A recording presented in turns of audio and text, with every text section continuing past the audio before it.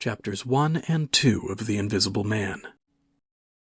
The Invisible Man by H.G. Wells. Chapter 1. The Strange Man's Arrival. The stranger came early in February, one wintry day, through a biting wind and a driving snow, the last snowfall of the year, over the down, walking from Bramblehurst railway station, and carrying a little black portmanteau in his thickly gloved hand. He was wrapped up from head to foot, and the brim of his soft felt hat hid every inch of his face but the shiny tip of his nose. The snow had piled itself against his shoulders and chest and added a white crest to the burden he carried. He staggered into the coach and horses, more dead than alive, and flung his portmanteau down. "A fire," he cried, "in the name of human charity, a room and a fire." He stamped and shook the snow off from himself in the bar, and followed Mrs. Hall into her guest parlour to strike his bargain. And with that much introduction, that and a couple of sovereigns flung upon the table, he took up his quarters in the inn. Mrs. Hall lit the fire, and left him there while she went to prepare him a meal with her own hands. A guest to stop at Iping in the winter-time was an unheard-of piece of luck, let alone a guest who was no haggler, and she was resolved to show herself worthy of her good fortune. As soon as the bacon was well under way, and Milly, her lymphatic maid, had been brisked up a bit by a few deftly chosen expressions of contempt, she carried the cloth, plates, and glasses into the parlour, and began to lay them with the utmost éclat. Although the fire was burning up briskly, she was surprised to see that her visitor still wore his hat and coat, standing with his back to her and staring out of the window at the falling snow in the yard. His gloved hands were clasped behind him, and he seemed to be lost in thought. She noticed that the melting snow that still sprinkled his shoulders dripped upon her carpet. "Can I take your hat and coat, sir?" she said, "and give them a good dry in the kitchen?" "No," he said without turning. She was not sure she had heard him, and was about to repeat her question. He turned his head and looked at her over his shoulder. "I prefer to keep them on," he said with emphasis, and she noticed that he wore big blue spectacles with side-lights, and had a bush side-whisker over his coat collar that completely hid his cheeks and face. "Very well, sir," she said, "as you like. In a bit the room will be warmer." He made no answer, and had turned his face away from her again, and Mrs. Hall, feeling that her conversational advances were ill-timed, laid the rest of the table things in a quick staccato and whisked out of the room. When she returned, he was still standing there like a man of stone, his back hunched, his collar turned up, his dripping hat-brim turned down, hiding his face and ears completely. She put down the eggs and bacon with considerable emphasis, and called rather than said to him, "Your lunch is served, sir." "Thank you," he said at the same time, and did not stir until she was closing the door. Then he swung round and approached the table with a certain eager quickness. As she went behind the bar to the kitchen, she heard a sound repeated at regular intervals. Chirk, chirk, chirk it went, the sound of a spoon being rapidly whisked round a basin. "That girl," she said.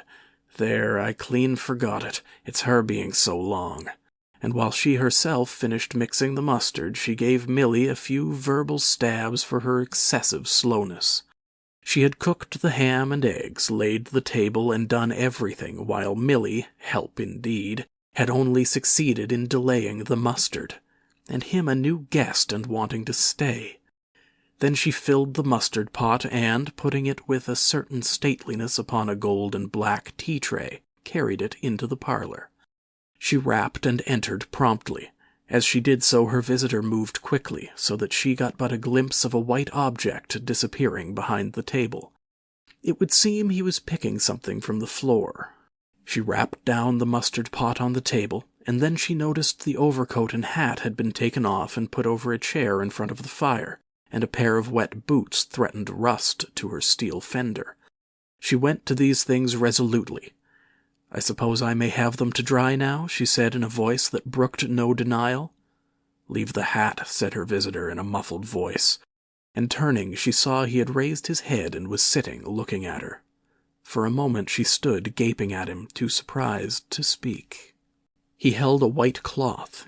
It was a serviette he had brought with him over the lower part of his face, so that his mouth and jaws were completely hidden, and that was the reason of his muffled voice. But it was not that which startled Mrs. Hall. It was the fact that all his forehead above his blue glasses was covered by a white bandage, and that another covered his ears, leaving not a scrap of his face exposed excepting only his pink, peaked nose. It was bright, pink and shiny just as it had been at first. He wore a dark brown velvet jacket with a high, black, linen-lined collar turned up about his neck. The thick black hair, escaping as it could below and between the cross bandages, projected in curious tails and horns, giving him the strangest appearance conceivable. This muffled and bandaged head was so unlike what she had anticipated that for a moment she was rigid. He did not remove the serviette, but remained holding it, as she saw now, with a brown-gloved hand, and regarding her with his inscrutable blue glasses. "Leave the hat," he said, speaking very distinctly through the white cloth. Her nerves began to recover from the shock that they had received. She placed the hat on the chair again by the fire. "I didn't know, sir," she began, "that—" and she stopped, embarrassed. "Thank you," he said dryly, glancing from her to the door and then at her again. "I'll have them nicely dried, sir, at once," she said, and carried his clothes out of the room. She glanced at his white-swathed head and blue goggles again as she was going out of the door, but his napkin was still in front of his face. She shivered a little as she closed the door behind her, and her face was eloquent of her surprise and perplexity. "I never," she whispered. "There." She went quite softly to the kitchen, and was too preoccupied to ask Milly what she was messing about now when she got there. The visitor sat and listened to her retreating feet. He glanced inquiringly at the window before he removed his serviette and resumed his meal. He took a mouthful, glanced suspiciously at the window, took another mouthful, then rose, and, taking the serviette in his hand, walked across the room and pulled the blind down to the top of the white muslin that obscured the lower panes. This left the room in a twilight. This done, he returned with an easier air to the table and his meal. "The poor soul's had an accident or an operation or something," said Mrs. Hall. "What a turn them bandages did give me, to be sure." She put on some more coal, unfolded the clothes horse, and extended the traveler's coat upon this. "And they goggles! Why, he looked more like a diving helmet than a human man." She hung his muffler on a corner of the horse. "And holding that handkerchief over his mouth all the time, talking through it. Perhaps his mouth was hurt too, maybe." She turned round as one who suddenly remembers. "Bless my soul alive," she said, going off at a tangent, "ain't you done them taters yet, Milly?" When Mrs. Hall went to clear away the stranger's lunch, her idea that his mouth must also have been cut or disfigured in the accident she supposed him to have suffered was confirmed, for he was smoking a pipe, and all the time that she was in the room he never loosened the silk muffler he had wrapped around the lower part of his face to put the mouthpiece to his lips. Yet it was not forgetfulness, for she saw he glanced at it as it smoldered out. He sat in the corner with his back to the window blind and spoke now, having eaten and drunk and being comfortably warmed through, with less aggressive brevity than before. The reflection of the fire lent a kind of red animation to his big spectacles that they had lacked hitherto. "I have some luggage," he said, "at Bramblehurst Station," and he asked her how he could have it sent. He bowed his bandaged head quite politely in acknowledgment of her explanation. "Tomorrow," he said. "There is no speedier delivery?" and seemed quite disappointed when she answered no. Was she quite sure? No man with a trap who would go over? Mrs. Hall, nothing loath, answered his questions and developed a conversation. "It's a steep road by the downs, sir," she said in answer to the question about a trap, and then, snatching at an opening, said, "It was there a carriage was upsettled a year ago and more, a gentleman killed besides his coachman. Accidents, sir, happen in a moment, don't they?" But the visitor was not to be drawn so easily. "They do," he said through his muffler, eyeing her quietly through his impenetrable glasses. "But they take long enough to get well, don't they?" There was my sister's son, Tom, just cut his arm with a scythe, tumbled on it in the hayfield, and bless me, he was 3 months tied up, sir. You'd hardly believe it. It's regular given me a dread of a scythe, sir." "I can quite understand that," said the visitor. "He was afraid one time that he'd have to have an operation. He was that bad, sir." The visitor laughed abruptly, a bark of a laugh that he seemed to bite and kill in his mouth. "Was he?" he said. "He was, sir, and no laughing matter to them as had the doing for him as I had, my sister being took up with her little ones so much. There was bandages to do, sir, and bandages to undo, so that if I may make so bold as to say it, sir—" "Will you get me some matches?" said the visitor quite abruptly. "My pipe is out." Mrs. Hall was pulled up suddenly. It was certainly rude of him after telling him all she had done. She gasped at him for a moment and remembered the 2 sovereigns. She went for the matches. "Thanks," he said concisely as she put them down, and turned his shoulder upon her and stared out of the window again. It was altogether too discouraging. Evidently he was sensitive on the topic of operations and bandages. She did not make so bold as to say, however, after all. But his snubbing way had irritated her, and Milly had a hot time of it that afternoon. The visitor remained in the parlor until 4 o'clock, without giving the ghost of an excuse for an intrusion.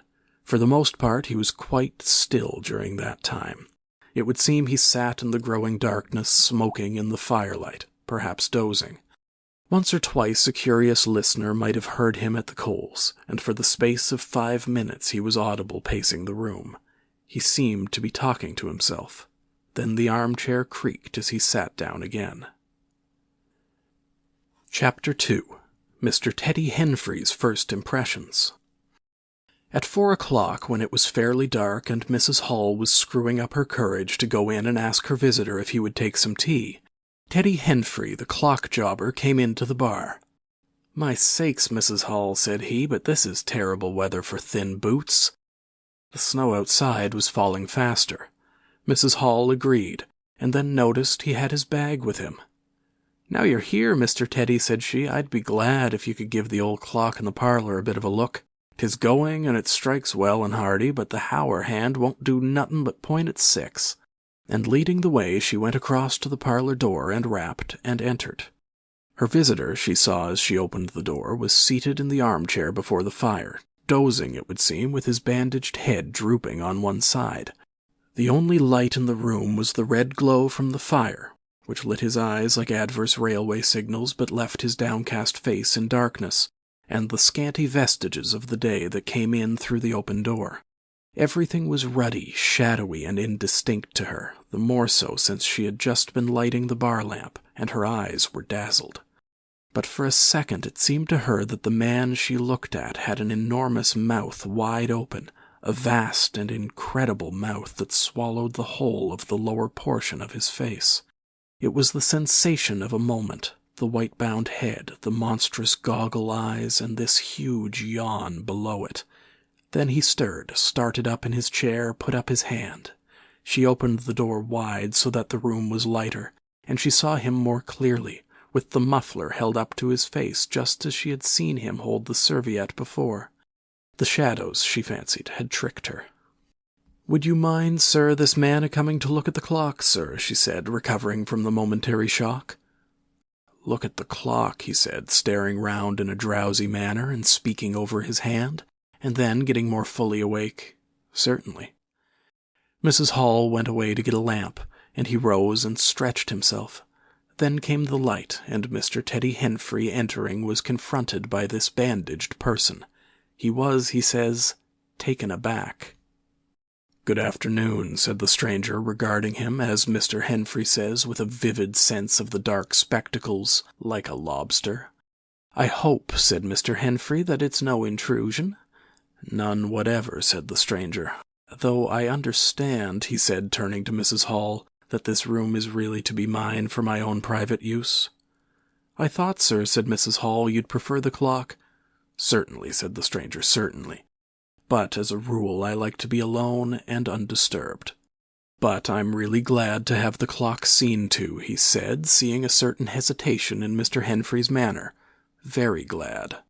Mr. Henfrey had intended to apologize and withdraw, but this anticipation reassured him. The stranger turned round with his back to the fireplace and put his hands behind his back. "And presently," he said, "when the clock mending is over, I think I should like to have some tea. But not till the clock mending is over." Mrs. Hall was about to leave the room. She made no conversational advances at this time because she did not want to be snubbed in front of Mr. Henfrey, when her visitor asked her if she had made any arrangements about his boxes at Bramblehurst. She told him she had mentioned the matter to the postman, and that the carrier could bring them over on the morrow. "You are certain that is the earliest?" he said. She was certain, with a marked coldness. "I should explain," he added, "what I was really too cold and fatigued to do before, that I am an experimental investigator." "Indeed, sir," said Mrs. Hall, much impressed. "And my baggage contains apparatus and appliances." "Very useful things indeed they are, sir," said Mrs. Hall, "and I'm very naturally anxious to get on with my inquiries." "Of course, sir." "My reason for coming to Iping," he proceeded, with a certain deliberation of manner, "was a desire for solitude. I do not wish to be disturbed in my work. In addition to my work, an accident—" "I thought as much," said Mrs. Hall to herself, "necessitates a certain retirement. My eyes are sometimes so weak and painful that I have to shut myself up in the dark for hours together, lock myself up. Sometimes, now and then, not at present certainly. At such times the slightest disturbance, the entry of a stranger into the room, is a source of excruciating annoyance to me. It is well that these things should be understood." "Certainly, sir," said Mrs. Hall, "and if I might make so bold as to ask—" "That, I think, is all," said the stranger, with that quietly irresistible air of finality he could assume at will. Mrs. Hall reserved her question and sympathy for a better occasion. After Mrs. Hall had left the room, he remained standing in front of the fire, glaring, so Mr. Henfrey puts it, at the clock mending. Mr. Henfrey not only took off the hands of the clock and the face, but extracted the works, and he tried to work in as slow and quiet and unassuming a manner as possible. He worked with the lamp close to him, and the green shade threw a brilliant light upon his hands and upon the frame and wheels, and left the rest of the room shadowy. When he looked up, colored patches swam in his eyes. Being constitutionally of a curious nature, he had removed the works, a quite unnecessary proceeding, with the idea of delaying his departure and perhaps falling into conversation with the stranger. But the stranger stood there, perfectly silent and still. So still it got on Henfrey's nerves. He felt alone in the room and looked up, and there, gray and dim, was the bandaged head and huge blue lenses staring fixedly, with a mist of green spots drifting in front of them. It was so uncanny to Henfrey that for a minute they remained staring blankly at one another. Then Henfrey looked down again. Very uncomfortable position. One would like to say something. Should he remark that the weather was very cold for this time of year? He looked up as if to take aim with that introductory shot. "The weather," he began. "Why don't you finish and go?" said the rigid figure, evidently in a state of painfully suppressed rage. "All you've got to do is fix the hour hand on its axle. You're simply humbugging." "Certainly, sir. 1 minute more I overlooked." And Mr. Henfrey finished and went. But he went feeling excessively annoyed. "Damn it," said Mr. Henfrey to himself, trudging down the village through the thawing snow. "A man must do a clock at times, surely." And again, "Can't a man look at you? Ugly." And yet again, "Seemingly not. If the police was wanting you, you couldn't be more wrapped and bandaged." At Gleason's Corner he saw Hall, who had recently married the stranger's hostess at the Coach and Horses, and who now drove the Iping conveyance, when occasional people required it, to Sidderbridge Junction, coming towards him on his return from that place. Hall had evidently been stopping a bit at Sidderbridge, to judge by his driving. "How do, Teddy?" he said, passing. "You got a rum 'un up home," said Teddy. Hall very sociably pulled up. "What's that?" he asked. "Rum-looking customers stopping at the Coach and Horses," said Teddy. "My sakes!" and he proceeded to give Hall a vivid description of his grotesque guest. "Looks a bit like a disguise, don't it? I'd like to see a man's face if I had him stopping in my place," said Henfrey. "But women are that trustful where strangers are concerned. He's took your rooms, and he ain't even given a name, Hall." "You don't say so," said Hall, who was a man of sluggish apprehension. "Yes," said Teddy, "by the week. Whatever he is, you can't get rid of him under the week. And he's got a lot of luggage coming tomorrow, so he says. Let's hope it won't be stones and boxes, Hall." He told Hall how his aunt at Hastings had been swindled by a stranger with an empty portmanteau. Altogether, he left Hall vaguely suspicious. "Get up, old girl," said Hall. "I suppose I must see about this." Teddy trudged on his way with his mind considerably relieved. Instead of seeing about it, however, Hall on his return was severely rated by his wife on the length of time he had spent in Sidderbridge, and his mild inquiries were answered snappishly and in a manner not to the point. But the seed of suspicion Teddy had sown germinated in the mind of Mr. Hall in spite of these discouragements. "You whim don't know everything," said Mr. Hall, resolved to ascertain more about the personality of his guest at the earliest possible opportunity. And after the stranger had gone to bed, which he did about 9:30, Mr. Hall went very aggressively into the parlor, and looked very hard at his wife's furniture, just to show that the stranger wasn't master there, and scrutinized closely and a little contemptuously a sheet of mathematical computations the stranger had left. When retiring for the night, he instructed Mrs. Hall to look very closely at the stranger's luggage when it came the next day. "You mind your own business, Hall," said Mrs. Hall, "and I'll mind mine." She was all the more inclined to snap at Hall because the stranger was undoubtedly an unusually strange sort of stranger, and she was by no means assured about him in her own mind. In the middle of the night she woke up dreaming of huge white heads like turnips that came trailing after her at the end of interminable necks, and with vast black eyes. But being a sensible woman, she subdued her terrors and turned over and went to sleep. End of chapters 1 and 2.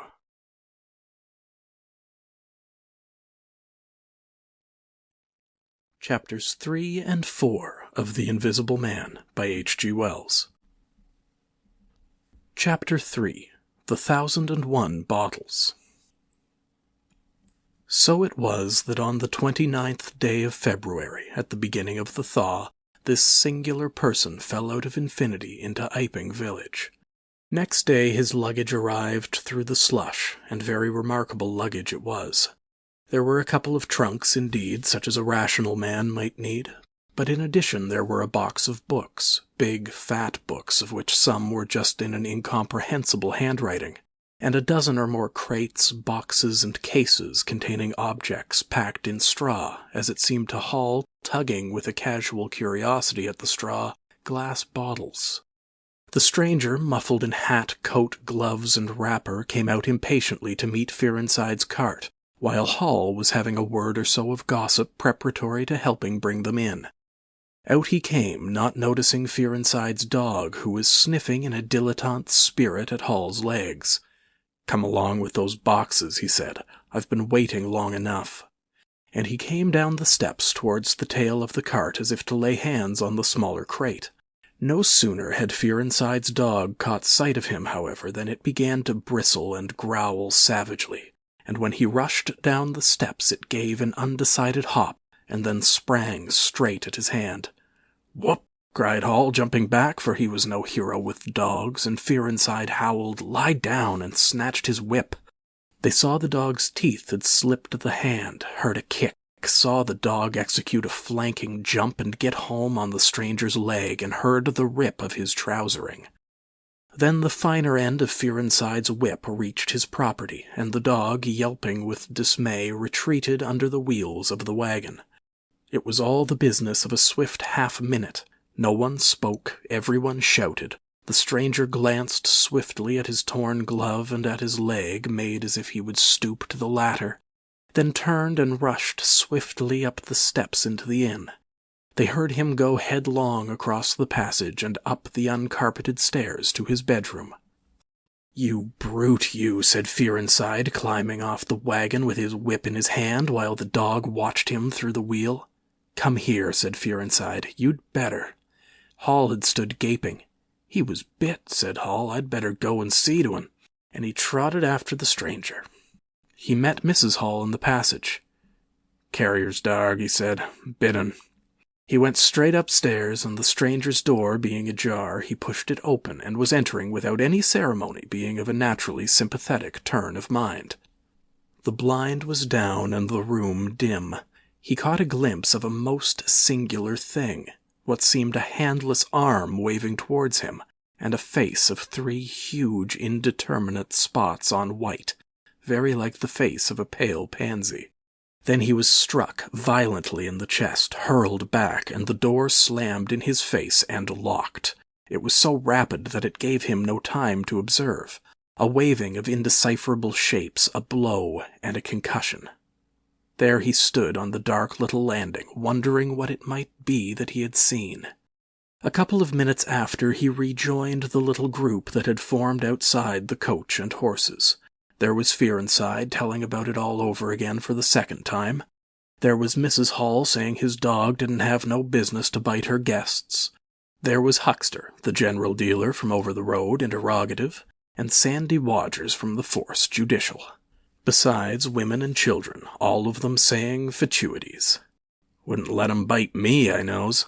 'Twasn't right to have such dogs. What he bitin' for, then?" and so forth. Mr. Hall, staring at them from the steps and listening, found it incredible that he had seen anything so very remarkable happen upstairs. Besides, his vocabulary was altogether too limited to express his impressions. "He don't want no help, he says," he said in answer to his wife's inquiry. "We'd better be a-takin' of his luggage in." "He ought to have cauterized it at once," said Mr. Huckster, "especially if it's at all inflamed." "I'd shoot 'un, that's what I'd do," said a lady in the group. Suddenly the dog began growling again. "Come along," cried an angry voice in the doorway, and there stood the muffled stranger with his collar turned up and his hat brim bent down. "The sooner you get those things in, the better I'll be pleased."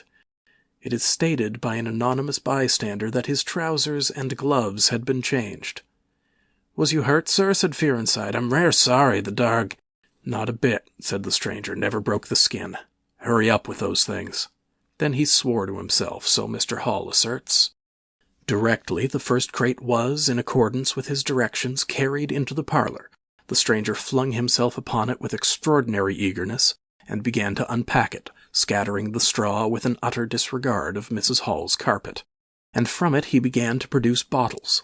Little fat bottles containing powders, small and slender bottles containing colored and white fluids, fluted blue bottles labeled poison, bottles with round bodies and slender necks, large green glass bottles, large white glass bottles, bottles with glass stoppers and frosted labels, bottles with fine corks, bottles with bungs, bottles with wooden caps, wine bottles, salad oil bottles, putting them in rows on the chiffonier, on the mantel, on the table under the window, round the floor, on the bookshelf, everywhere.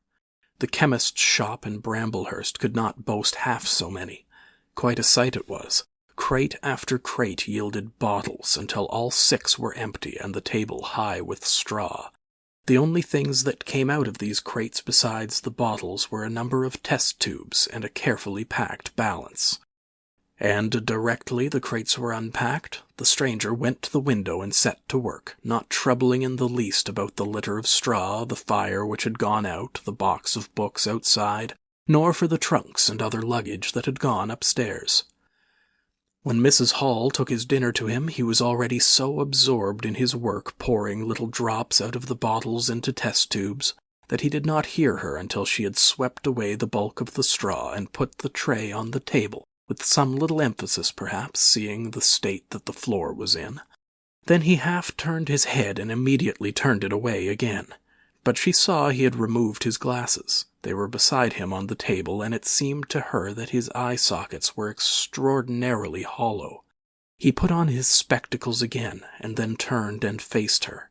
She was about to complain of the straw on the floor when he anticipated her. "I wish you wouldn't come in without knocking," he said in the tone of abnormal exasperation that seemed so characteristic of him. "I knocked, but seemingly—" "Perhaps you did, but in my investigations, my really very urgent and necessary investigations, the slightest disturbance, the jar of a door, I must ask you—" "Certainly, sir. You can turn the lock if you're like that, any time." "A very good idea," said the stranger.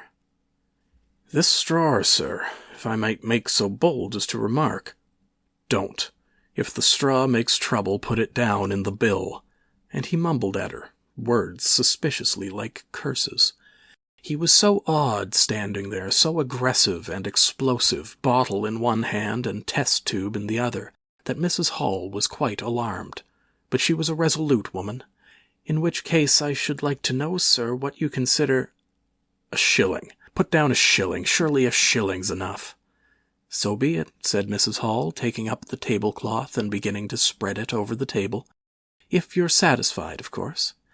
He turned and sat down with his coat collar toward her. All the afternoon he worked with the door locked, and, as Mrs. Hall testifies, for the most part in silence. But once there was a concussion and a sound of bottles ringing together as though the table had been hit, and the smash of a bottle flung violently down, and then a rapid pacing athwart the room. Fearing something was the matter, she went to the door and listened, not caring to knock. "I can't go on," he was raving. "I can't go on. 300,000, 400,000, the huge multitude, cheated. All my life it may take me. Patience, patience indeed, fool, fool!" There was a noise of hobnails on the bricks in the bar, and Mrs. Hall had very reluctantly to leave the rest of his soliloquy. When she returned, the room was silent again, save for the faint crepitation of his chair and the occasional clink of a bottle. It was all over. The stranger had resumed work. When she took in his tea, she saw broken glass in the corner of the room under the concave mirror, and a golden stain that had been carelessly wiped. She called attention to it. "Put it down in the bill," snapped her visitor. "For God's sake, don't worry me. If there's damage done, put it down in the bill." And he went on ticking a list in the exercise book before him. "I'll tell you something," said Fearenside mysteriously. It was late in the afternoon, and they were in the little beer shop of Iping Hanger. "Well," said Teddy Henfrey, "this chap you're speaking of, what my dog bit? Well, he's black. Leastways his legs are. I seed through the tear in his trousers and the tear of his glove. You'd have expected a sort of pinky to show, wouldn't you? Well, there wasn't none, just blackness. I tell you, he's as black as my hat." "My sakes," said Henfrey, "it's a rummy case altogether. Why, his nose is as pink as paint." "That's true," said Fearenside, "I knows that. And I tell you what I'm thinking. That man's a piebald, Teddy. Black here and white there in patches, and he's ashamed of it. He's a kind of half-breed, and the colors come off patchy instead of mixing. I've heard of such things before, and it's the common way with horses, as anyone can see." Chapter 4. Mr. Cuss Interviews the Stranger. I have told the circumstances of the stranger's arrival in Iping with a certain fullness of detail, in order that the curious impression he created may be understood by the reader. But, excepting two odd incidents, the circumstances of his stay until the extraordinary day of the club festival may be passed over very cursorily. There were a number of skirmishes with Mrs. Hall on matters of domestic discipline, but in every case until late April, when the first signs of penury began, he overrode her by the easy expedient of an extra payment. Hall did not like him, and whenever he dared he talked of the advisability of getting rid of him, but he showed his dislike chiefly by concealing it ostentatiously, and avoiding his visitor as much as possible. "Wait till the summer," said Mrs. Hall sagely, "when the artists are beginning to come. Then we'll see. He may be a bit overbearing, but bills settled punctual is bills settled punctual, whatever you'd like to say." The stranger did not go to church, and indeed made no difference between Sunday and the irreligious days, even in costume. He worked, as Mrs. Hall thought, very fitfully. Some days he would come down early and be continuously busy. On others he would rise late, pace his room, fretting audibly for hours together, smoke, sleep in the armchair by the fire. Communication with the world beyond the village he had none. His temper continued very uncertain. For the most part his manner was that of a man suffering under almost unendurable provocation, and once or twice things were snapped, torn, crushed, or broken in spasmodic gusts of violence. He seemed under a chronic irritation of the greatest intensity. His habit of talking to himself in a low voice grew steadily upon him, but though Mrs. Hall listened conscientiously, she could make neither head nor tail of what she heard. He rarely went abroad by daylight, but at twilight he would go out muffled up invisibly, whether the weather were cold or not, and he chose the loneliest paths and those most overshadowed by trees and banks. His goggling spectacles and ghastly bandaged face under the penthouse of his hat came with a disagreeable suddenness out of the darkness upon one or two home-going laborers, and Teddy Henfrey, tumbling out of the scarlet coat one night at 9:30, was scared shamefully by the stranger's skull-like head. He was walking hat in hand, lit by the sudden light of the opened inn door. Such children as saw him at nightfall dreamt of bogies, and it seemed doubtful whether he disliked boys more than they disliked him, or the reverse, but there was certainly a vivid enough dislike on either side. It was inevitable that a person of so remarkable an appearance and bearing should form a frequent topic in such a village as Iping. Opinion was greatly divided about his occupation. Mrs. Hall was sensitive on the point. When questioned, she explained very carefully that he was an experimental investigator, going gingerly over the syllables as one who dreads pitfalls. When asked what an experimental investigator was, she would say with a touch of superiority that most educated people knew such things as that, and would thus explain that he discovered things. Her visitor had had an accident, she said, which temporarily discolored his face and hands, and being of a sensitive disposition, he was adverse to any public notice of the fact. Out of her hearing there was a view largely entertained that he was a criminal trying to escape from justice by wrapping himself up so as to conceal himself altogether from the eye of the police. This idea sprang from the brain of Mr. Teddy Henfrey. No crime of any magnitude dating from the middle or end of February was known to have occurred. Elaborated in the imagination of Mr. Gould, the probationary assistant in the National School, this theory took the form that the stranger was an anarchist in disguise, preparing explosives, and he resolved to undertake such detective operations as his time permitted. These consisted for the most part in looking very hard at the stranger whenever they met, or in asking people who had never seen the stranger leading questions about him. But he detected nothing. Another school of opinion followed Mr. Fearenside, and either accepted the piebald view or some modification of it, as, for instance, Silas Durgan, who was heard to assert that if he chooses to show himself at fairs he'd make his fortune in no time, and, being a bit of a theologian, compared the stranger to the man with the one talent.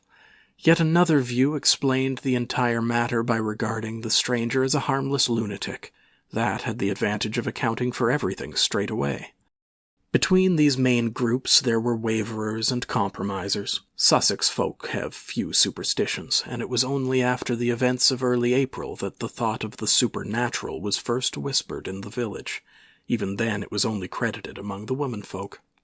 But whatever they thought of him, people in Iping on the whole agreed in disliking him. His irritability, though it might have been comprehensible to an urban brain-worker, was an amazing thing to these quiet Sussex villagers. The frantic gesticulations they surprised now and then, the headlong pace after nightfall that swept upon them round quiet corners, the inhuman bludgeoning of all tentative advances of curiosity, the taste for twilight that led to the closing of doors, the pulling down of blinds, the extinction of candles and lamps. Who could agree with such goings-on? They drew aside as he passed down the village, and when he had gone by, young humorists would up with coat collars and down with hat brims, and go pacing nervously after him in imitation of his occult bearing. There was a song popular at that time called The Bogeyman. Miss Stachel sang it in the schoolroom concert, in aid of the church lamps, and thereafter, whenever one or two of the villagers were gathered together and the stranger appeared, a bar or so of this tune, more or less sharp or flat, was whistled in the midst of them. Also belated little children would call Boogeyman after him, and make off tremulously elated. Cuss, the general practitioner, was devoured by curiosity. The bandages excited his professional interest. The report of the 1,001 bottles aroused his jealous regard. All through April and May he coveted an opportunity of talking to the stranger, and at last, towards Whitsuntide, he could stand it no longer, but hit upon the subscription list for a village nurse as an excuse. He was surprised to find that Mr. Hall did not know his guest's name. "He give a name," said Mrs. Hall, an assertion which was quite unfounded, "but I didn't rightly hear it." She thought it seemed silly not to know the man's name. Cuss rapped at the parlor door and entered. There was a fairly audible imprecation from within. "Pardon my intrusion," said Cuss, and then the door closed and cut Mrs. Hall off from the rest of the conversation. She could hear the murmur of voices for the next 10 minutes, then a cry of surprise, a stirring of feet, a chair flung aside, a bark of laughter, quick steps to the door, and Cuss appeared, his face white, his eyes staring over his shoulder. He left the door open behind him and, without looking at her, strode across the hall and went down the steps, and she heard his feet hurrying along the road. He carried his hat in his hand. She stood behind the door, looking at the open door of the parlor. Then she heard the stranger laughing quietly, and then his footsteps came across the room. She could not see his face where she stood. The parlor door slammed, and the place was silent again. Cuss went straight up the village to Bunting, the vicar. "Am I mad?" Cuss began abruptly as he entered the shabby little study. "Do I look like an insane person?" "What's happened?" said the vicar, putting the ammonite on the loose sheets of his forthcoming sermon. "That chap at the inn." "Well?" "Give me something to drink," said Cuss, and he sat down. When his nerves had been steadied by a glass of cheap sherry, the only drink the good vicar had available, he told him of the interview he had just had. "Went in," he gasped, "and began to demand a subscription for that nurse fund. He'd stuck his hands in his pockets as I came in, and he sat down lumpily in his chair, sniffed. I told him I'd heard he took an interest in scientific things. He said yes, sniffed again, kept on sniffing all the time, evidently recently caught an infernal cold. No wonder wrapped up like that. I developed the nurse idea, and all the while kept my eyes open. Bottles, chemicals, everywhere. Balance, test tubes and stands, and a smell of evening primrose. Would he subscribe? He said he'd consider it. Asked him point blank, was he researching? Said he was. A long research. Got quite cross. "A damnable long research," said he, blowing the cork out, so to speak. "Oh," said I, and out came the grievance. The man was just on the boil, and my question boiled him over. He had been given a prescription, most valuable prescription. What for, he wouldn't say. Was it medical? "Damn you, what are you fishing after?" I apologized. Dignified sniff and cough. He resumed. He'd read it. 5 ingredients. Put it down, turned his head. Draught of air from the window lifted the paper. Swish, rustle. He was working in a room with an open fireplace, he said. Saw a flicker, and there was the prescription burning and lifting chimneyward. Rushed towards it just as it whisked up the chimney. So, just at that point, to illustrate his story, out came his arm. "Well?" "No hand. Just an empty sleeve. Lord, I thought, that's a deformity. Got a cork arm, I suppose, and has taken it off. Then I thought, there's something odd in that. What the devil keeps that sleeve up and open if there's nothing in it? There was nothing in it, I tell you. Nothing down it, right down to the joint. I could see right down it to the elbow, and there was a glimmer of light shining through a tear of the cloth. Good God, I said. Then he stopped, stared at me with those black goggles of his, and then at his sleeve. Well? That's all. He never said a word, just glared and put his sleeve back in his pocket quickly. I was saying, said he, that there was a prescription burning, wasn't I? Interrogative cough. How the devil, said I, can you move an empty sleeve like that? Empty sleeve? Yes, said I, an empty sleeve. It's an empty sleeve, is it? You saw it was an empty sleeve. He stood up right away. I stood up too. He came towards me in 3 very slow steps and stood quite close, sniffed venomously.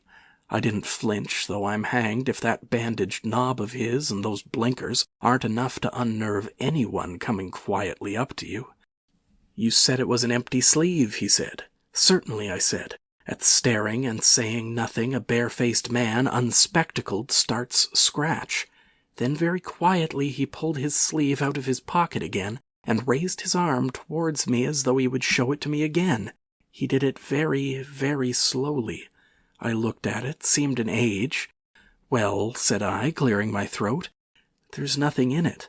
Had to say something. I was beginning to feel frightened. I could see right down it. He extended it straight towards me, slowly, slowly, just like that, until the cuff was 6 inches from my face. Queer thing to see an empty sleeve come at you like that. And then... well... something exactly like a finger and thumb, it felt, nipped my nose. Bunting began to laugh. There wasn't anything there, said Cuss, his voice running up into a shriek at the there. It's all very well for you to laugh, but I tell you I was so startled, I hit his cuff hard and turned around and cut out of the room. I left him. Cuss stopped. There was no mistaking the sincerity of his panic. He turned round in a helpless way and took a second glass of the excellent Vicar's very inferior sherry. When I hit his cuff, said Cuss, I tell you it felt exactly like hitting an arm. And there wasn't an arm. There wasn't the ghost of an arm. Mr. Bunting thought it over. He looked suspiciously at Cuss. It's a most remarkable story, he said. He looked very wise and grave indeed. It's really, said Mr. Bunting with a judicial emphasis, a most remarkable story. End of chapters 3 and 4.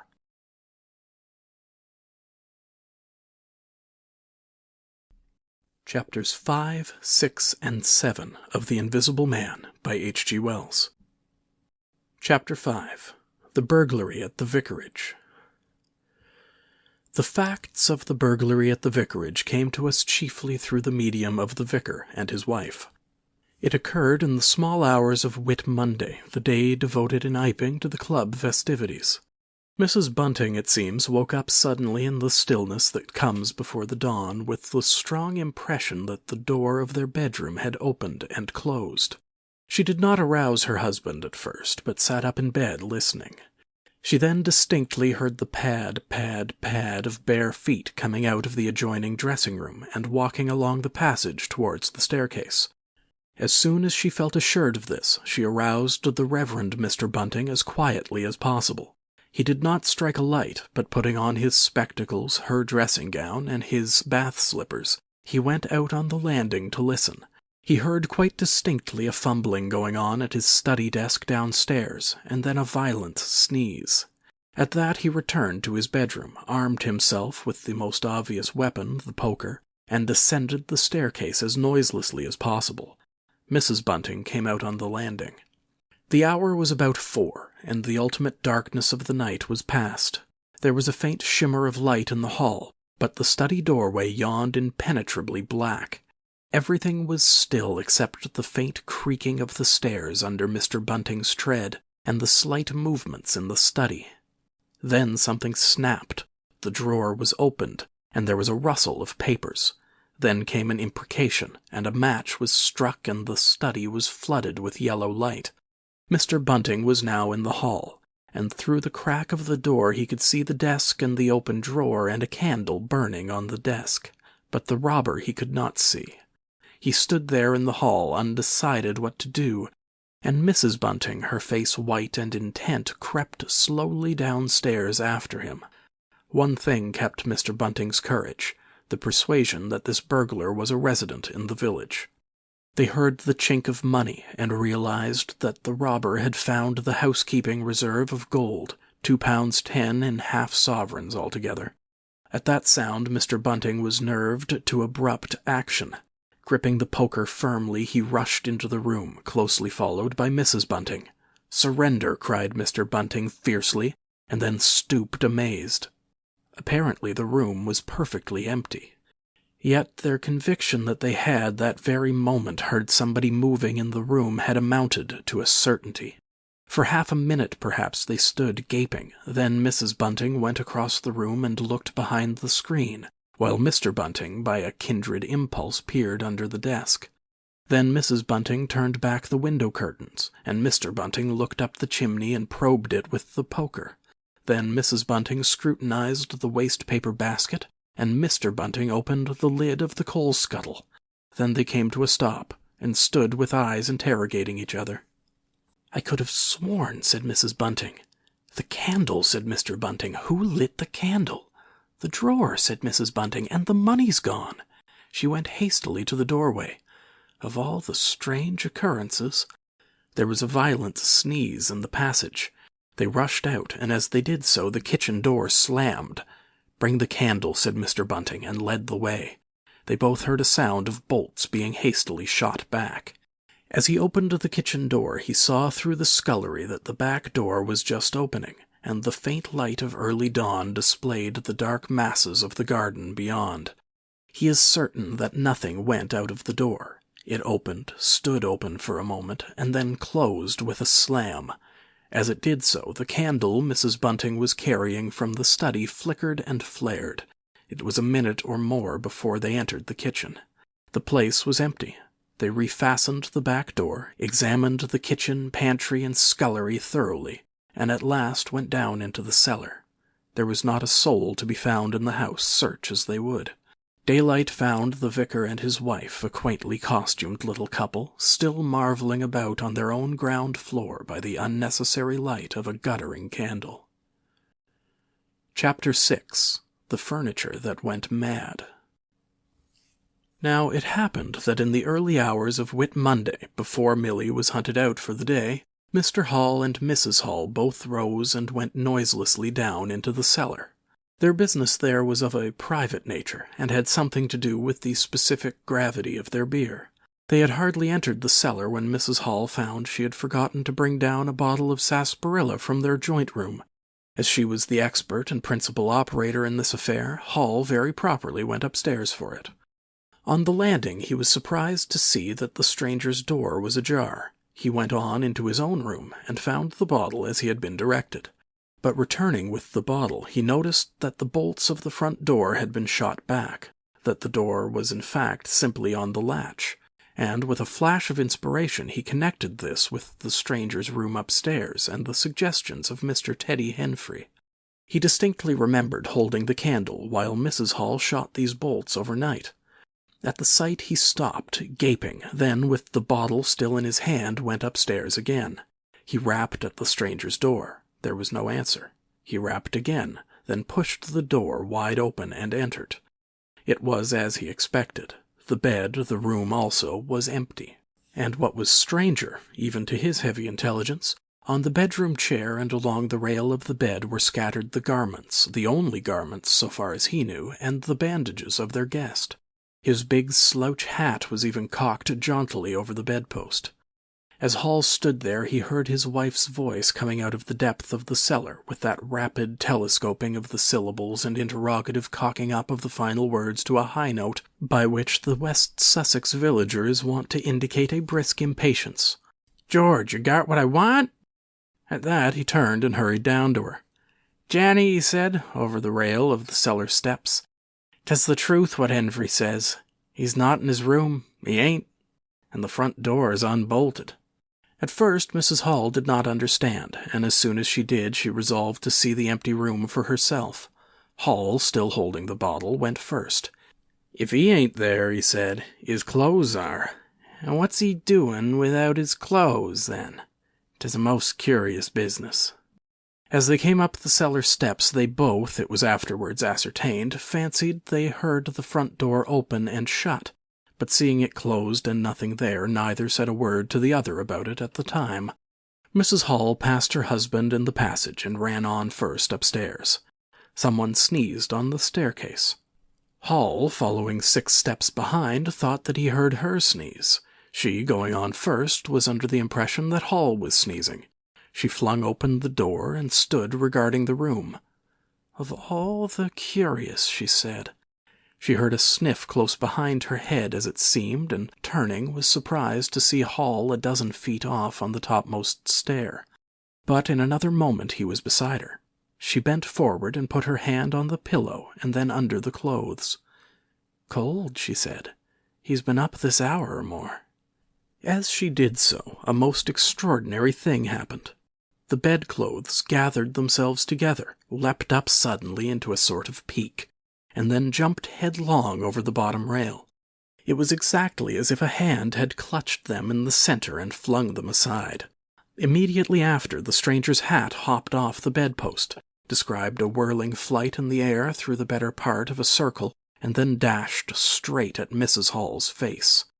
Then as swiftly came the sponge from the washstand, and then the chair, flinging the stranger's coat and trousers carelessly aside, and laughing dryly in a voice singularly like the stranger's, turned itself up with its 4 legs at Mrs. Hall, seemed to take aim at her for a moment, and charged at her.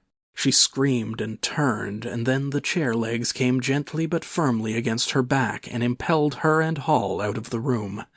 The door slammed violently and was locked. The chair and bed seemed to be executing a dance of triumph for a moment, and then abruptly everything was still.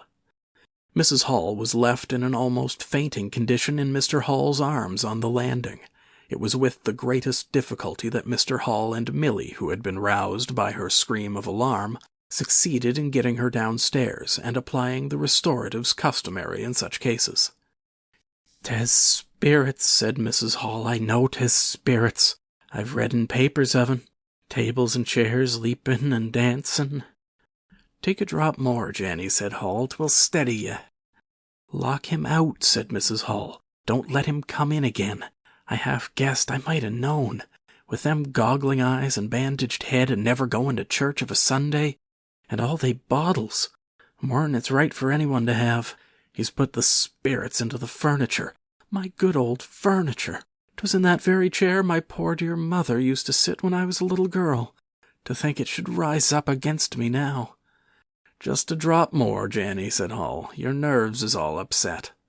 They sent Milly across the street through the golden 5 o'clock sunshine to rouse up Mr. Sandy Wodgers, the blacksmith.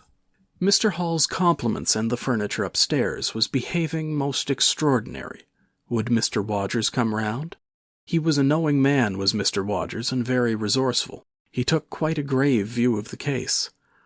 "I'm damned if it ain't witchcraft," was the view of Mr. Sandy Wodgers. "You aren't horseshoes for such gentry as he." He came round greatly concerned. They wanted him to lead the way upstairs to the room, but he didn't seem to be in any hurry. He preferred to talk in the passage. Over the way, Huckster's apprentice came out and began taking down the shutters of the tobacco window. He was called over to join the discussion. Mr. Huckster naturally followed over in the course of a few minutes. The Anglo-Saxon genius for parliamentary government asserted itself. There was a great deal of talk and no decisive action. "Let's have the facts first," insisted Mr. Sandy Wodgers. "Let's be sure we'd be acting perfectly right in bustin' that there door open. A door unbust is always open to bustin', but you can't unbust a door once you've busted 'en." And suddenly and most wonderfully the door of the room upstairs opened of its own accord, and as they looked up in amazement they saw descending the stairs the muffled figure of the stranger, staring more blackly and blankly than ever with those unreasonably large blue glass eyes of his. He came down stiffly and slowly, staring all the time. He walked across the passage staring, then stopped. "Look there," he said, and their eyes followed the direction of his gloved finger and saw a bottle of sarsaparilla hard by the cellar door. Then he entered the parlor, and suddenly, swiftly, viciously slammed the door in their faces. Not a word was spoken until the last echoes of the slam had died away. They stared at one another. "Well, if that don't lick everything," said Mr. Wodgers, and left the alternative unsaid. "I'd go in and ask about it," said Wodgers to Mr. Hall. "I'd demand an explanation." It took some time to bring the landlady's husband up to that pitch. At last he rapped, opened the door, and got as far as, "Excuse me." "Go to the devil," said the stranger in a tremendous voice, "and shut that door after you." So that brief interview terminated. Chapter 7. The Unveiling of the Stranger. The stranger went into the little parlor of the Coach and Horses about 5:30 in the morning, and there he remained until near midday, the blinds down, the door shut, and none after Hall's repulse venturing near him. All that time he must have fasted. Thrice he rang his bell, the third time furiously and continuously, but no one answered him. "Him and his go to the devil, indeed," said Mrs. Hall. Presently came an imperfect rumor of the burglary at the vicarage, and two were put together. Hall, assisted by Wodgers, went off to find Mr. Shuckleforth, the magistrate, and to take his advice. No one ventured upstairs. How the stranger occupied himself is unknown. Now and then he would stride violently up and down, and twice came an outburst of curses, a tearing of paper, and a violent smashing of bottles. The little group of scared but curious people increased. Mrs. Huxter came over. Some gay young fellows resplendent in black ready-made jackets and piqué paper ties, for it was Whit Monday, joined the group with confused interrogations. Young Archie Harker distinguished himself by going up the yard and trying to peep under the window blinds. He could see nothing, but gave reason for supposing that he did, and others of the Iping youth presently joined him. It was the finest of all possible Whit Mondays, and down the village street stood a row of nearly a dozen booths, a shooting gallery, and on the grass by the forge were 3 yellow and chocolate wagons, and some picturesque strangers of both sexes putting up a coconut shy.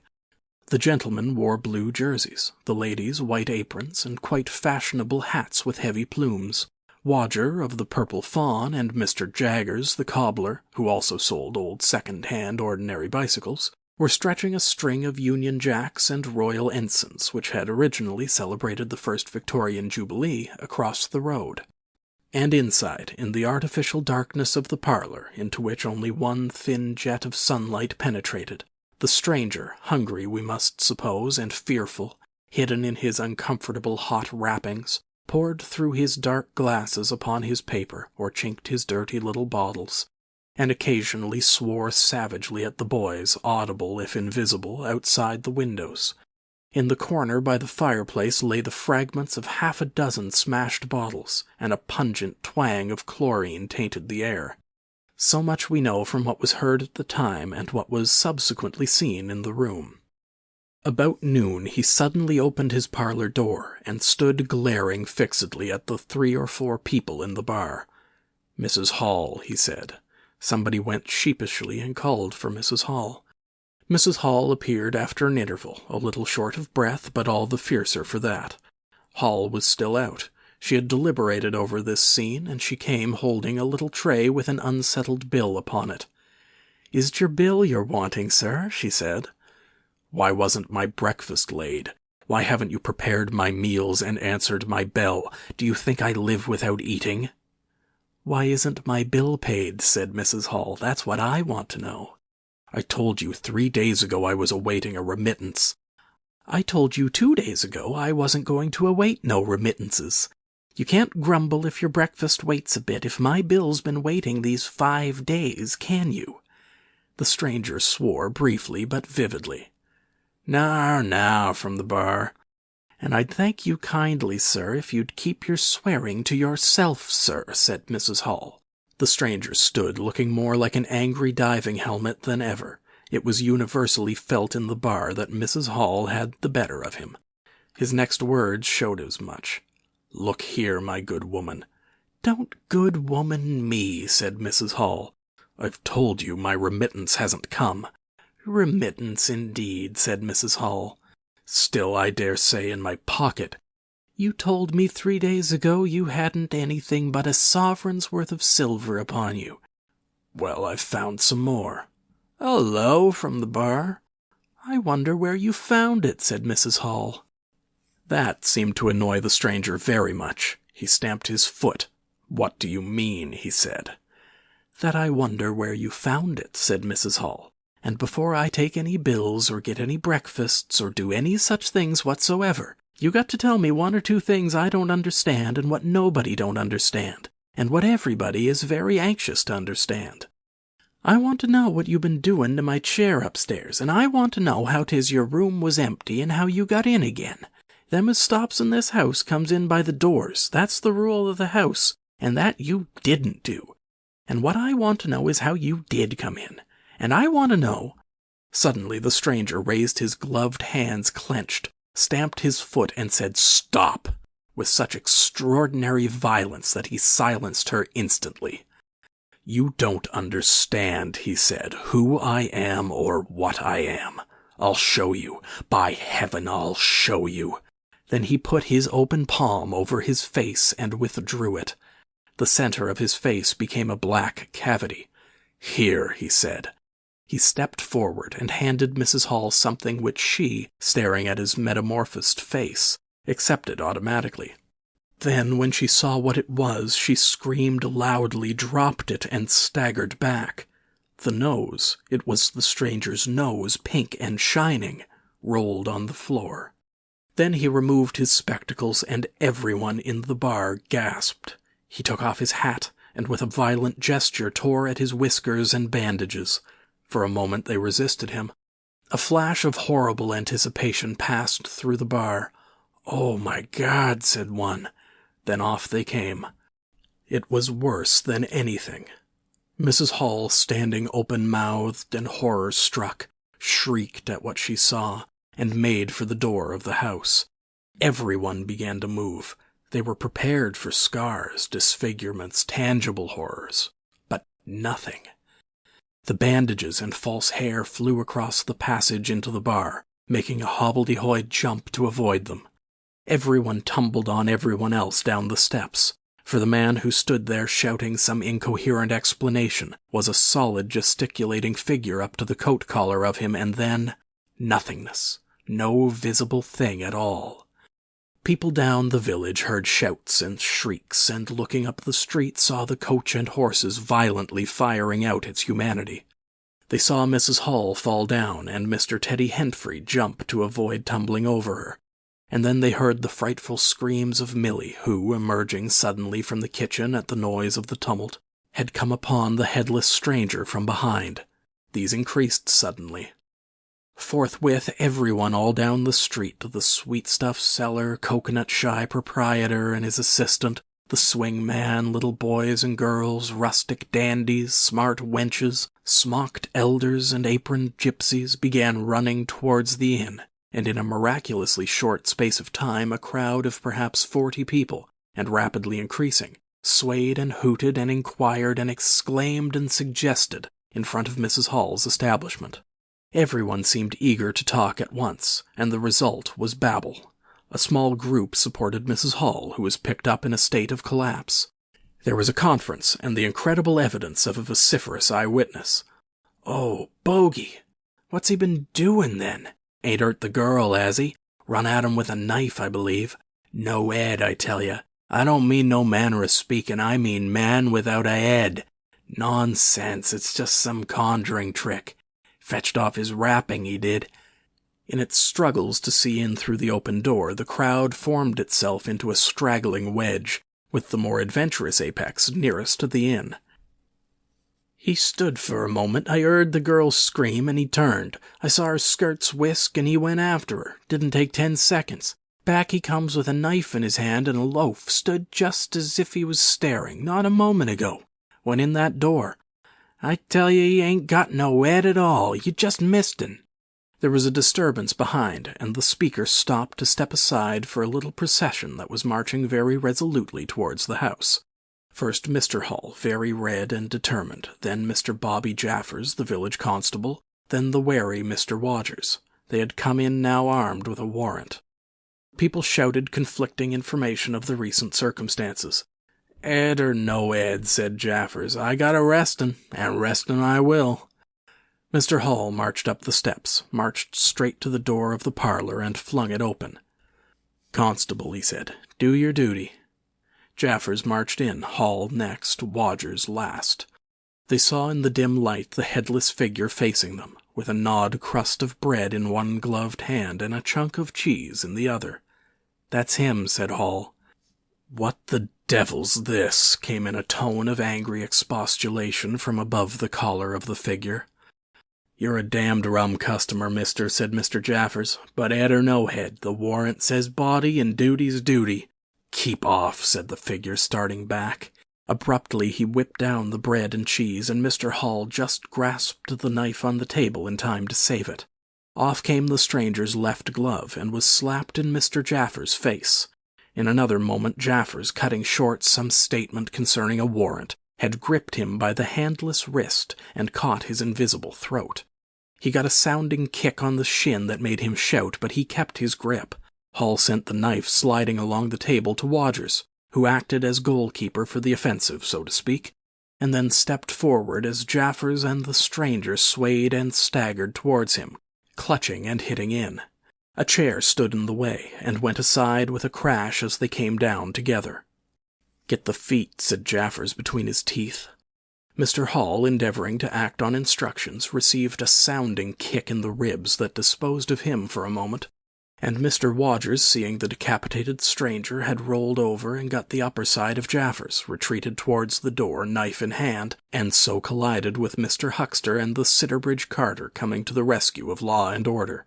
At the same moment down came 3 or 4 bottles from the chiffonier and shot a web of pungency into the air of the room. "I'll surrender," cried the stranger, though he had Jaffers down, and in another moment he stood up panting, a strange figure, headless and handless, for he had pulled off his right glove now as well as his left. "It's no good," he said, as if sobbing for breath. It was the strangest thing in the world to hear that voice coming as if out of empty space, but the Sussex peasants are perhaps the most matter-of-fact people under the sun. Jaffers got up also and produced a pair of handcuffs. Then he stared. "I say," said Jaffers, brought up short by a dim realization of the incongruity of the whole business. "Darn it, can't use 'em as I can see." The stranger ran his arm down his waistcoat, and, as if by a miracle, the buttons to which his empty sleeve pointed became undone. Then he said something about his shin and stooped down. He seemed to be fumbling with his shoes and socks. "Why," said Huckster suddenly, "that's not a man at all. It's just empty clothes. Look, you can see down his collar and the linings of his clothes. I could put my arm—" He extended his hand. It seemed to meet something in mid-air, and he drew it back with a sharp exclamation. "I wish you'd keep your fingers out of my eyes," said the aerial voice in a tone of savage expostulation. "The fact is, I'm all here, head, hands, legs, and all the rest of it, but it happens I'm invisible. It's a confounded nuisance, but I am. That's no reason why I should be poked to pieces by every stupid bumpkin in Iping, is it?" The suit of clothes, now all unbuttoned and hanging loosely upon its unseen supports, stood up, arms akimbo. Several other of the men-folk had now entered the room, so that it was closely crowded. "Invisible, eh?" said Huckster, ignoring the stranger's abuse. "Who ever heard of the likes of that? It's strange, perhaps, but it's not a crime. Why am I assaulted by a policeman in this fashion?" "Ah, that's a different matter," said Jaffers. "No doubt you are a bit difficult to see in this light, but I got a warrant and it's all correct. What I'm after ain't no invisibility, it's burglary. There's a house been broke into and money took." "Well?" "And circumstances certainly point—" "Stuff and nonsense," said the invisible man. "I hope so, sir, but I've got my instructions." "Well," said the stranger, I'll come, but no handcuffs." "It's the regular thing," said Jaffers. "No handcuffs," stipulated the stranger. "Pardon me." Abruptly the figure sat down, and before anyone could realize what was being done, the slippers, socks, and trousers had been kicked off under the table. Then he sprang up again and flung off his coat. "Here, stop that," said Jaffers, suddenly realizing what was happening. He gripped at the waistcoat. It struggled, and the shirt slipped out of it and left it limp and empty in his hand. "Hold him," said Jaffers loudly. "Once he gets the things off—" "Hold him!" cried everyone, and there was a rush at the fluttering white shirt, which was now all that was visible of the stranger. The The shirt-sleeve planted a shrewd blow in Hall's face that stopped his open-armed advance and sent him backward into old Toothsome the sexton, and in another moment the garment was lifted up and became convulsed and vacantly flapping about the arms, even as a shirt that is being thrust over a man's head.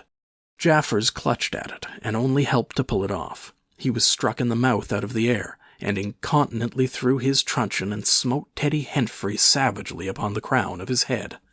"Look out," said everybody, fencing at random and hitting at nothing.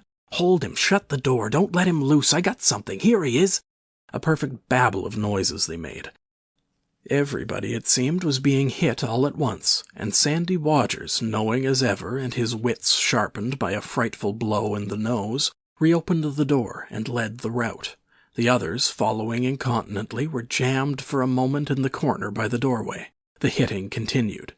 Phipps, the Unitarian, had a front tooth broken, and Hentfree was injured in the cartilage of his ear. Jaffers was struck under the jaw, and turning, caught at something that intervened between him and Huckster in the melee, and prevented their coming together. He felt a muscular chest, and in another moment the whole mass of struggling, excited men shot out into the crowded hall. "I got him!" shouted Jaffers, choking and reeling through them all, and wrestling with purple face and swelling veins against his unseen enemy. Men staggered right and left as the extraordinary conflict swayed swiftly towards the house door, and went spinning down the half-dozen steps of the inn. Jaffers cried in a strangled voice, holding tight nevertheless and making play with his knee, spun around and fell heavily undermost with his head on the gravel. Only then did his fingers relax. There were excited cries of "Hold him! Invisible!" and so forth, and a young fellow, a stranger in the place whose name did not come to light, rushed in at once, caught something, missed his hold, and fell over the constable's prostrate body. Halfway across the road a woman screamed as something pushed by her. A dog, kicked apparently, yelped and ran howling into Huckster's yard, and with that the transit of the Invisible Man was accomplished. For a space people stood amazed and gesticulating, and then came panic, and scattered them abroad through the village as gust scatters dead leaves. But Jaffers lay quite still, face upward and knees bent, at the foot of the steps of the inn. End of chapters 5, 6, and 7.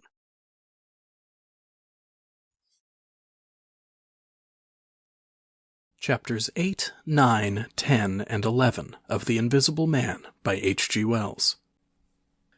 Chapter 8. In Transit. The 8th chapter is exceedingly brief, and relates that Gibbons, the amateur naturalist of the district, while lying out on the spacious open downs without a soul within a couple of miles of him, as he thought, and almost dozing, heard close to him the sound as of a man coughing, sneezing, and then swearing savagely to himself, and looking, beheld nothing. Yet the voice was indisputable. It continued to swear with that breadth and variety that distinguishes the swearing of a cultivated man. It grew to a climax, diminished again, and died away in the distance, going, as it seemed to him, in the direction of Aberdeen. It lifted to a spasmodic sneeze and ended. Gibbons had heard nothing of the morning's occurrences, but the phenomenon was so striking and disturbing that his philosophical tranquillity vanished. He got up hastily and hurried down the steepness of the hill towards the village as fast as he could go. Chapter 9. Mr. Thomas Marvel. You must picture Mr. Thomas Marvel as a person of copious, flexible visage, a nose of cylindrical protrusion, a liquorish, ample, fluctuating mouth, and a beard of bristling eccentricity. His figure inclined to embonpoint. His short limbs accentuated this inclination. He wore a furry silk hat, and the frequent substitution of twine and shoelaces for buttons, apparent at critical points of his costume, marked a man essentially bachelor. Mr. Thomas Marvel was sitting with his feet in a ditch by the roadside over the down towards Aberdeen, about 1.5 miles out of Iping. His feet, save for socks of irregular openwork, were bare, his big toes were broad and pricked like the ears of a watchful dog. In a leisurely manner, he did everything in a leisurely manner, he was contemplating trying on a pair of boots. They were the soundest boots he had come across for a long time, but too large for him. whereas the ones he had were, in dry weather, a very comfortable fit, but too thin-soled for damp. Mr. Thomas Marvel hated roomy shoes, but then he hated damp. He had never properly thought out which he hated most, and it was a pleasant day, and there was nothing better to do. So he put the 4 shoes in a graceful group on the turf and looked at them, and seeing them there among the grass and springing agrimony, it suddenly occurred to him that both pairs were exceedingly ugly to see. He was not at all startled by a voice behind him. "They're boots, anyhow," said the voice. "They are. Charity boots," said Mr. Thomas Marvel, with his head on one side, regarding them distastefully. "And which is the ugliest pair in the whole blessed universe, I'm darned if I know." Said the voice. "I've worn worse. In fact, I've worn none, but none so audaciously ugly, if you'll allow the expression. I've been cadging boots, in particular, for days, because I was sick of them. They're sound enough, of course, but a gentleman on tramp sees such a thunderin' lot of his boots, and if you'll believe me, I've raised nothing in the whole blessed country, try as I would, but them. Look at 'em. And a good country for boots, too, in a general way, but it's just my promiscuous luck.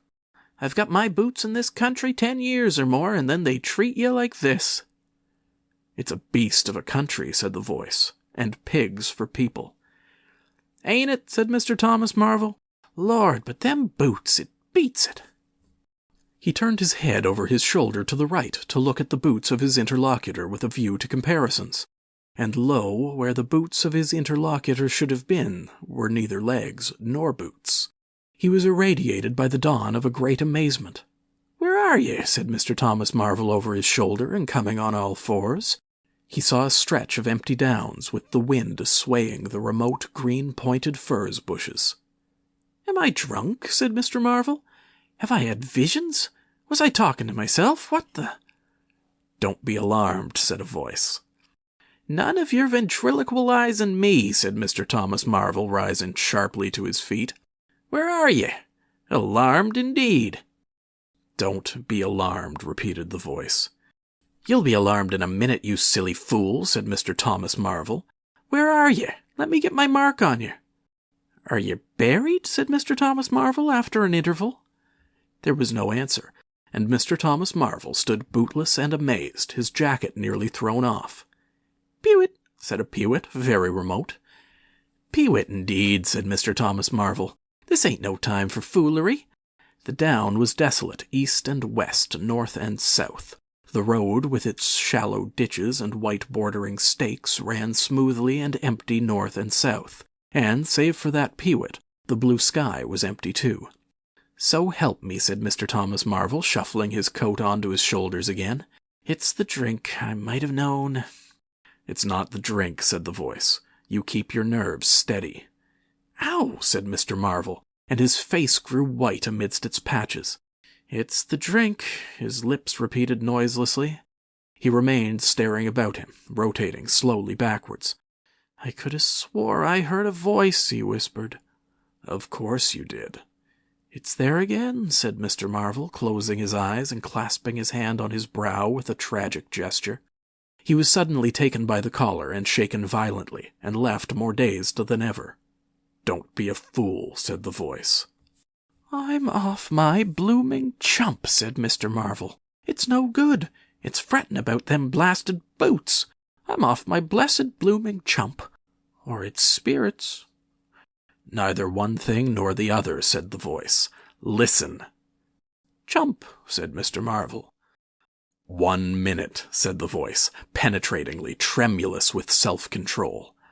"Well," said Mr. Thomas Marvel, with a strange feeling of having been dug in the chest by a finger. "You think I'm just imagination?" "Just imagination." "What else can you be?" said Mr. Thomas Marvel, rubbing the back of his neck. "Very well," said the voice in a tone of relief. "Then I'm going to throw flints at you till you think differently." "But where are you?" The voice made no answer. Whiz came a flint apparently out of the air and missed Mr. Marvel's shoulder by a hair's breadth. Mr. Marvel, turning, saw a flint jerk up into the air, trace a complicated path, hang for a moment, and then fling at his feet with almost invisible rapidity. He was too amazed to dodge. Whiz it came and ricocheted from a bare toe into the ditch. Mr. Thomas Marvel jumped a foot and howled aloud. Then he started to run, tripped over an unseen obstacle, and came head over heels into a sitting position. "Now," said the voice, as a third stone curved upward and hung in the air above the tramp. "Am I imagination?" Mr. Marvel, by way of reply, struggled to his feet, and was immediately rolled over again. He lay quiet for a moment. "If you struggle any more," said the voice, "I shall throw the flint at your head." "It's a fair do," said Mr. Thomas Marvel, sitting up, taking his wounded toe in hand and fixing his eye on the third missile. "I don't understand it. Stones flinging themselves, stones talking. Put yourself down. Rot away. I'm done." The third flint fell. "It's very simple," said the voice. "I'm an invisible man." "Tell us something I don't know," said Mr. Marvel, gasping with pain. "Where you've hid, how you do it, I don't know. I'm beat." "That's all," said the voice. "I'm invisible. That's what I want you to understand." "Anyone could see that. There's no need for you to be so confounded impatient, mister. Now then, give us a notion. How are you hid?" "I'm invisible. That's the great point. And what I want you to understand is this." "But whereabouts?" interrupted Mr. Marvel. "Here, 6 yards in front of you." "Oh, come, I ain't blind. You'll be telling me next you're just thin air. I'm not one of your ignorant tramps." "Yes, I am. Thin air. You're looking through me." "What? Ain't there any stuff to you? A vox, what is it? Jabber, is it that?" "I am just a human being. Solid, needing food and drink, needing covering too. But I'm invisible. You see? Invisible. Simple idea. Invisible." "What, real like?" "Yes, real." "Let's have a hand of you," said Mr. Marvel, "if you are real. It won't be so darn out of the way like then."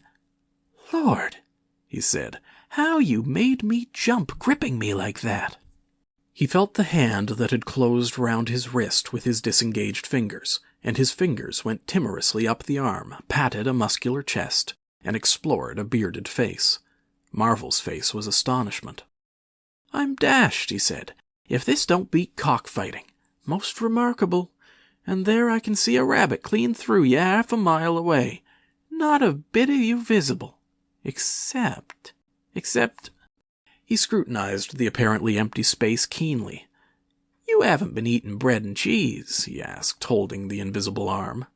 "You're quite right, and it's not quite assimilated into the system." "Ah," said Mr. Marvel. "Sort of ghostly, though." "Of course, all this isn't half so wonderful as you think." "It's quite wonderful enough for my modest wants," said Mr. Thomas Marvel. "How yer manage it? How the deuce is it done?" "It's too long a story, and besides—" "I'll tell you, the whole business fairly beats me," said Mr. Marvel. "What I want to say at present is this. I need help. I have come to that. I came upon you suddenly. I was wandering, mad with rage, naked, impotent. I could have murdered. And I saw you." "Lord," said Mr. Marvel. "I came up behind you, hesitated, went on." Mr. Marvel's expression was eloquent. Then stopped. "Here," I said, "is an outcast like myself. This is the man for me. So I turned back and came to you, and—" "Lord," said Mr. Marvel, "but I'm all in a tizzy. May I ask, how is it?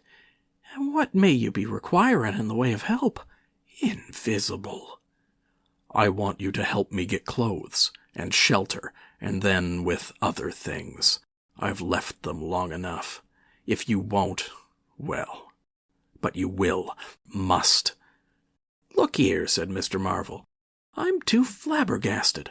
Don't knock me about any more, and leave me go. I must get steady a bit. And you've pretty near broken my toe. It's all so unreasonable. Empty downs, empty sky, nothing visible for miles except the bosom of nature. And then comes a voice out of heaven, and stones, and a fist, Lord!" "Pull yourself together," said the voice, "for you have to do the job I have chosen for you."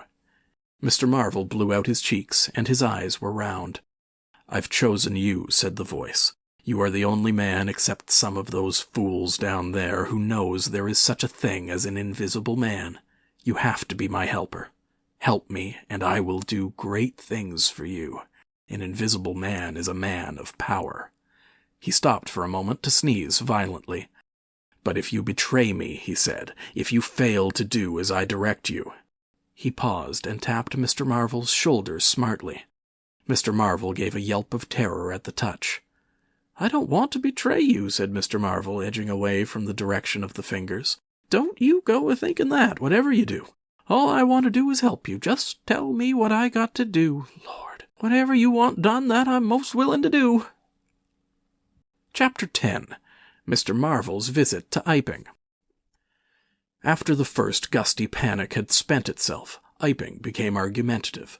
Skepticism suddenly reared its head, rather nervous skepticism, not at all assured of its back, but skepticism nevertheless. It is so much easier not to believe in an invisible man, and those who had actually seen him dissolve into air or felt the strength of his arm could be counted on the fingers of 2 hands. And of these witnesses Mr. Wodgers was presently missing, having retired impregnably behind the bolts and bars of his own house, and Jaffers was lying stunned in the parlor of the Coach and Horses. Great and strange ideas transcending experience often have less effect upon men and women than smaller, more tangible considerations. Iping was gay with bunting, and everybody was in a gala dress. Whit Monday had been looked forward to for a month or more.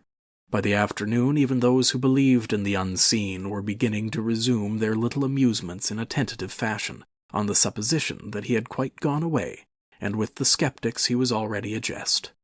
But people, skeptics and believers alike, were remarkably sociable all that day.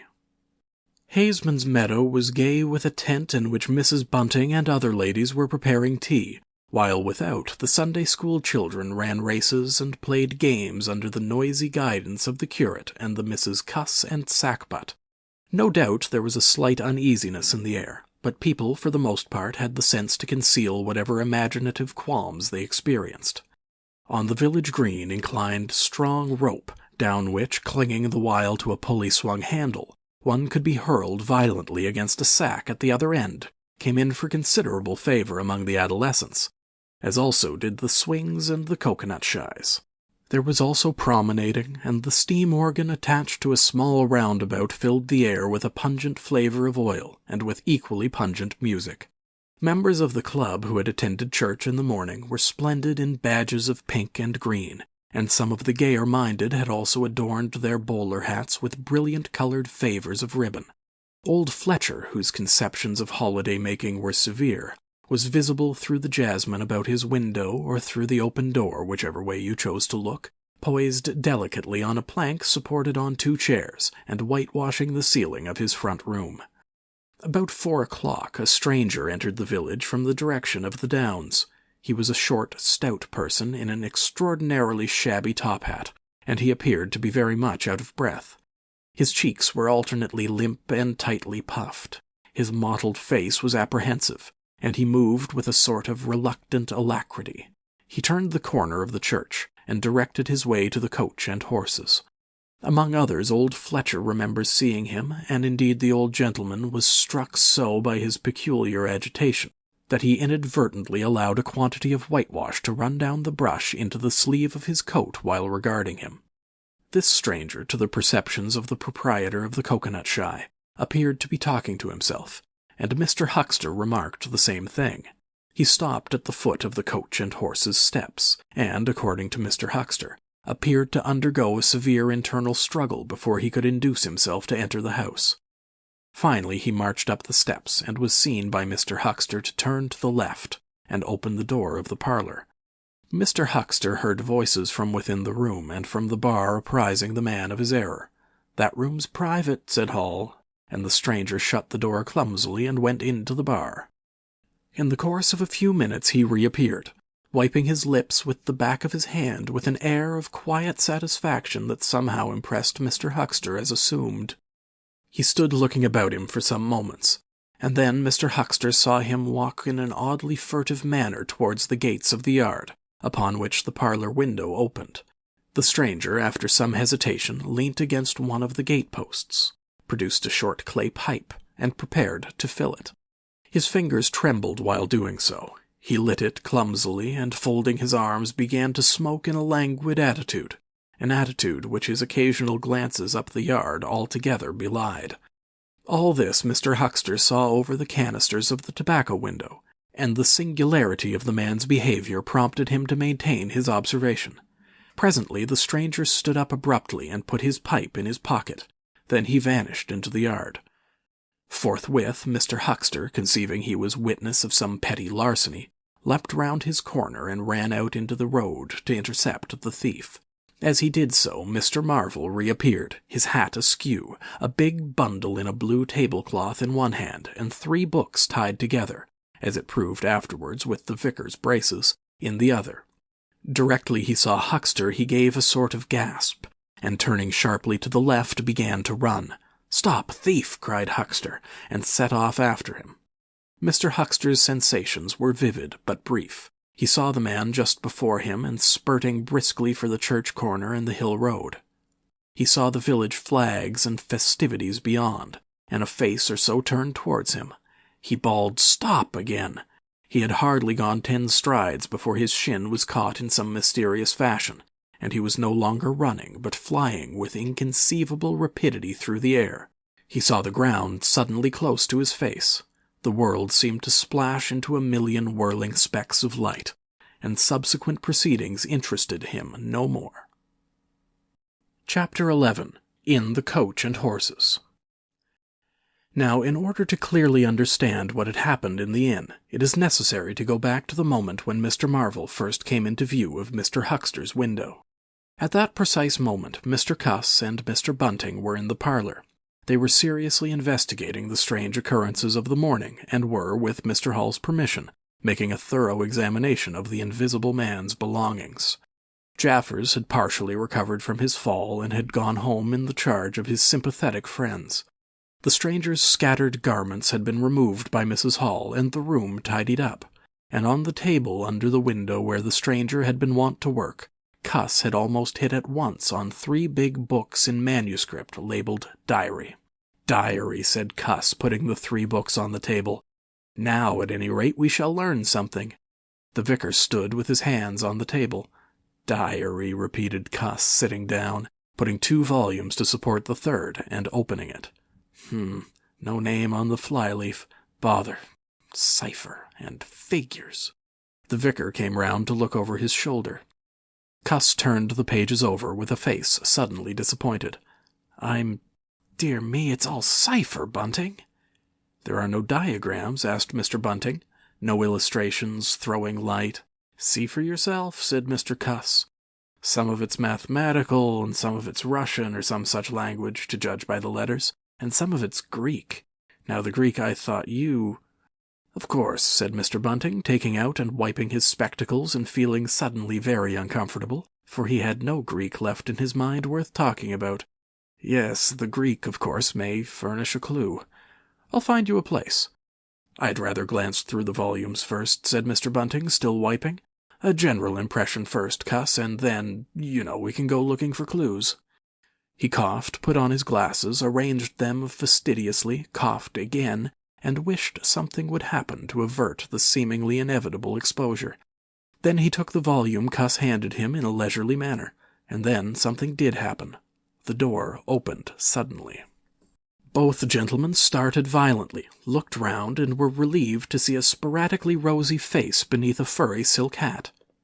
"Tap?" asked the face, and stood staring. "No," said both gentlemen at once. "Over on the other side, my man," said Mr. Bunting, and "Please shut that door," said Mr. Cuss irritably. "All right," said the intruder, as it seemed in a low voice curiously different from the huskiness of its first inquiry. "Right you are," said the intruder in the former voice. "Stand clear," and he vanished and closed the door. "A sailor, I should judge," said Mr. Bunting. "Amusing fellows they are. Stand clear, indeed. A nautical term, referring to his getting back out of the room, I suppose?" "I dare say so," said Cuss. My nerves are all loose today. Quite made me jump, the door opening like that." Mr. Bunting smiled as if he had not jumped. "And now," he said with a sigh, "these books." Someone sniffed as he did so.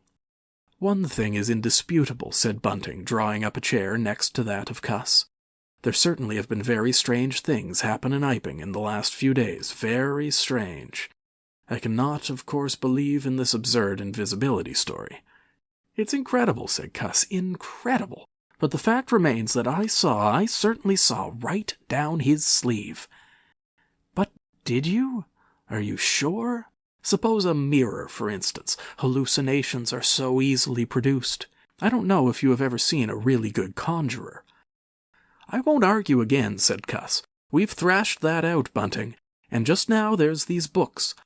Ah, here's some of what I take to be Greek. Greek letters, certainly." He pointed to the middle of the page. Mr. Bunting flushed slightly and brought his face nearer, apparently finding some difficulty with his glasses. Suddenly he became aware of a strange feeling at the nape of his neck. He tried to raise his head and encountered an immovable resistance. The feeling was a curious pressure, the grip of a heavy, firm hand, and it bore his chin irresistibly to the table. "Don't move, little men," whispered a voice, "or I'll brain you both." He looked into the face of Cuss, close to his own, and each saw a horrified reflection of his own sickly astonishment. "I'm sorry to handle you so roughly," said the voice, "but it's unavoidable. Since when did you learn to pry into an investigator's private memoranda?" said the voice, and two chins struck the table simultaneously, and two sets of teeth rattled. "Since when did you learn to invade the private rooms of a man in misfortune?" And the concussion was repeated. "Where have they put my clothes?" "Listen," said the voice. "The windows are fastened, and I've taken the key out of the door. I am a fairly strong man, and I have the poker handy, besides being invisible. There's not the slightest doubt that I could kill you both and get away quite easily if I wanted to. Do you understand? Very well.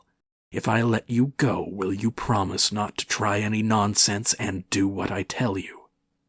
The vicar and the doctor looked at one another, and the doctor pulled a face. "Yes," said Mr. Bunting, and the doctor repeated it. Then the pressure on the necks relaxed, and the doctor and the vicar sat up, both very red in the face and wriggling their heads. "Please keep sitting where you are," said the Invisible Man. "Here's the poker, you see. When I came into this room," continued the Invisible Man, after presenting the poker to the tip of the nose of each of his visitors, "I did not expect to find it occupied, and I expected to find, in addition to my books of memoranda, an outfit of clothing. Where is it? No, don't rise. I can see it's gone. Now, just at present, though the days are quite warm enough for an invisible man to run about stark, the evenings are quite chilly. I want clothing and other accommodation, and I must also have those 3 books."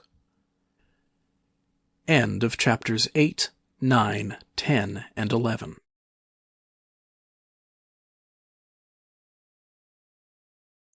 Chapters 12, 13, and 14 of The Invisible Man by H.G. Wells. Chapter 12. The Invisible Man Loses His Temper. It is unavoidable that at this point the narrative should break off again, for a certain very painful reason that will presently be apparent. While these things were going on in the parlor, and while Mr. Huckster was watching Mr. Marvel smoking his pipe against the gate, not a dozen yards away were Mr. Hall and Teddy Henfrey discussing in a state of cloudy puzzlement the one Iping topic. Suddenly there came a violent thud against the door of the parlor, a sharp cry, and then silence. "Hello," said Teddy Henfrey. "Hello," from the tap. Mr. Hall took things in slowly but surely. "That ain't right," he said, and came round from behind the bar towards the parlor door. He and Teddy approached the door together, with intent faces. Their eyes considered. "Summat wrong," said Hall, and Henfrey nodded agreement. Whiffs of an unpleasant chemical odor met them, and there was a muffled sound of conversation, very rapid and subdued. "You all right there?" asked Hall, rapping. The muttered conversation ceased abruptly. For a moment, silence. Then the conversation was resumed in hissing whispers. Then a sharp cry of, "No, no, you don't." There came a sudden motion and the oversetting of a chair, a brief struggle. Silence again. "What the deuce?" exclaimed Henfrey sotto voce. "You all right there?" asked Mr. Hall sharply again. The vicar's voice answered with a curious jerking intonation. "Quite right. Please don't interrupt." "Odd," said Mr. Henfrey. "Odd," said Mr. Hall. "Says don't interrupt," said Henfrey. "I heard'n," said Hall. "And a sniff," said Henfrey. They remained listening. The conversation was rapid and subdued. "I can't," said Mr. Bunting, his voice rising. "I tell you, sir, I will not." "What was that?" asked Henfrey. "He says he were not," said Hall. "Wasn't speaking to us, was he?" "Disgraceful," said Mr. Bunting within. "Disgraceful," said Mr. Henfrey. "I heard it, distinct." "Who's that speaking now?" asked Henfrey. "Mr. Cuss, I suppose," said Hall. "Can you hear anything?" Silence. The sounds within indistinct and perplexing. "Sounds like throwing the tablecloth about," said Hall. Mrs. Hall appeared behind the bar. Hall made gestures of silence and invitation. This aroused Mrs. Hall's wifely opposition. "What yer listening there for, Hall?" she asked.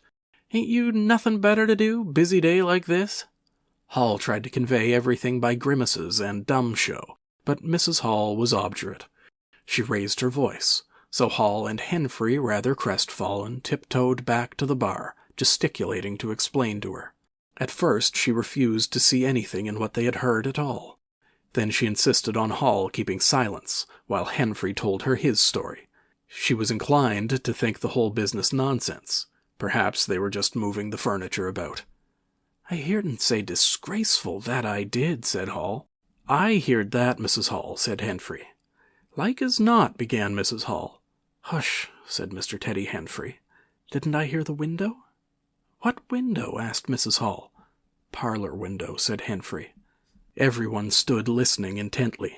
Mrs. Hall's eyes, directed straight before her, saw without seeing the brilliant oblong of the inn door, the road white and vivid, and Huckster's shop front blistering in the June sun. Abruptly Huckster's door opened, and Huckster appeared, eyes staring with excitement, arms gesticulating. "Yap!" cried Huckster. "Stop, thief!" And he ran obliquely across the oblong toward the yard gates, and vanished. Simultaneously came a tumult from the parlor, and a sound of windows being closed. Hall, Henfrey, and the human contents of the tap rushed out at once pell-mell into the street. They saw someone whisk round the corner toward the road, and Mr. Huckster executing a complicated leap in the air that ended on his face and shoulder. Down the street people were standing astonished or running towards them. Mr. Huckster was stunned. Henfrey stopped to discover this, but Hall and the two laborers from the tap rushed at once to the corner, shouting incoherent things, and saw Mr. Marvel vanishing by the corner of the church wall. They appear to have jumped to the impossible conclusion that this was the Invisible Man suddenly become visible, and set off at once along the lane in pursuit. But Hall had hardly run a dozen yards before he gave a loud shout of astonishment, and went flying headlong sideways, clutching one of the laborers and bringing him to the ground. He had been charged just as one charges a man at football. The second laborer came round in a circle, stared, and conceiving that Hall had tumbled over of his own accord, turned to resume the pursuit, only to be tripped by the ankle just as Huckster had been. Then, as the first laborer struggled to his feet, he was kicked sideways by a blow that might have felled an ox. As he went down, the rush from the direction of the village green came round the corner. The first to appear was the proprietor of the Coconut Shy, a burly man in a blue jersey. He was astonished to see the lane empty save for 3 men sprawling absurdly on the ground. And then something happened to his rearmost foot, and he went headlong and rolled sideways just in time to graze the feet of his brother and partner, following headlong. The two were then kicked, knelt on, fallen over, and cursed by quite a number of over-hasty people. Now when Hall and Henfrey and the laborers ran out of the house, Mrs. Hall, who had been disciplined by years of experience, remained in the bar next the till, and suddenly the parlor door was opened, and Mr. Cuss appeared, and without glancing at her rushed at once down the steps toward the corner. "Hold him," he cried. "Don't let him drop that parcel." He knew nothing of the existence of Marvel, for the Invisible Man had handed over the books and bundle in the yard. The face of Mr. Cuss was angry and resolute, but his costume was defective, a sort of limp white kilt that could only have passed muster in Greece. "Hold him," he bawled. "He's got my trousers and every stitch of the vicar's clothes." "Tend to him in a minute," he cried to Henfrey as he passed the prostrate huckster, and coming round the corner to join the tumult was promptly knocked off his feet into an indecorous sprawl. Somebody in full flight trod heavily on his finger. He yelled, struggled to regain his feet, was knocked against and thrown on all fours again, and became aware that he was involved not in a capture, but a rout. Everyone was running back to the village. He rose again and was hit severely behind the ear. He staggered and set off back to the coach and horses forthwith, leaping over the deserted huckster, who was now sitting up, on his way. Behind him, as he was halfway up the inn steps, he heard a sudden yell of rage, rising sharply out of the confusion of cries, and a sounding smack in someone's face. He recognized the voice as that of the Invisible Man, and the note was that of a man suddenly infuriated by a painful blow. In another moment Mr. Cuss was back in the parlor. "He's coming back, Bunting," he said, rushing in. "Save yourself." Mr. Bunting was standing in the window, engaged in an attempt to clothe himself in the hearth-rug and a West Surrey Gazette. "Who's coming?" he said, so startled that his costume narrowly escaped disintegration. "Invisible Man," said Cuss, and rushed on to the window. "We'd better clear out from here. He's fighting mad. In another moment he was out in the yard. "Good heavens," said Mr. Bunting, hesitating between two horrible alternatives. He heard a frightful struggle in the passage of the inn, and his decision was made. He clambered out of the window, adjusted his costume hastily, and fled up the village as fast as his fat little legs would carry him. From the moment when the Invisible Man screamed with rage and Mr. Bunting made his memorable flight up the village, it became impossible to give a consecutive account of affairs in Iping. Possibly the Invisible Man's original intention was simply to cover Marvel's retreat with the clothes and books. But his temper, at no time very good, seems to have gone completely at some chance blow, and forthwith he set to smiting and overthrowing for the mere satisfaction of hurting. You must figure the street full of running figures, of doors slamming and fights for hiding places. You must figure the tumult suddenly striking on the unstable equilibrium of old Fletcher's planks and 2 chairs, with cataclysmic results. You must figure an appalled couple caught dismally in a swing. And then the whole tumultuous rush has passed, and the Iping street with its gauds and flags is deserted save for the still raging unseen, and littered with coconuts, overthrown canvas screens, and the scattered stock in trade of a sweetstuff stall. Everywhere there is a sound of closing shutters and shoving bolts, and the only visible humanity is an occasional flitting eye under a raised eyebrow in the corner of a window-pane. The Invisible Man amused himself for a little while by breaking all the windows in the coach and horses, and then he thrust a street lamp through the parlor window of Mrs. Gribble. He, it must have been, who cut the telegraph wire to Aberdeen just beyond Higgins' cottage on the Aberdeen road, and after that, as his peculiar qualities allowed, he passed out of human perceptions altogether, and he was neither heard, seen, nor felt in Iping any more. He vanished, absolutely, but it was the best part of 2 hours before any human being ventured out again into the desolation of Iping Street. Chapter 13. Mr. Marvel discusses his resignation. When the dusk was gathering and Iping was just beginning to peep timorously forth again upon the shattered wreckage of its bank holiday, a short, thick-set man in a shabby silk hat was marching painfully through the twilight behind the beechwoods on the road to Bramblehurst. He carried 3 books bound together by some sort of ornamental elastic ligature, and a bundle wrapped in a blue tablecloth. His rubicund face expressed consternation and fatigue. He appeared to be in a spasmodic sort of hurry. He was accompanied by a voice other than his own, and ever again he winced under the touch of unseen hands. "If you give me the slip again," said the voice, "if you attempt to give me the slip again—" "Lord," said Mr. Marvel, "that shoulder's a mass of bruises as it is." "On my honor," said the voice, "I will kill you." "I didn't try to give you the slip," said Marvel in a voice that was not far remote from tears. "I swear I didn't. I didn't know the blessed turning, that was all. How the devil was I to know the blessed turning? As it is, I've been knocked about." "You'll get knocked about a great deal more if you don't mind," said the voice, and Mr. Marvel abruptly became silent. He blew out his cheeks, and his eyes were eloquent of despair. "It's bad enough to let these floundering yokels explode my little secret without your cutting off with my books. It's lucky for some of them they cut and ran when they did. Here am I. No one knew I was invisible. And now what am I to do?" "What am I to do?" asked Marvel sotto voce. "It's all about. It will be in the papers, everybody will be looking for me, everyone on their guard." The voice broke off into vivid curses and ceased. The despair of Mr. Marvel's face deepened, and his pace slackened. "Go on," said the voice. Mr. Marvel's face assumed a grayish tint between the ruddier patches. "Don't drop those books, stupid," said the voice, sharply, overtaking him. "The fact is," said the voice, "I shall have to make use of you. You're a poor tool, but I must." "I am a miserable tool," said Marvel. "You are," said the voice. "I'm the worst possible tool you could have," said Marvel. "I'm not strong," he said after a discouraging silence. "I'm not over-strong," he repeated. "No."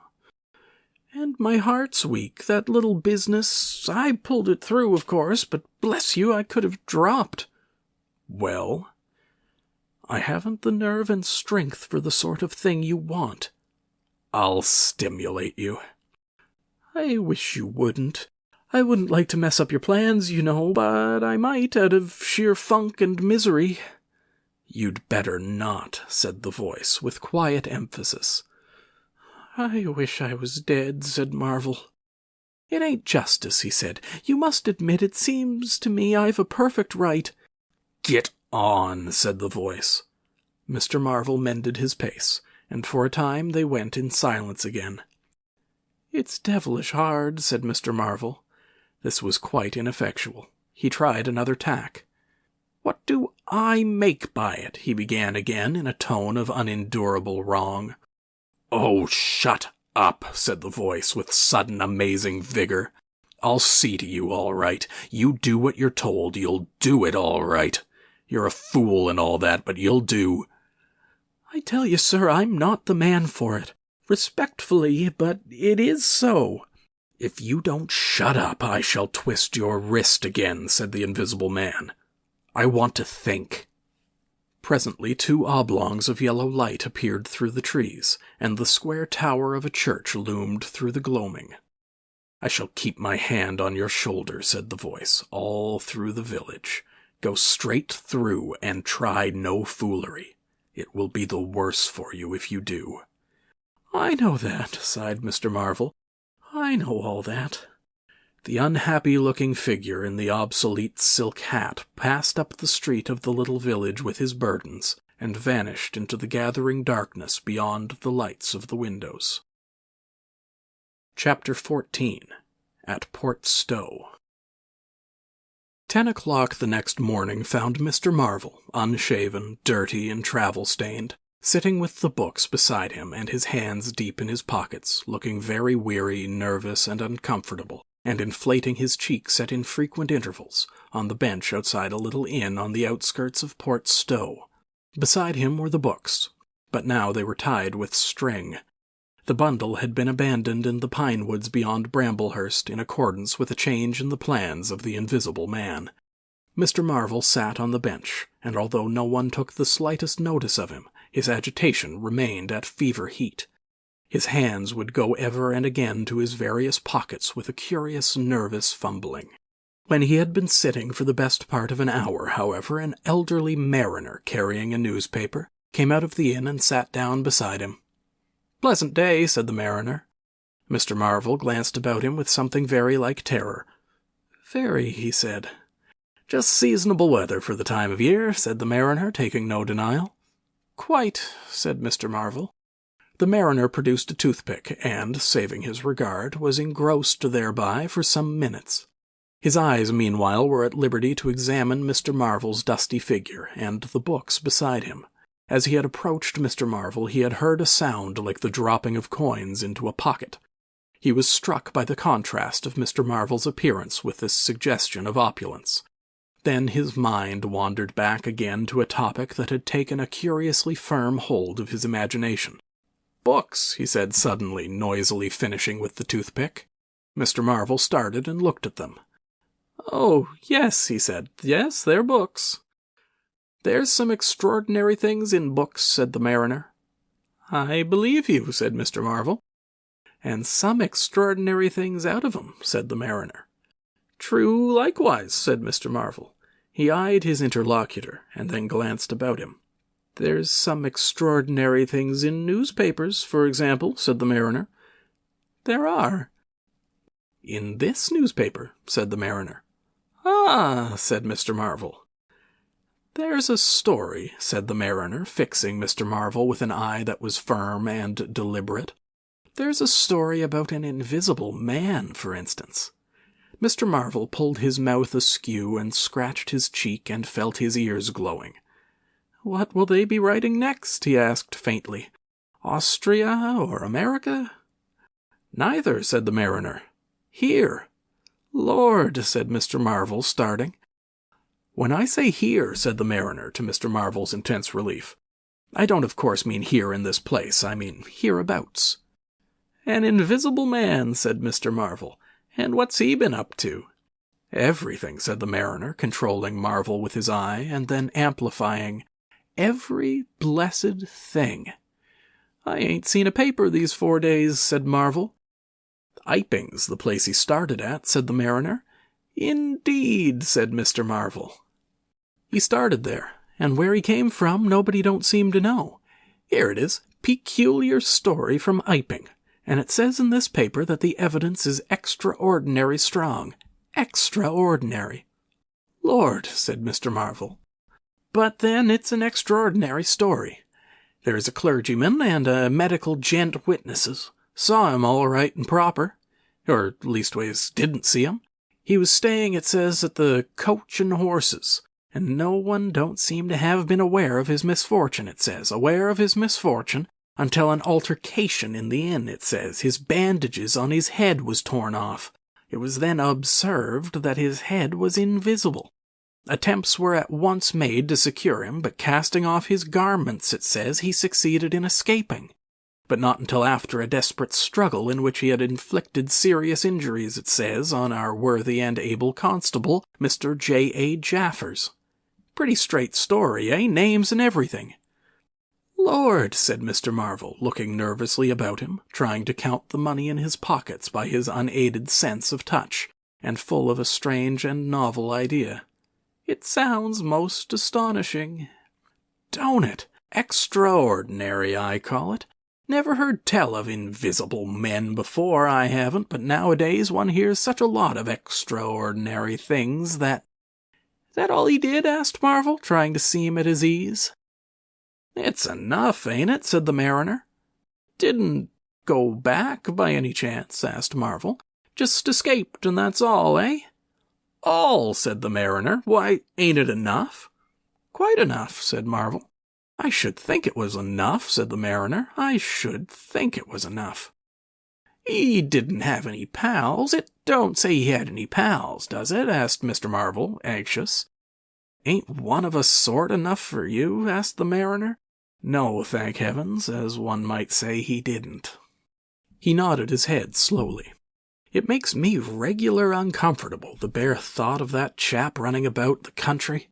He is present at large, and from certain evidence it is supposed that he has took, I suppose they mean, the road to Port Stowe. You see, we're right in it. None of your American wonders this time. And just think of the things he might do. Where'd you be if he took a drop over and above and had a fancy to go for you? Suppose he wants to rob. Who can prevent him? And he can trespass, he can burgle, he could walk through a cordon of policemen as easy as me or you could give the slip to a blind man. Easier, for these here blind chaps here uncommon sharp, I'm told, and wherever there was liquor he fancied. He's got a tremendous advantage, certainly, said Mr. Marvel. And, well, you're right, said the mariner. He has. All this time Mr. Marvel had been glancing about him intently, listening for faint footfalls, trying to detect imperceptible movements. He seemed on the point of some great resolution. He coughed behind his hand. He looked about him again, listened, bent towards the mariner, and lowered his voice. The fact of it is, I happen to know just a thing or two about this invisible man, from private sources. Oh, said the mariner, interested. You? Yes, said Mr. Marvel. Me. Indeed, said the mariner, and may I ask? You'll be astonished, said Mr. Marvel behind his hand. It's tremendous. Indeed, said the mariner. The fact is, began Mr. Marvel eagerly in a confidential undertone. Suddenly his expression changed marvelously. Ow, he said. He rose stiffly in his seat. His face was eloquent of physical suffering. Wow, he said. What's up? Said the mariner, concerned. Toothache, said Mr. Marvel, and put his hand to his ear. He caught hold of his books. I must be getting on, I think, he said. He edged in a curious way along the seat away from his interlocutor. But you was just a-going to tell me about this here invisible man, protested the mariner. Mr. Marvel seemed to consult with himself. Hoax, said a voice. It's a hoax, said Mr. Marvel.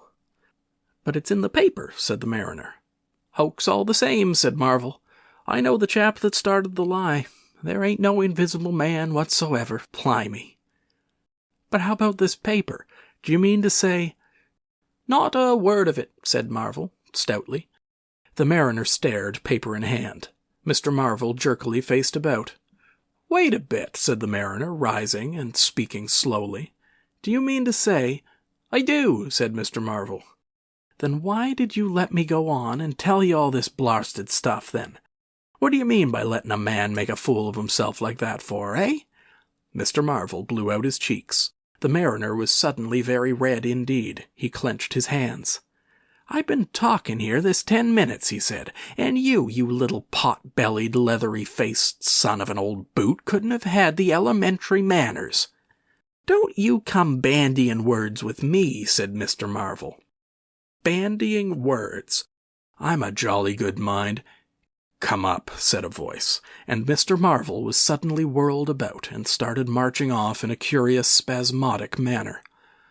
You'd better move on, said the mariner. Who's moving on? Said Mr. Marvel. He was receding obliquely with a curious hurrying gait, with occasional violent jerks forward.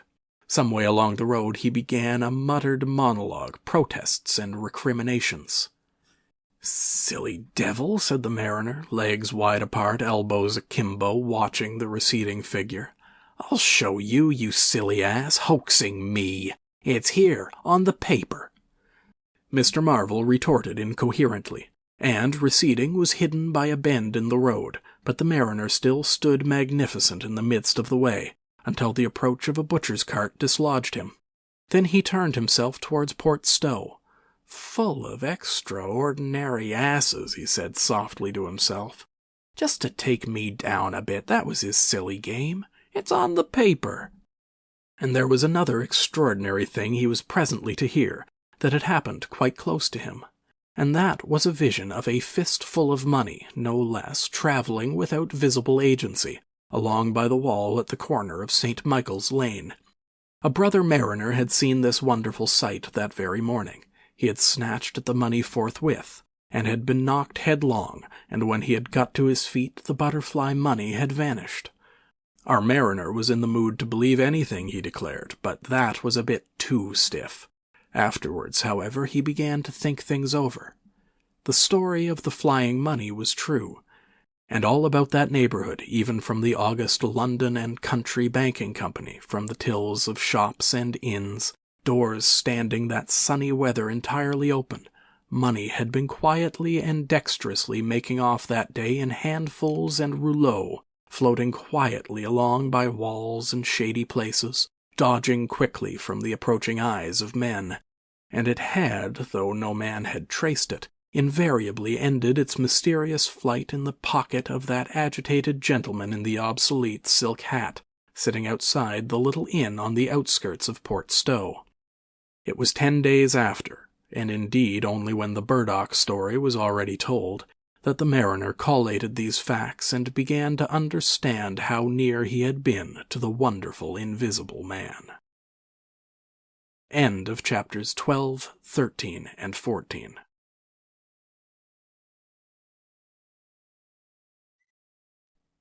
Chapters 15, 16, and 17 of The Invisible Man by H.G. Wells. Chapter 15. The Man Who Was Running. In the early evening time, Dr. Kemp was sitting in his study in the belvedere on the hill overlooking Burdock. It was a pleasant little room with 3 windows, north, west, and south, and bookshelves covered with books and scientific publications and a broad writing table, and under the north window a microscope, glass slips, minute instruments, some cultures, and scattered bottles of reagents. Dr. Kemp's solar lamp was lit, albeit the sky was still bright with the sunset light, and his blinds were up because there was no offense of peering outsiders to require them pulled down. Dr. Kemp was a tall and slender young man, with flaxen hair and a mustache almost white, and the work he was upon would earn him, he hoped, the fellowship of the Royal Society, so highly did he think of it. And his eye, presently wandering from his work, caught the sunset blazing at the back of the hill that is over against his own. For a moment perhaps he sat, pen in mouth, admiring the rich golden color above the crest, and then his attention was attracted by the little figure of a man, inky black, running over the hill brow towards him. He was a shortish little man, and he wore a high hat, and he was running so fast that his legs verily twinkled. "Another of those fools," said Dr. Kemp, "like that ass who ran into me this morning round a corner with 'The Visible Man a-coming, sir.' I can't imagine what possesses people. One might think we were in the 13th century." He got up, went to the window, and stared at the dusky hillside, and the dark little figure tearing down it. "He seems in a confounded hurry," said Dr. Kemp, "but he doesn't seem to be getting on. If his pockets were full of lead, he couldn't run heavier." "Spurted, sir," said Dr. Kemp. In another moment the higher of the villas that had clambered up the hill from Burdock had occulted the running figure. He was visible again for a moment, and then again, 3 times between the 3 detached houses that came next, and then the terrace hid him. "Asses," said Dr. Kemp, swinging round on his heel and walking back to his writing table. But those who saw the fugitive nearer and perceived the abject terror on his perspiring face, being themselves in the open roadway, did not share in the doctor's contempt. By the man pounded, and as he ran he chinked like a well-filled purse that is tossed to and fro. He looked neither to the right nor the left, but his dilated eyes stared straight downhill to where the lamps were being lit, and the people were crowded in the street. And his ill-shaped mouth fell apart, and a glary foam lay on his lips, and his breath came hoarse and noisy.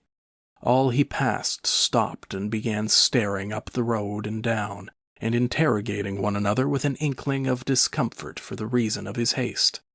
And then, presently, far up the hill, a dog playing in the road yelped and ran under a gate, and as they still wondered something, a wind, a pad, pad, pad, a sound like panting breathing, rushed by.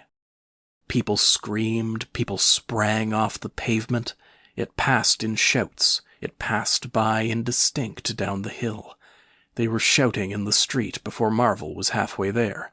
They were bolting into houses and slamming the doors behind them with the news.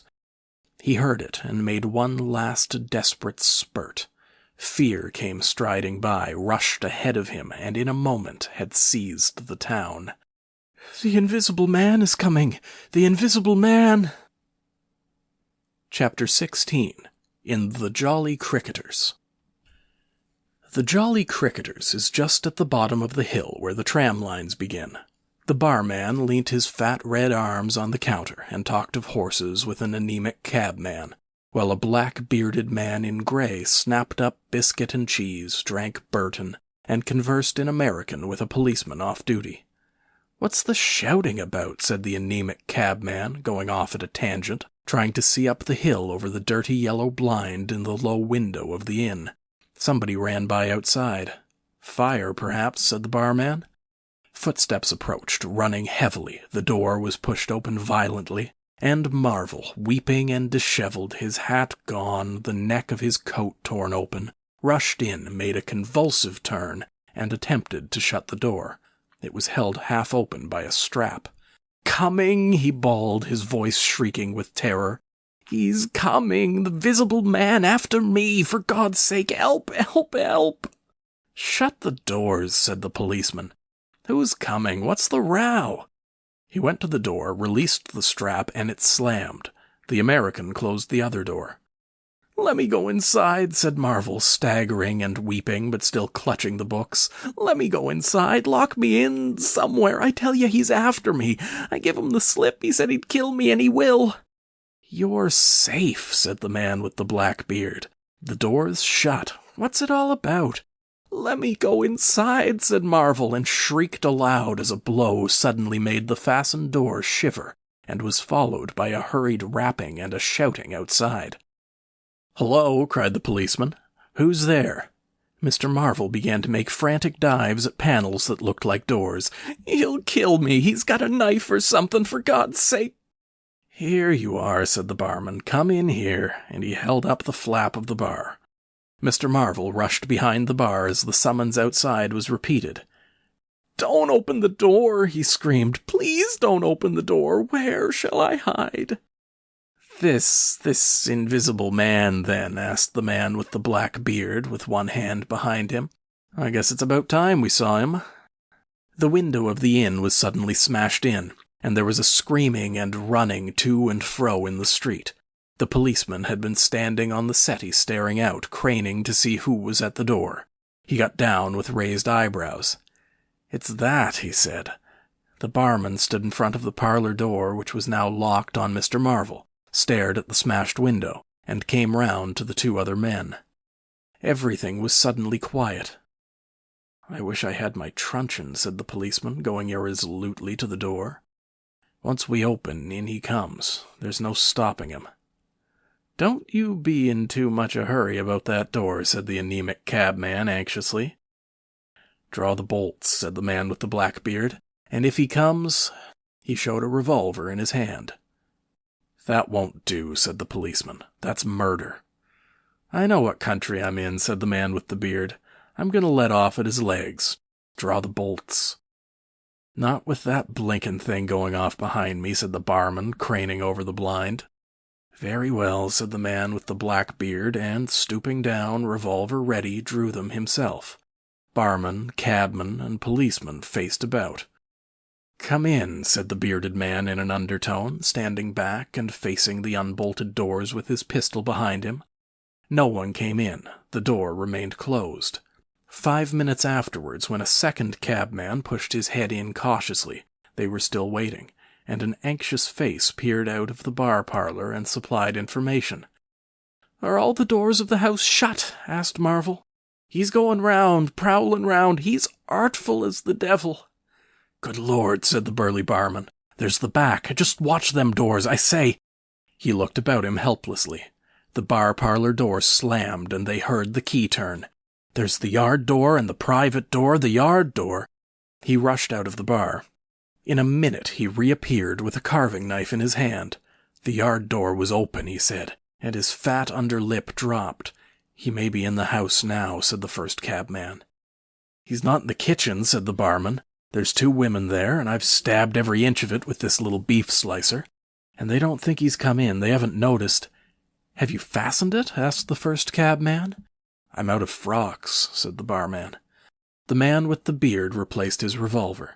and even as he did so, the flap of the bar was shut down, and the bolt clicked, and then with a tremendous thud the catch of the door snapped, and the bar parlor door burst open. They heard Marvel squeal like a caught leveret, and forthwith they were clambering over the bar to his rescue. The bearded man's revolver cracked, and the looking-glass at the back of the parlor stared and came smashing and tinkling down. As the barman entered the room, he saw Marvel, curiously crumpled up and struggling against the door that led to the yard and kitchen. The door flew open while the barman hesitated, and Marvel was dragged into the kitchen. There was a scream and a clatter of pans. Marvel, head down and lugging back obstinately, was forced to the kitchen door, and the bolts were drawn. Then the policeman, who had been trying to pass the barman, rushed in, followed by one of the cabmen, gripped the wrist of the invisible hand that collared Marvel, was hit in the face and went reeling back. The door opened, and Marvel made a frantic effort to obtain a lodgment behind it. Then the cabman collared something. "I got him," said the cabman. The barman's red hands came clawing at the unseen. "Here he is," said the barman. Mr. Marvel, released, suddenly dropped to the ground and made an attempt to crawl behind the legs of the fighting men. The struggle blundered round the edge of the door. The voice of the invisible man was heard for the first time, yelling out sharply as the policeman trod on his foot. Then he cried out passionately, and his fists flew round like flails. The cabman suddenly whooped and doubled up, kicked under the diaphragm. The door into the bar parlor from the kitchen slammed and covered Mr. Marvel's retreat. The men in the kitchen found themselves clutching at and struggling with empty air. "Where's he gone?" cried the man with the beard. "Out?" "This way," said the policeman, stepping out into the yard and stopping. A piece of tile whizzed by his head and smashed among the crockery on the kitchen table. "I'll show him," shouted the man with the black beard, and suddenly a steel barrel shone over the policeman's shoulder, and 5 bullets had followed one another into the twilight whence the missile had come. As he fired, the man with the beard moved his hand in a horizontal curve, so that his shots radiated out into the narrow yard like spokes from a wheel. A silence followed. "5 cartridges," said the man with the black beard. "That's the best of all. 4 aces and a joker. Get a lantern, someone, and come feel about for his body." Chapter 17. Dr. Kemp's Visitor. Dr. Kemp had continued writing in his study until the shots aroused him. Crack, crack, crack they came one after the other. "Hello," said Dr. Kemp, putting his pen into his mouth again and listening. "Who's letting off revolvers in Burdock? What are the asses at now?" He went to the south window, threw it up, and leaning out stared down on the network of windows, beaded gas lamps and shops, with its black interstices of roof and yard that made up the town at night. "Looks like a crowd down the hill," he said, "by the cricketers," and remained watching. Thence his eyes wandered over the town to far away where the ship's lights shone, and the pier glowed, a little illuminated, faceted pavilion like a gem of yellow light. The moon in its first quarter hung over the westward hill, and the stars were clear and almost tropically bright. After 5 minutes, during which his mind had traveled into a remote speculation of social conditions of the future, and lost itself at last over the time dimension, Dr. Kemp roused himself with a sigh, pulled down the window again, and returned to his writing desk. It must have been about an hour after this that the front doorbell rang.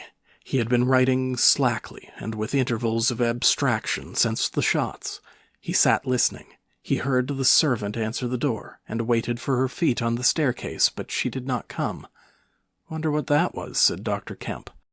He tried to resume his work, failed, got up, went downstairs from his study to the landing, rang, and called over the balustrade to the housemaid as she appeared in the hall below. "Was that a letter?" he asked. "Only a runaway ring, sir," she answered. "I'm restless tonight," he said to himself. He went back to his study, and this time attacked his work resolutely.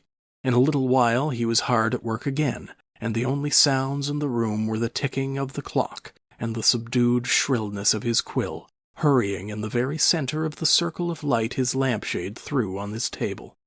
It was 2 o'clock before Dr. Kemp had finished his work for the night. He rose, yawned, and went downstairs to bed. He had already removed his coat and vest when he noticed that he was thirsty. He took a candle and went down to the dining room in search of a siphon and whiskey. Dr. Kemp's scientific pursuits have made him a very observant man, and as he recrossed the hall he noticed a dark spot on the linoleum near the mat at the foot of the stairs. He went on upstairs, and then it suddenly occurred to him to ask himself what the spot on the linoleum might be. Apparently some subconscious element was at work. At any rate, he turned with his burden, went back to the hall, put down the siphon and whiskey, and, bending down, touched the spot. Without any great surprise, he found it had the stickiness and color of drying blood. He took up his burden again and returned upstairs, looking about him and trying to account for the blood spot. On the landing he saw something and stopped, astonished. The door handle of his own room was blood-stained. He looked at his own hand. It was quite clean, and then he remembered that the door of his room had been open when he came down from his study, and that consequently he had not touched the handle at all. He went straight into his room, his face quite calm, perhaps a trifle more resolute than usual. His glance, wandering inquisitively, fell on the bed. On the counterpane was a mess of blood, and the sheet had been torn. He had not noticed this before because he had walked straight to the dressing-table. On the further side the bedclothes were depressed as if someone had been recently sitting there. Then he had an odd impression that he heard a low voice say, "Good heavens, Kemp!" But Dr. Kemp was no believer in voices. He stood staring at the tumbled sheets. Was that really a voice? He looked about again, but noticed nothing further than the disordered and blood-stained bed. Then he distinctly heard a movement across the room, near the wash-hand stand. All men, however highly educated, retain some superstitious inklings. The feeling that is called eerie came upon him. He closed the door of the room, came forward to the dressing-table, and put down his burdens. Suddenly, with a start, he perceived a coiled and blood-stained bandage of linen rag hanging in mid-air between him and the wash-hand stand. He stared at this in amazement. It was an empty bandage, a bandage properly tied but quite empty. He would have advanced to grasp it, but a touch arrested him, and a voice speaking quite close to him. "Kemp," said the voice. "Eh?" said Kemp with his mouth open. "Keep your nerve," said the voice. "I'm an invisible man." Kemp made no answer for a space, simply stared at the bandage. "Invisible man," he said. "I am an invisible man." The story he had been active to ridicule only that morning rushed through Kemp's brain. He does not appear to have been either very much frightened or very greatly surprised at the moment. Realization came later. "I thought it was all a lie," he said.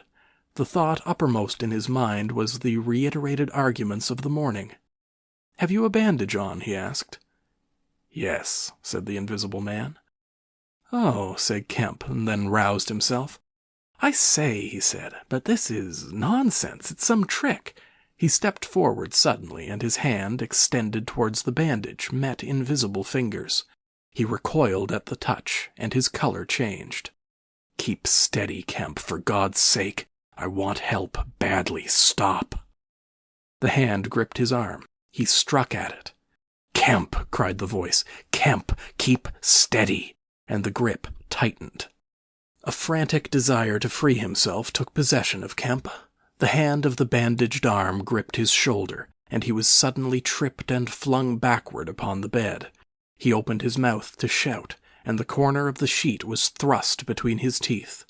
The invisible man had him down grimly, but his arms were free, and he struck and tried to kick savagely.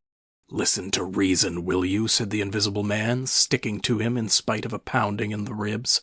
"By heaven, you'll madden me in a minute." "Lie still, you fool," bawled the invisible man in Kemp's ear. Kemp struggled for another moment, and then lay still. "If you shout, I'll smash your face," said the invisible man, relieving his mouth. "I'm an invisible man. It's no foolishness and no magic. I really am an invisible man. And I want your help. I don't want to hurt you, but if you behave like a frantic rustic, I must. Don't you remember me, Kemp? Griffin of University College." "Let me get up," said Kemp. "I'll stop where I am, and let me sit quiet for a minute." He sat up and felt his neck. "I am Griffin of University College, and I have made myself invisible. I am just an ordinary man, a man you have known, made invisible." "Griffin," said Kemp.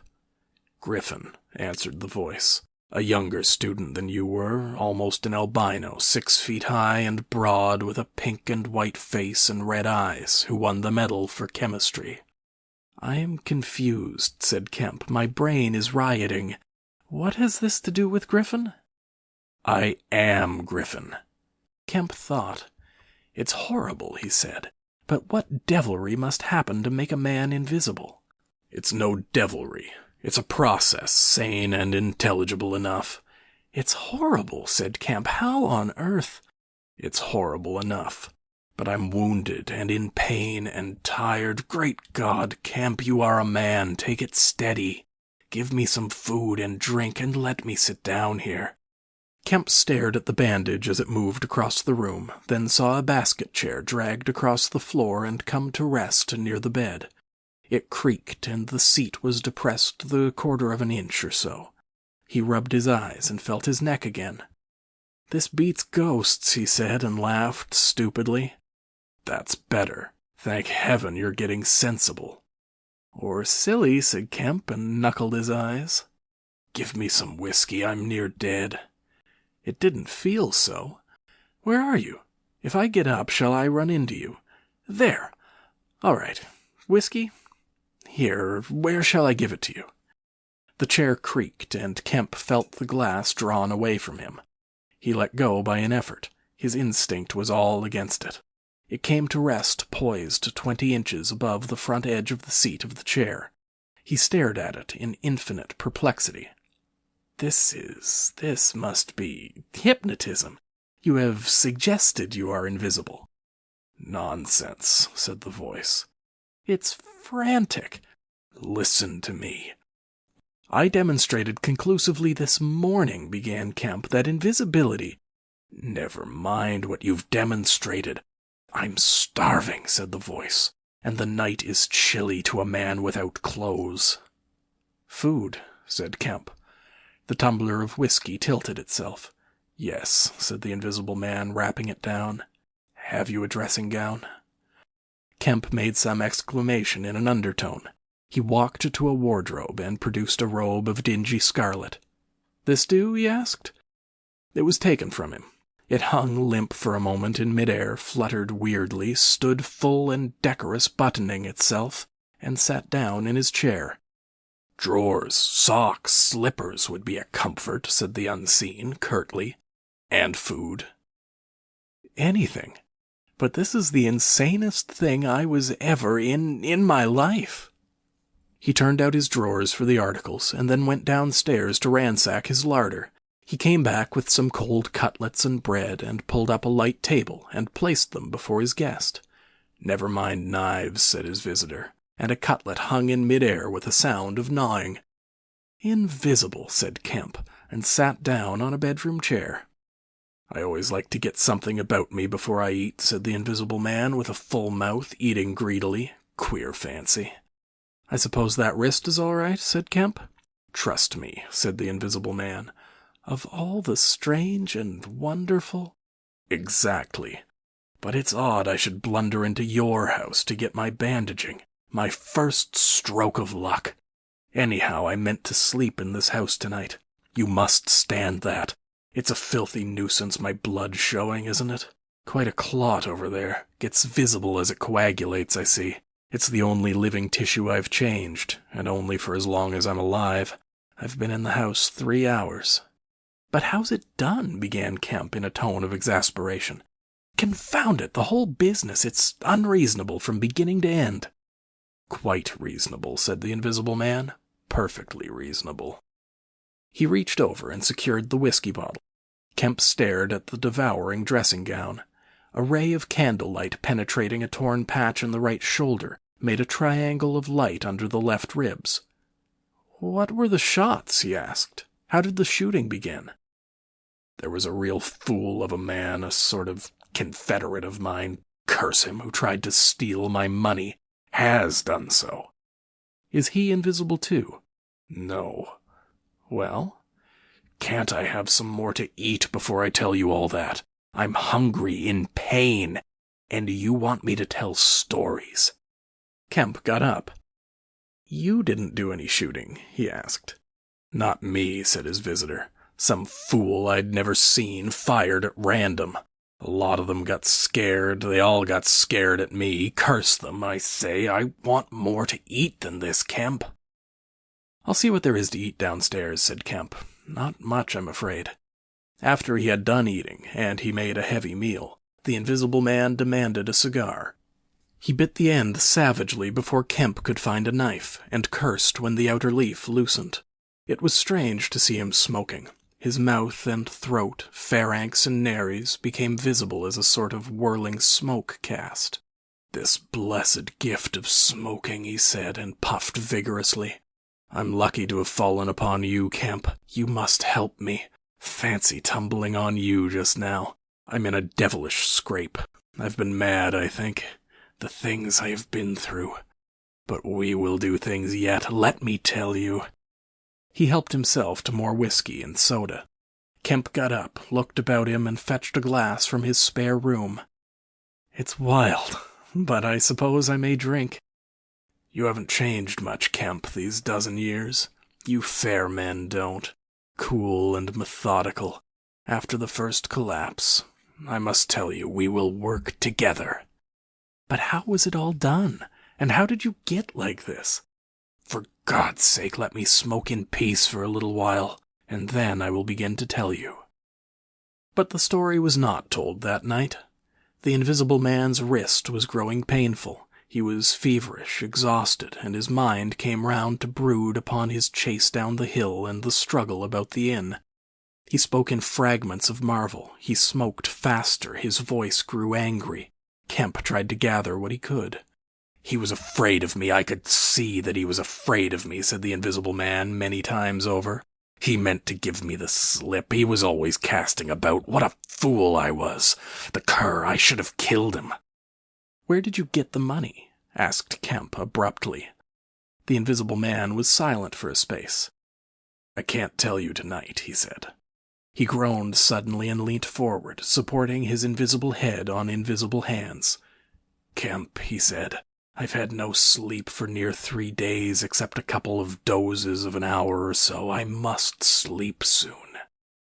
"Well, have my room. Have this room." "But how can I sleep? If I sleep, he will get away. Ugh, what does it matter?" "What's the shot wound?" asked Kemp abruptly. "Nothing. Scratch and blood. Oh, God, how I want sleep." "Why not?" The Invisible Man appeared to be regarding Kemp. "Because I've a particular objection to being caught by my fellow men," he said slowly. Kemp started. "Fool that I am," said the Invisible Man, striking the table smartly. "I've put the idea into your head."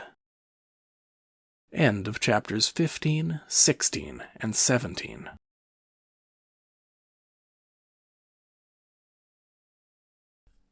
Chapters 18 and 19 of The Invisible Man by H.G. Wells. Chapter 18. The Invisible Man Sleeps. Exhausted and wounded as the Invisible Man was, he refused to accept Kemp's word that his freedom should be respected. He examined the 2 windows of the bedroom, drew up the blinds, and opened the sashes to confirm Kemp's statement that a retreat by them would be impossible. Outside, the night was very quiet and still, and the new moon was setting over the down.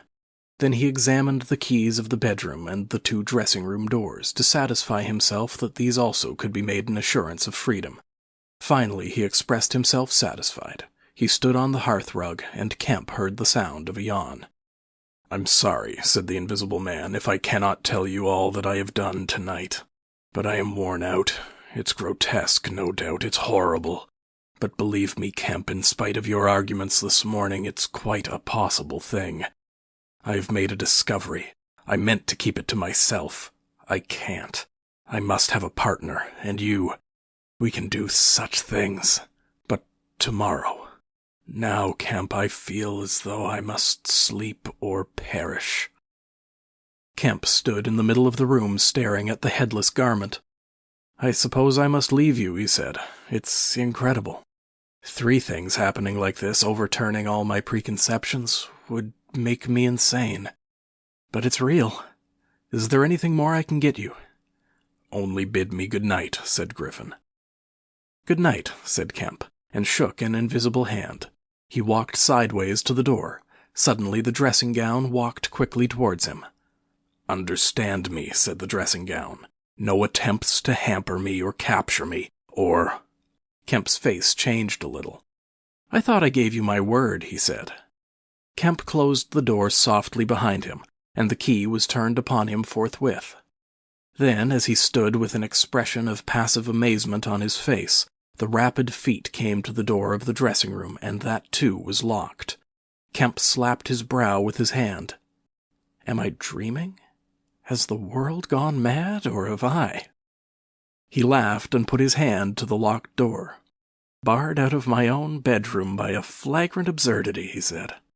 He walked to the head of the staircase, turned, and stared at the locked doors. It's fact, he said. He put his fingers to his slightly bruised neck. Undeniable fact.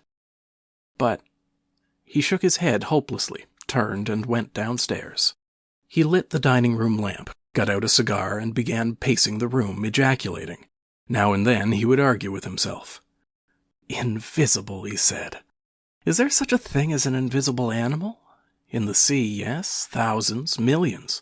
All the larvae, all the little nauplii and tornarias, all the microscopic things, the jellyfish. In the sea there are more things invisible than visible. I never thought of that before. And in the ponds, too, all those little pond-life things, specks of colorless, translucent jelly. But in air? No, it can't be. But after all, why not? If a man was made of glass, he would still be visible. His meditation became profound. The bulk of 3 cigars had passed into the invisible or diffused as a white ash over the carpet before he spoke again. Then it was merely an exclamation. He turned aside, walked out of the room, and went into his little consulting room and lit the gas there. It was a little room, because Dr. Kemp did not live by practice, and in it were the day's newspapers. The morning's paper lay carelessly opened and thrown aside. He caught it up, turned it over, and read the account of a strange story from Iping that the mariner at Port Stowe had spelled over so painfully to Mr. Marvel. Kemp read it swiftly. Wrapped up, said Kemp, disguised, hiding it. No one seems to have been aware of his misfortune. What the devil is his game?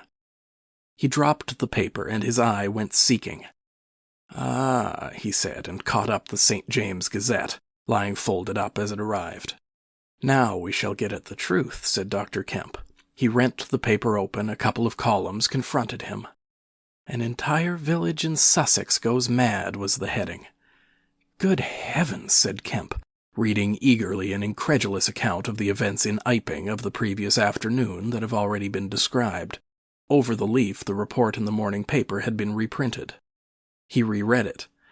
Ran through the streets, striking right and left. Jaffers insensible, Mr. Huckster in great pain, still unable to describe what he saw. Painful humiliation, vicar, woman ill with terror, windows smashed. This extraordinary story probably a fabrication, too good not to print, cum grano. He dropped the paper and stared blankly in front of him. Probably a fabrication. He caught up the paper again and reread the whole business. But when does the tramp come in? Why the deuce was he chasing a tramp? He sat down abruptly on the surgical bench.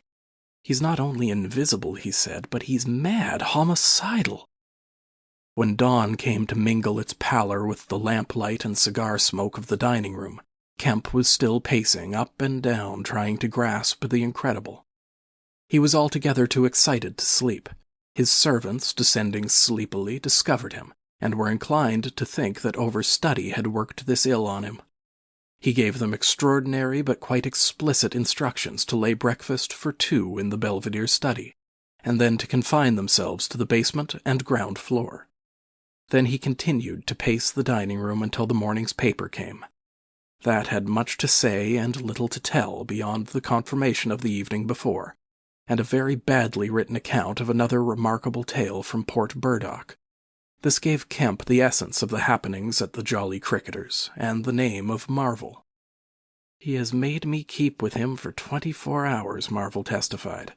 Certain minor facts were added to the Iping story, notably the cutting of the village telegraph wire. But there was nothing to throw light on the connection between the Invisible Man and the tramp, for Mr. Marvel had supplied no information about the 3 books, or the money with which he was lined. The incredulous tone had vanished, and a shoal of reporters and inquirers were already at work elaborating the matter. Kemp read every scrap of the report and sent his housemaid out to get every one of the morning papers she could. These he also devoured. "He is invisible," he said, "and it reads like rage growing to mania. The things he may do, the things he may do. And he's upstairs, free as the air. What on earth ought I to do? For instance, would it be a breach of faith if... No." He went to a little untidy desk in the corner and began a note. He tore this up half-written and wrote another. He read it over and considered it. Then he took an envelope and addressed it to Colonel Adee, Port Burdock. The Invisible Man awoke even as Kemp was doing this. He awoke in an evil temper, and Kemp, alert for every sound, heard his pattering feet rush suddenly across the bedroom overhead. Then a chair was flung over and the wash-hand stand tumbler smashed. Kemp hurried upstairs and rapped eagerly. Chapter 19. Certain First Principles. "What's the matter?" asked Kemp when the Invisible Man admitted him. "Nothing," was the answer. "But confound it, the smash!" "Fit of temper," said the Invisible Man. "Forgot this arm, and it's sore." "You're rather liable to that sort of thing." "I am." Kemp walked across the room and picked up the fragments of broken glass. "All the facts are out about you," said Kemp, standing up with the glass in his hand. "All that happened in Iping and down the hill. The world has become aware of its invisible citizen. But no one knows you are here." The Invisible Man swore. "The secret's out. I gather it was a secret. I don't know what your plans are, but of course I'm anxious to help you."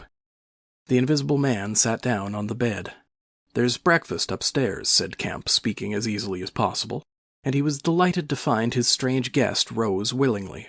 Kemp led the way up the narrow staircase to the Belvedere. "Before we can do anything else," said Kemp, "I must understand a little more about this invisibility of yours."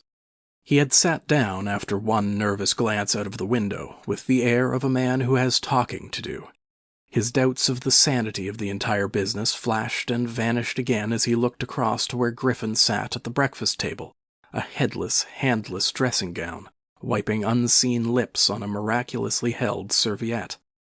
"It's simple enough, and credible enough," said Griffin, putting the serviette aside and leaning the invisible head on an invisible hand. "No doubt to you, but—" Kemp laughed. "Well, yes. To me it seemed wonderful at first, no doubt. But now, great God! But we will do great things yet. I came on the stuff first at Chesilstowe." "Chesilstowe?" "I went there after I left London. You know I dropped medicine and took up physics? No, well, I did. Light fascinated me." "Ah." "Optical density. The whole subject is a network of riddles, a network with solutions glimmering elusively through. And being but 22 and full of enthusiasm, I said, I will devote my life to this. This is worthwhile. You know what fools we are at 22. "Fools then or fools now?" said Kemp. "As though knowing could be any satisfaction to a man. But I went to work like a slave. And I had hardly worked and thought about the matter 6 months before light came through one of the meshes suddenly, blindingly. I found a general principle of pigments and refraction, a formula, a geometrical expression involving 4 dimensions, Fools, common men, even common mathematicians do not know anything of what some general expression may mean to the student of molecular physics. In the books that the tramp has hidden, there are marvels, miracles. But this was not a method, it was an idea that might lead to a method by which it would be possible, without changing any other property of matter, except, in some instances, colors, to lower the refractive index of a substance, solid or liquid, to that of air, so far as all practical purposes are concerned. "Phew," said Kemp, "that's odd, but I still don't quite see. I can understand that thereby you could spoil a valuable stone, but personal invisibility is a far cry." "Precisely," said Griffin. "But consider, visibility depends on the action of the visible bodies on light. Either a body absorbs light, or it reflects or refracts it, or it does all of these things. If it neither reflects nor refracts nor absorbs light, it cannot of itself be visible. You see an opaque red box, for instance, because the color absorbs some of the light and reflects the rest, all the red part of the light, to you. If it did not absorb any particular part of the light but reflected it all, then it would be a shining white box, silver.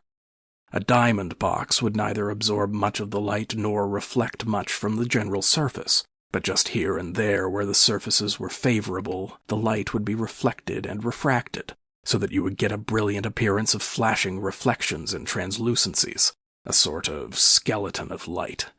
A glass box would not be so brilliant, nor so clearly visible as a diamond box, because there would be less refraction and reflection. See that? From certain points of view you would see quite clearly through it. Some kinds of glass would be more visible than others. A box of flint glass would be brighter than a box of ordinary window glass. A box of very thin common glass would be hard to see in a bad light because it would absorb hardly any light and reflect very little. And if you put a sheet of common white glass in water, still more if you put it in some denser liquid than water, it would vanish almost altogether because light passing from water to glass is only slightly refracted or reflected or indeed affected in any way. It is almost as invisible as a jet of coal or hydrogen is in air, and for precisely the same reason. "Yes," said Kemp, "that is pretty plain sailing." "And here is another fact you will know to be true. If a sheet of glass is smashed, Kemp, and beaten into a powder, it becomes much more visible while it is in the air.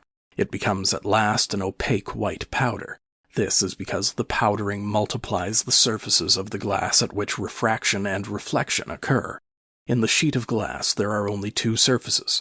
In the powder the light is reflected or refracted by each grain it passes through, and very little gets right through to the powder. But if the white powdered glass is put into water, it forthwith vanishes. The powdered glass and water have much the same refractive index. That is, the light undergoes very little refraction or reflection in passing from one to the other. You make the glass invisible by putting it into a liquid of nearly the same refractive index. A transparent thing becomes invisible if it is put in any medium of almost the same refractive index. And if you will consider only a second, you will see also that the powder of glass might be made to vanish in air if its refractive index could be made the same as that of air, for then there would be no refraction or reflection as the light passed from glass to air. "Yes, yes," said Kemp, "but a man's not powdered glass." "No," said Griffin, "he's more transparent." "Nonsense." "That from a doctor. How one forgets. Have you already forgotten your physics in 10 years? Just think of all the things that are transparent and seem not to be so. Paper, for instance, is made up of transparent fibers, and it is white and opaque only for the same reason that a powder of glass is white and opaque. Oil white paper, fill up the interstices between the particles with oil so that there is no longer refraction or reflection except at the surfaces, and it becomes as transparent as glass. And not only paper, but cotton fiber, linen fiber, wool fiber, woody fiber, and bone, Kemp. Flesh, Kemp. Hair, Kemp. Nails and nerves, Kemp. In fact, the whole fabric of a man except the red of his blood and the black pigment of hair are all made up of transparent, colorless tissue. So little suffices to make us visible one to the other. For the most part, the fibers of a living creature are no more opaque than water." "Great heavens!" cried Kemp. Of course! I was thinking only last night of the sea larva and all the jellyfish." "Now you have me. And all that I knew and had in mind a year after I left London, 6 years ago. But I kept it to myself. I had to do my work under frightful disadvantages. Oliver, my professor, was a scientific bounder, a journalist by instinct, a thief of ideas. He was always prying. And you know the knavish system of the scientific world. I simply would not publish and let him share my credit. I went on working. I got nearer and nearer, making my formula into an experiment, a reality. I told no living soul because I meant to flash my work upon the world with crushing effect and become famous at a blow. I took up the question of pigments to fill up certain gaps, and suddenly, not by design but by accident, I made a discovery in physiology." "Yes?" "You know the red coloring matter of blood. It can be made white, colorless, and remain with all the functions it has now." Kemp gave a cry of incredulous amazement. The Invisible Man rose and began pacing the little study. "You may well exclaim. I remember that night. It was late at night. In the daytime one was bothered with the gaping, silly students, and I worked then sometimes till dawn. It came suddenly, splendid and complete in my mind. I was alone. The laboratory was still, with the tall lights burning brightly and silently. In all my great moments I have been alone. One could make an animal, a tissue, transparent. One could make it invisible. All except the pigments. I could be invisible, I said, suddenly realizing what it meant to be an albino with such knowledge. It was overwhelming. I left the filtering I was doing and went and stared out of the great window at the stars. I could be invisible, I repeated. To do such a thing would be to transcend magic, and I beheld, unclouded by doubt, a magnificent vision of all that invisibility might mean to a man. The mystery, the power, the freedom. Drawbacks I saw none. You have only to think. And I, a shabby, poverty-struck, hemmed-in demonstrator, teaching fools in a provincial college, might suddenly become this. I ask you, Kemp, if you, anyone, I tell you, would have flung himself upon that research. And I worked 3 years, and every mountain of difficulty I toiled over showed another from its summit. The infinite details and the exasperation. A professor, a provincial professor, always prying. "When are you going to publish this work of yours?" was his everlasting question. And the students, the cramped means, the 3 years I had of it. And after 3 years of secrecy and exasperation, I found that to complete it was impossible. Impossible. "How?" asked Kemp. "Money," said the Invisible Man, and went again to stare out of the window. He turned around abruptly. "I robbed the old man, robbed my father. The money was not his, and he shot himself." End of chapters 18 and 19.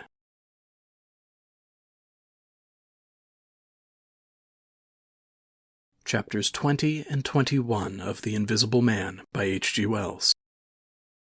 Chapter 20. At the House in Great Portland Street. For a moment Kemp sat in silence, staring at the back of the headless figure at the window. Then he started, struck by a thought, rose, took the Invisible Man's arm, and turned him away from the outlook. "You are tired," he said, "and while I sit, you walk about. Have my chair." He placed himself between Griffin and the nearest window. For a space Griffin sat silent, and then he resumed abruptly. "I had left the Chesilstowe College already," he said, "when that happened. It was last December. I had taken a room in London, a large, unfurnished room in a big, ill-managed lodging house in a slum near Great Portland Street. The room was soon full of the appliances I had bought with his money.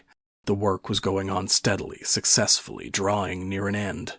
I was like a man emerging from a thicket and suddenly coming on some unmeaning tragedy. I went to bury him. My mind was still on this research, and I did not lift a finger to save his character. I remember the funeral, the cheap hearse, the scant ceremony, the windy, frost-bitten hillside, and the old college friend of his who read the service over him. A shabby, black, bent old man with a sniveling cold. I remember walking back to the empty house through the place that had once been a village and was now patched and tinkered by the jerry builders into the ugly likeness of a town. Every way the roads ran out at last into the desecrated fields and ended in rubble heaps and rank wet weeds. I remember myself as a gaunt black figure going along the slippery, shiny pavement and the strange sense of detachment I felt from the squalid respectability, the sordid commercialism of the place. I did not feel a bit sorry for my father. He seemed to me to be the victim of his own foolish sentimentality. The current cant required my attendance at his funeral, but it was really not my affair. But going along High Street, my old life came back to me for a space, for I met the girl I had known 10 years since. Our eyes met. Something moved me to turn back and talk to her. She was a very ordinary person.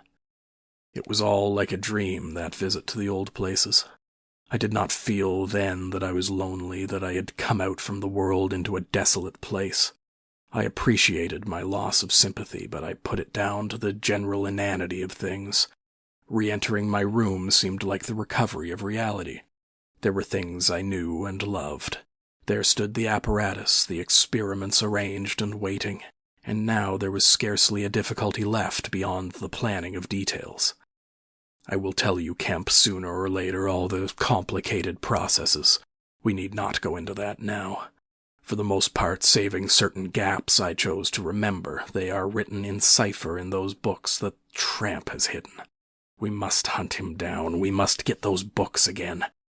But the essential phase was to place the transparent object whose refractive index was to be lowered between two radiating centers of a sort of ethereal vibration, of which I will tell you more fully later. No, not those Röntgen vibrations. I don't know that these others of mine have been described, yet they are obvious enough. I needed 2 little dynamos, and these I worked with a cheap gas engine. My first experiment was with a bit of white wool fabric. It was the strangest thing in the world to see it in the flicker of the flashes soft and white, and then to watch it fade like a wreath of smoke and vanish. I could scarcely believe that I had done it. I put my hand into the emptiness, and there was the thing as solid as ever. I felt it awkwardly and threw it on the floor. I had a little trouble finding it again. And then came a curious experience. I heard a meow behind me, and turning saw a lean white cat, very dirty, on the cistern cover outside the window. A thought came into my head. "Everything ready for you," I said, and went to the window, opened it, and called softly. She came in, purring. The poor beast was starving, and I gave her some milk. All my food was in a cupboard in the corner of the room. After that she went smelling around the room, evidently with the idea of making herself at home. The invisible rag upset her a bit. You should have seen her spit at it. But I made her comfortable on the pillow of my truckle bed, and I gave her butter to get her to wash. "And you processed her?" "I processed her. But giving drugs to a cat is no joke, Kemp, and the process failed." "Failed?" "In 2 particulars. These were the claws and the pigment stuff. What is it at the back of the eye in a cat? You know." "Tapetum." "Yes, the tapetum. It didn't go. After I'd given the stuff to bleach the blood and done other certain things to her, I gave the beast opium, and put her and the pillow she was sleeping on the apparatus. And after all the rest had faded and vanished, there remained 2 little ghosts of her eyes." "Odd." "I can't explain it. She was bandaged and clamped, of course, so I had her safe. But she woke while she was still misty and meowed dismally, and someone came knocking. It was an old woman from downstairs who suspected me of vivisecting, a drink-sodden old creature with only a white cat to care for in all the world. I whipped out some chloroform, applied it, and answered the door. "Did I hear a cat?" she asked. "My cat?" "Not here," said I, very politely. She was a little doubtful and tried to peer past me into the room. Strange enough to her, no doubt. Bare walls, uncurtained windows, truckle bed with the gas engine vibrating and the seethe of the radiant points and that faint, ghastly stinging of chloroform in the air. She had to be satisfied at last and went away again. "How long did it take?" asked Kemp. 3 or 4 hours, the cat. The bones and sinews and the fat were the last to go, and the tips of the colored hairs. And, as I say, the back part of the eye, though iridescent stuff it is, wouldn't go at all. It was night outside long before the business was over, and nothing was to be seen but the dim eyes and the claws. I stopped the gas engine, felt for and stroked the beast, which was still insensible, and then, being tired, left it sleeping on the invisible pillow and went to bed. I found it hard to sleep.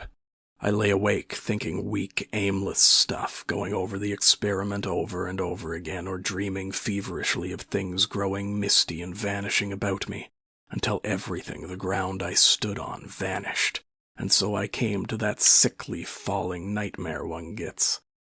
About 2, the cat began meowing about the room. I tried to hush it by talking to it, and then I decided to turn it out. I remember the shock I had when striking a light. There were just the round eyes shining green, and nothing round them. I would have given it milk, but I hadn't any. It wouldn't be quiet, it just sat down and meowed at the door. I tried to catch it with an idea of putting it out of the window, but it wouldn't be caught. It vanished. Then it began meowing in different parts of the room. At last I opened the window and made a bustle. I suppose it went out at last. I never saw any more of it. Then, heaven knows why, I fell thinking of my father's funeral again, and the dismal, windy hillside until the day had come. I found sleeping was hopeless, and, locking my door after me, wandered out into the morning streets. "You don't mean to say there's an invisible cat at large," said Kemp. "If it hasn't been killed," said the Invisible Man. "Why not?" "Why not?" said Kemp. I didn't mean to interrupt. "It's very probably been killed," said the Invisible Man. "It was alive for 4 days after, I know, and down a grating in Great Titchfield Street, because I saw a crowd round the place trying to see whence the meowing came." He was silent for the best part of a minute. Then he resumed abruptly. "I remember that morning before the change very vividly. I must have gone up Great Portland Street. I remember the barracks in Albany Street and the horse soldiers coming out, and at last I found the summit of Primrose Hill. It was a sunny day in January, one of those sunny, frosty days that came before the snow this year. My weary brain tried to formulate the position, to plot out a plan of action. I was surprised to find, now that my prize was within my grasp, how inconclusive its attainment seemed. As a matter of fact, I was worked out. The intense stress of nearly 4 years' continuous work left me incapable of any strength of feeling. I was apathetic, and I tried in vain to recover the enthusiasm of my first inquiries, the passion of discovery that had enabled me to compass even the downfall of my father's gray hairs. Nothing seemed to matter.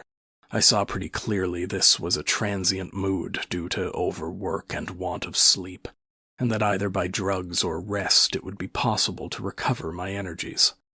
All I could think clearly was that the thing had to be carried through. The fixed idea still ruled me, and soon, for the money I had was almost exhausted, I looked about me at the hillside, with children playing and girls watching them, and tried to think of all the fantastic advantages an invisible man would have in the world. After a time I crawled home, took some food and a strong dose of strychnine, and went to sleep in my clothes on my unmade bed. Strychnine is a grand tonic, Kemp, to take the flabbiness out of a man.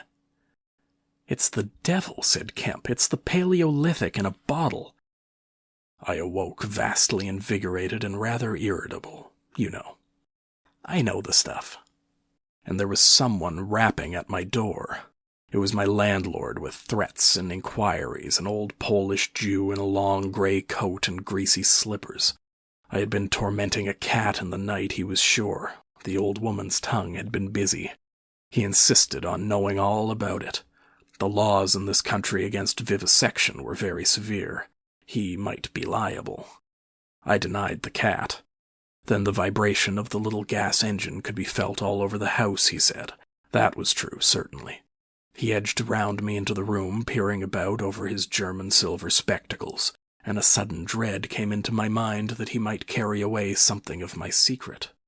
I tried to keep between him and the concentrating apparatus I had arranged, and that only made him more curious. What was I doing? Why was I always alone and secretive? Was it legal? Was it dangerous? I paid nothing but the usual rent. His had always been a most respectable house in a disreputable neighborhood. Suddenly my temper gave way. I told him to get out. He began to protest, to jabber of his right of entry. In a moment I had him by the collar. Something ripped and he went spinning out into his own passage. I slammed and locked the door and sat down, quivering. He made a fuss outside, which I disregarded, and after a time he went away. But this brought matters to a crisis. I did not know what he would do, nor even what he had the power to do. To move to fresh apartments would have meant delay. Altogether, I barely had £20 left in the world, for the most part in a bank, and I could not afford that. Vanish. It was irresistible. Then there would be an inquiry, a sacking of my room. At the thought of the possibility of my work being exposed or interrupted at its very climax, I became very angry and active. I hurried out with my 3 books of notes, my checkbook, the tramp has them now, and I directed them from the nearest post office to a house of call for letters and parcels in Great Portland Street. I tried to go out noiselessly. Coming in, I found my landlord going quietly upstairs. He had heard the door close, I suppose. You would have laughed to see him jump aside on the landing as I came tearing after him. He glared at me as I went by him, and I made the house quiver with the slamming of my door. I heard him come shuffling up to my floor, hesitate, and go down. I set to work upon my preparations forthwith. It was all done that evening and night, while I was still sitting under the sickly, drowsy influence of the drugs that decolorize blood. There came a repeated knocking at the door. It ceased, footsteps went away and returned, and the knocking was resumed. There was an attempt to push something under the door, a blue paper. Then, in a fit of irritation, I rose and went and flung the door wide open. "Now then," I said. It was my landlord with a notice of ejectment or something. He held it out to me, saw something odd about my hands, I expect, and lifted his eyes to my face. For a moment he gaped. Then he gave a sort of inarticulate cry, dropped candle and writ together, and went blundering down the dark passage to the stairs. I shut the door, locked it, and went to the looking-glass. Then I understood his terror. My face was white, like white stone. But it was all horrible. I had not expected the suffering. A night of racking anguish, sickness, and fainting. I set my teeth, though my skin was presently afire, all my body afire. But I lay there like grim death. I understood now how it was the cat had howled until I chloroformed it. Lucky it was I lived alone and untended in my room. There were times when I sobbed and groaned and talked, but I stuck to it. I became insensible and woke languid in the darkness. The pain had passed. I thought I was killing myself, and I did not care. I shall never forget that dawn and the strange horror of seeing that my hands had become as clouded glass, and watching them grow clearer and thinner as the day went by, until at last I could see the sickly disorder of my room through them, though I closed my transparent eyelids. My limbs became glassy, the bones and arteries faded, vanished, and the little white nerves went last. I gritted my teeth and stayed there to the end. At last only the dead tips of the fingernails remained, pallid and white, and the brown stain of some acid upon my fingers. I struggled up. At first I was incapable as a swathed infant, stepping with limbs I could not see. I was weak and very hungry. I went and stared at nothing in my shaving-glass, at nothing save where an attenuated pigment still remained behind the retina of my eyes, fainter than mist. I had to hang on to the table and press my forehead against the glass. It was only by a frantic effort of will that I dragged myself back to the apparatus and completed the process. I slept during the forenoon, pulling the sheet over my eyes to shut out the light, and about midday I was awakened again by a knocking. My strength had returned. I sat up and listened and heard a whispering. I sprang to my feet and as noiselessly as possible began to detach the connections of my apparatus and to distribute it about the room so as to destroy the suggestions of its arrangement. Presently the knocking was renewed, and voices called, first my landlord's, then the two others. To gain time, I answered them. The invisible rag and pillow came to hand, and I opened the window and pitched them out onto the cistern cover. As the window opened, a heavy crash came at the door. Someone had charged it with the idea of smashing the lock, but the stout bolts I had screwed up some days before stopped him. That startled me, made me angry. I began to tremble and to do things hurriedly. I tossed together some loose paper, straw, packing paper, and so forth in the middle of the room, and turned on the gas. Heavy blows began to rain upon the door. I could not find the matches. I beat my hands on the wall with rage. I turned down the gas again, stepped out of the window on the cistern cover, very softly lowered the sash, and sat down, secure and invisible, but quivering with anger to watch the events. They split a panel, I saw, and in another moment they had broken away the staples of the bolts and stood in the open doorway. It was the landlord and his two stepsons, sturdy young men of 3 or 4 and 20. Behind them fluttered the old hag of a woman from downstairs. You may imagine their astonishment to find the room empty. One of the younger men rushed to the window at once, flung it up and stared out. His staring eyes and thick-lipped, bearded face came a foot from my face. I was half-minded to hit his silly countenance, but I arrested my doubled fist. He stared right through me. So did the others as they joined him. The old man went and peered under the bed, and then they all made a rush for a cupboard. They had to argue about it at length in Yiddish and Cockney English. They concluded that I had not answered them, that their imagination had deceived them. A feeling of extraordinary elation took the place of my anger as I sat outside the window and watched these 4 people, for the old lady came in glancing suspiciously about like her cat, trying to understand the riddle of my behavior. The old man, so far as I could understand his patois, agreed with the old lady that I was a vivisectionist. The sons protested in garbled English that I was an electrician and appealed to the dynamos and radiators. They were all nervous about my arrival, although I found subsequently that they had bolted the front door. The old lady peered into the cupboards and under the bed, and one of the young men pushed up the register and stared up the chimney. One of my fellow lodgers, a costermonger who shared the opposite room with a butcher, appeared on the landing, and he was called in and told incoherent things. It occurred to me that the radiators, if they fell into the hands of some acute, well-educated person, would give me away too much. And watching my opportunity, I came into the room and tilted one of the little dynamos off its fellow on which it was standing and smashed both apparatus. Then, while they were trying to explain the smash, I dodged out of the room and went softly downstairs. I went into one of the sitting rooms and waited until they came down, still speculating and argumentative, all a little disappointed at finding no horrors, and all a little puzzled about how they stood legally towards me. Then I slipped up again with a box of matches, fired my heap of paper and rubbish, put the chairs and bedding thereby, led the gas to the affair by means of an India rubber tube, and waving a farewell to the room, left it for the last time. "You fired the house!" exclaimed Kemp. Fired the house. It was the only way to cover my trail, and no doubt it was insured. I slipped the bolts of the front door quietly and went out into the street. I was invisible, and I was only just beginning to realize the extraordinary advantage my invisibility gave me. My head was already teeming with plans of all the wild and wonderful things I now had impunity to do. Chapter 21. In Oxford Street. In going downstairs the first time, I found an unexpected difficulty because I could not see my feet. Indeed, I stumbled twice, and there was an unaccustomed clumsiness in gripping the bolt.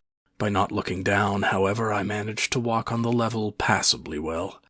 My mood, I say, was one of exultation. I felt as a seeing man might do with padded feet and noiseless clothes in a city of the blind.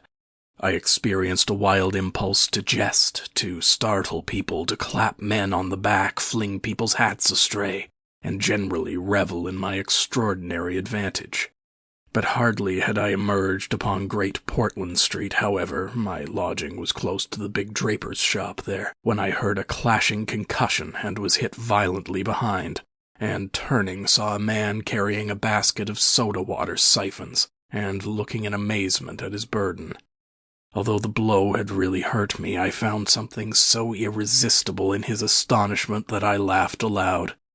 "The devil's in the basket," I said, and suddenly twisted it out of his hand. He let it go incontinently, and I swung the whole weight into the air. But a fool of a cabman standing outside a public house made a sudden rush for this, and his extending fingers took me with excruciating violence under the ear. I let the whole down with a smash on the cabman, and then, with shouts and the clatter of feet about me, people coming out of shops, vehicles pulling up, I realized what I had done for myself, and cursing my folly, backed against a shop window, and prepared to dodge out of the confusion. In a moment I should be wedged into a crowd and inevitably discovered. I pushed by a butcher boy who luckily did not turn to see the nothingness that shoved him aside, and dodged behind the cabman's four-wheeler. I do not know how they settled the business. I hurried straight across the road, which was happily clear, and hardly heeding which way I went in the fright of detection the incident had given me, plunged into the afternoon throng of Oxford Street. I tried to get into the stream of people, but they were too thick for me, and in a moment my heels were being trodden upon. I took to the gutter, the roughness of which I found painful to my feet, and forthwith the shaft of a crawling hansom dug me forcibly under the shoulder-blade, reminding me that I was already bruised severely. I staggered out of the way of the cab, avoided a perambulator by a convulsive movement, and found myself behind the hansom. A happy thought saved me, and as this drove slowly along, I followed in its immediate wake, trembling and astonished at the turn of my adventure, and not only trembling, but shivering. It was a bright day in January, and I was stark naked, and the thin slime of mud that covered the road was freezing. Foolish as it seems to me now, I had not reckoned that, transparent or not, I was still amenable to the weather and all its consequences. Then, suddenly, a bright idea came into my head. I ran round and got into the cab, and so, shivering, scared, and sniffling with the first imitations of a cold, and with the bruises in the small of my back growing upon my attention, I drove slowly along Oxford Street and past Tottenham Court Road. My mood was as different from that in which I had sallied forth 10 minutes ago as it is possible to imagine. This invisibility, indeed. The one thought that possessed me was, how was I to get out of the scrape I was in? We crawled past Moody's, and there a tall woman with 5 or 6 yellow-labeled books hailed my cab, and I sprang out just in time to escape her, shaving a railway van narrowly in my flight. I made off up the roadway to Bloomsbury Square, intending to strike north past the museum and so get into the quiet district. I was now cruelly chilled, and the strangeness of my situation so unnerved me that I whimpered as I ran. At the northward corner of the square a little white dog ran out of the Pharmaceutical Society's offices, and incontinently made for me, nose down. I had never realized it before, but the nose is to the mind of a dog what the eye is to the mind of a seeing man. Dogs perceive the scent of a man moving as men perceive his vision. This brute began barking and leaping, showing, as it seemed to me, only too plainly that he was aware of me. I crossed Great Russell Street, glancing over my shoulder as I did so, and went some way along Montague Street before I realized what I was running towards. Then I became aware of a blare of music, and looking along the street saw a number of people advancing out of Russell Square, red shirts and the banner of the Salvation Army to the fore.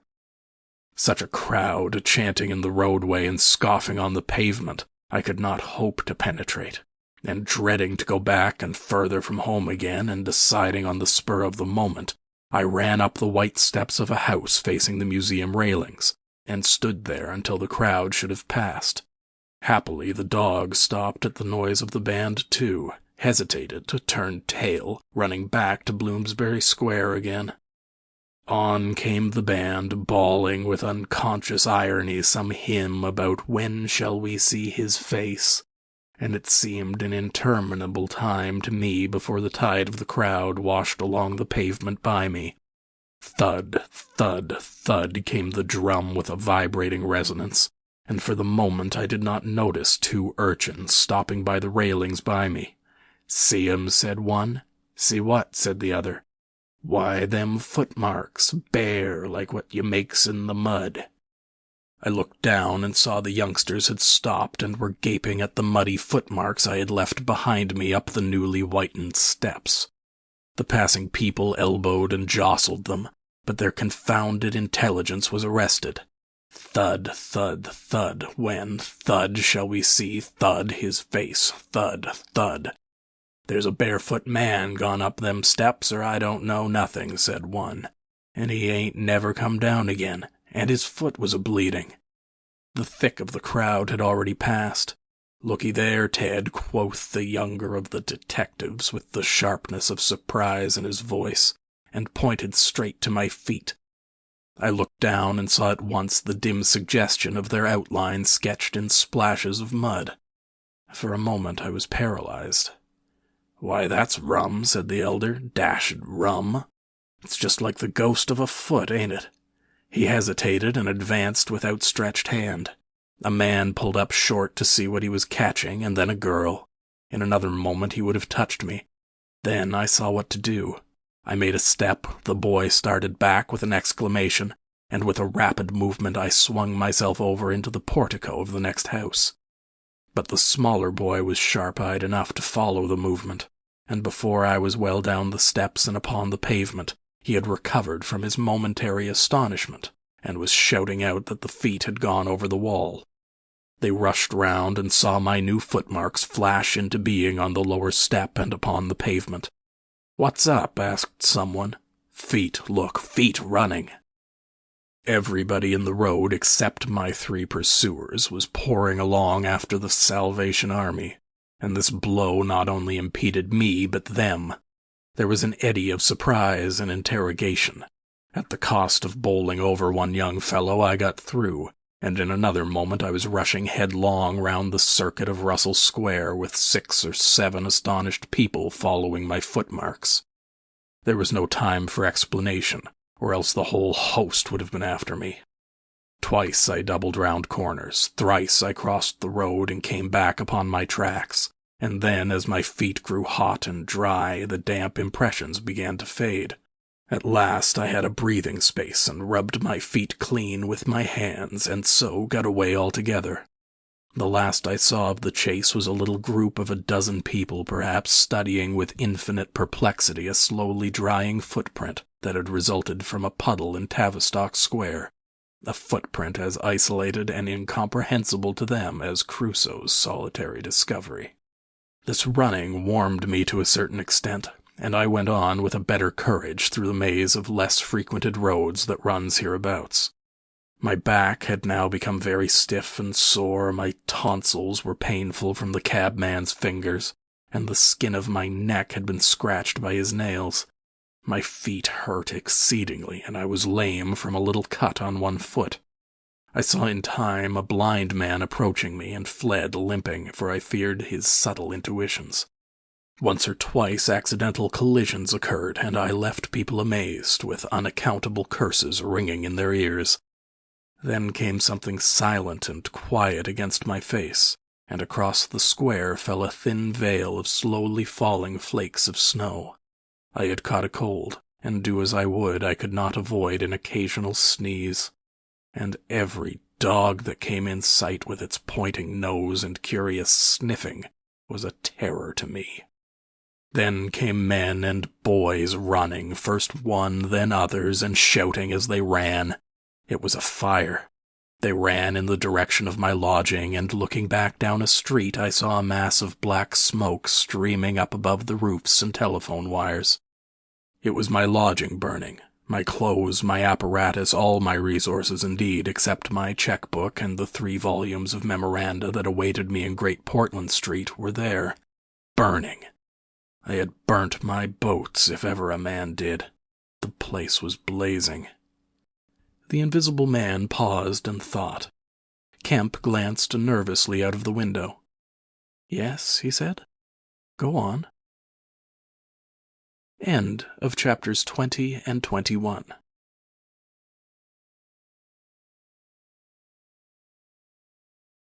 Chapters 22 and 23 of The Invisible Man by H.G. Wells. Chapter 22, In the Emporium. So, last January, with the beginning of a snowstorm in the air about me, and if it settled on me it would betray me, weary, cold, painful, inexpressibly wretched, and still but half convinced of my invisible quality, I began this new life to which I am committed. I had no refuge, no appliances, no human being in the world in whom I could confide. To have told my secret would have given me away, made a mere show and rarity of me. Nevertheless, I was half-minded to accost some passer-by and throw myself upon his mercy. But I knew too clearly the terror and brutal cruelty my advances would evoke. I made no plans in the street. My sole object was to get shelter from the snow, to get myself covered and warm. Then I might hope to plan. But even to me, an invisible man, the rows of London houses stood latched, barred, and bolted impregnably. Only one thing could I see clearly before me. The cold exposure and misery of the snowstorm and the night. And then I had a brilliant idea. I turned down one of the roads leading from Gower Street to Tottenham Court Road, and found myself outside Omnium's, the big establishment where everything is to be bought. You know the place: meat, grocery, linen, furniture, clothing, oil paintings even. A huge, meandering collection of shops rather than a shop. I had thought I should find the doors open, but they were closed, and as I stood in the wide entrance a carriage stopped outside, and a man in uniform, you know, the kind of personage with Omnium on his cap, flung open the door. I contrived to enter, and walking down the shop, it was a department where they were selling ribbons and gloves and stockings and that kind of thing, came to a more spacious region devoted to picnic baskets and wicker furniture. I did not feel safe there, however. People were going to and fro, and I prowled restlessly about until I came upon a huge section in an upper floor, containing multitudes of bedsteads. And over these I clambered, and found a resting place at last among a huge pile of folded flock mattresses. The place was already lit up and agreeably warm, and I decided to remain where I was, keeping a cautious eye on the 2 or 3 sets of shopmen and customers who were meandering through the place, until closing time came. Then I should be able, I thought, to rob the place for food and clothing and, disguised, prowl through it, and examine its resources, perhaps sleep on some of the bedding. That seemed an acceptable plan. My idea was to procure clothing to make myself a muffled but acceptable figure, to get money, and then to recover my books and parcels where they awaited me, take a lodging somewhere, and elaborate plans for the complete realization of the advantages my invisibility gave me, as I still imagined, over my fellow men. Closing time arrived quickly enough. It could not have been more than an hour after I took up my position on the mattresses before I noticed the blinds of the windows being drawn, and customers being marched doorward. And then a number of brisk young men began with remarkable alacrity to tidy up the goods that remained disturbed. I left my lair as the crowds diminished and prowled cautiously out to the less desolate parts of the shop. I was really surprised to observe how rapidly the young men and women whipped away the goods displayed for sale during the day. All the boxes of goods, the hanging fabrics, the festoons of lace, the boxes of sweets in the grocery section, the displays of this and that were being whipped down, folded up, slapped into tidy receptacles, and everything that could not be taken down and put away had sheets of some coarse stuff like sacking flung over them. Finally, all the chairs were turned up onto the counters, leaving the floor clear. Directly each of these young people had done, he or she made promptly for the door with such an expression of animation as I have rarely observed in a shop assistant before. Then came a lot of youngsters, scattering sawdust and carrying pails and brooms. I had to dodge to get out of the way, and as it was, my ankle got stung with the sawdust. For some time, wandering through the swathed and darkened apartments, I could hear the brooms at work. And at last, a good hour or more after the shop had been closed, came a noise of locking doors. Silence came upon the place, and I found myself wandering through the vast and intricate shops, galleries, showrooms of the place, alone. It was very still. In one place I remember passing near one of the Tottenham Court Road entrances, and listening to the tapping of boot heels of the passers-by. My first visit was to the place where I had seen stockings and gloves for sale. It was dark, and I had the devil of a hunt after matches, which I found at last in the drawer of the little cash desk. Then I had to get a candle.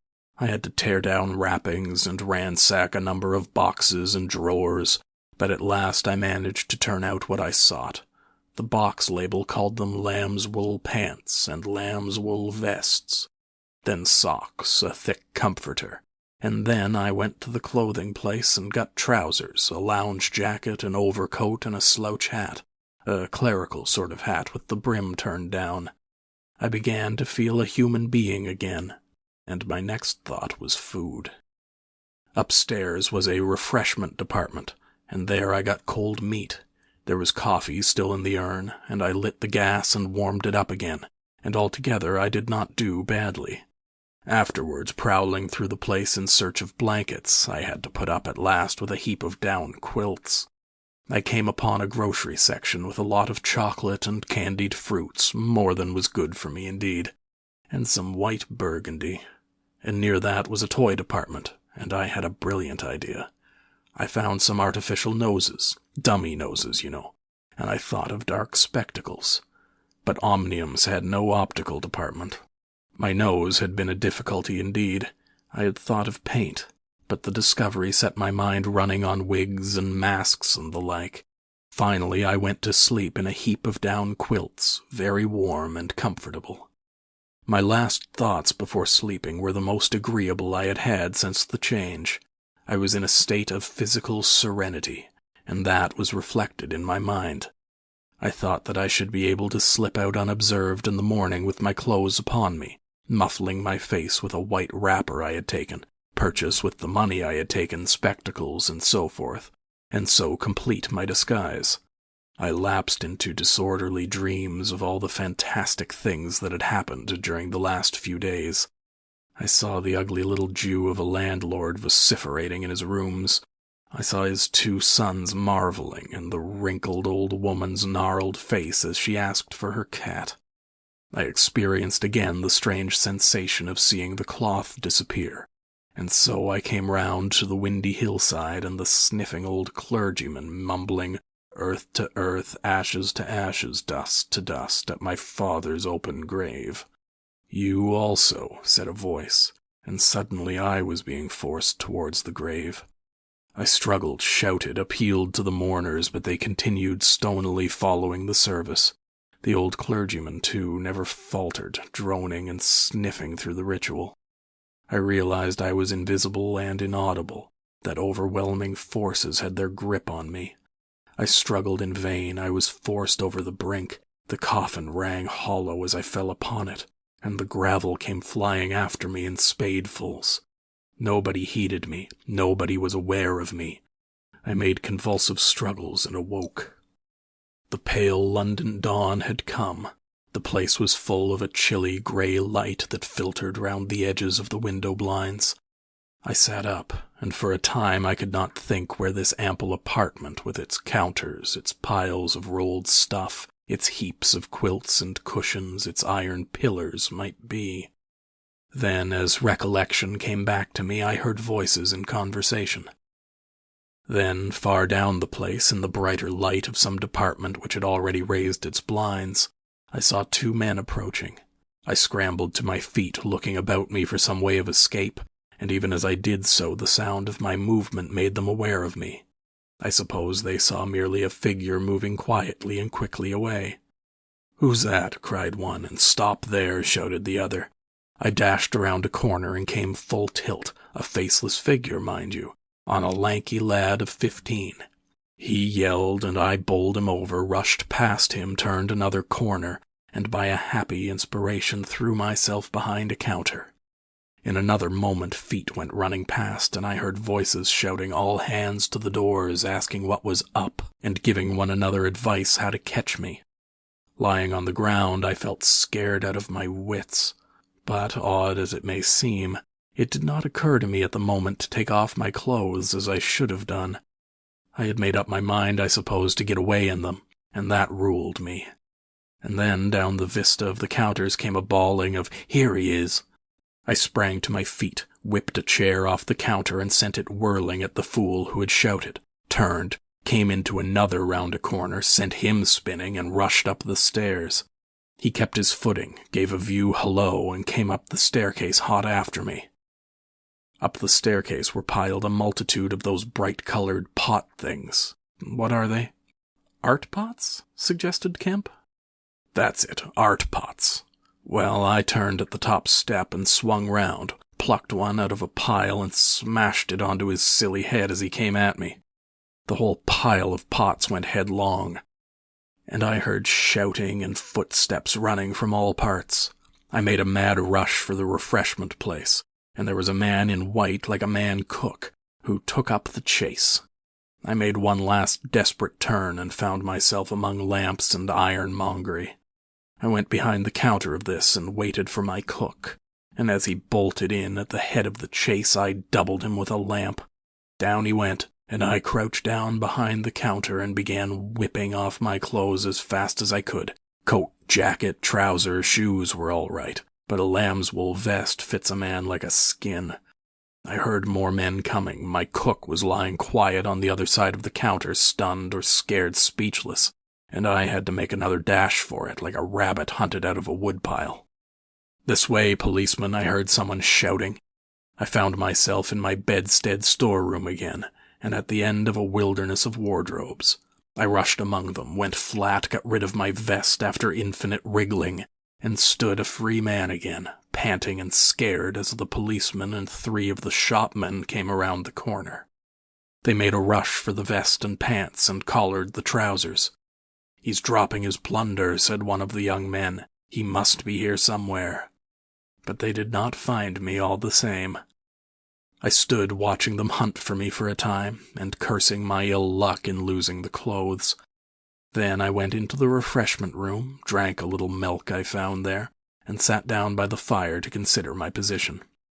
In a little while 2 assistants came in and began to talk over the business very excitedly, and like the fools they were. I heard a magnified account of my depredations, and other speculations as to my whereabouts.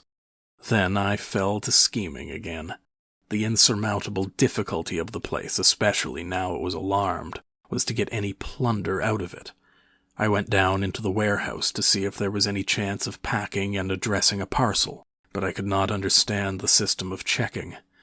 About 11 o'clock, the snow having thawed as it fell, and the day being finer and a little warmer than the previous one, I decided that the emporium was hopeless, and went out again, exasperated at my want of success, with only the vaguest plans of action in my mind. Chapter 23.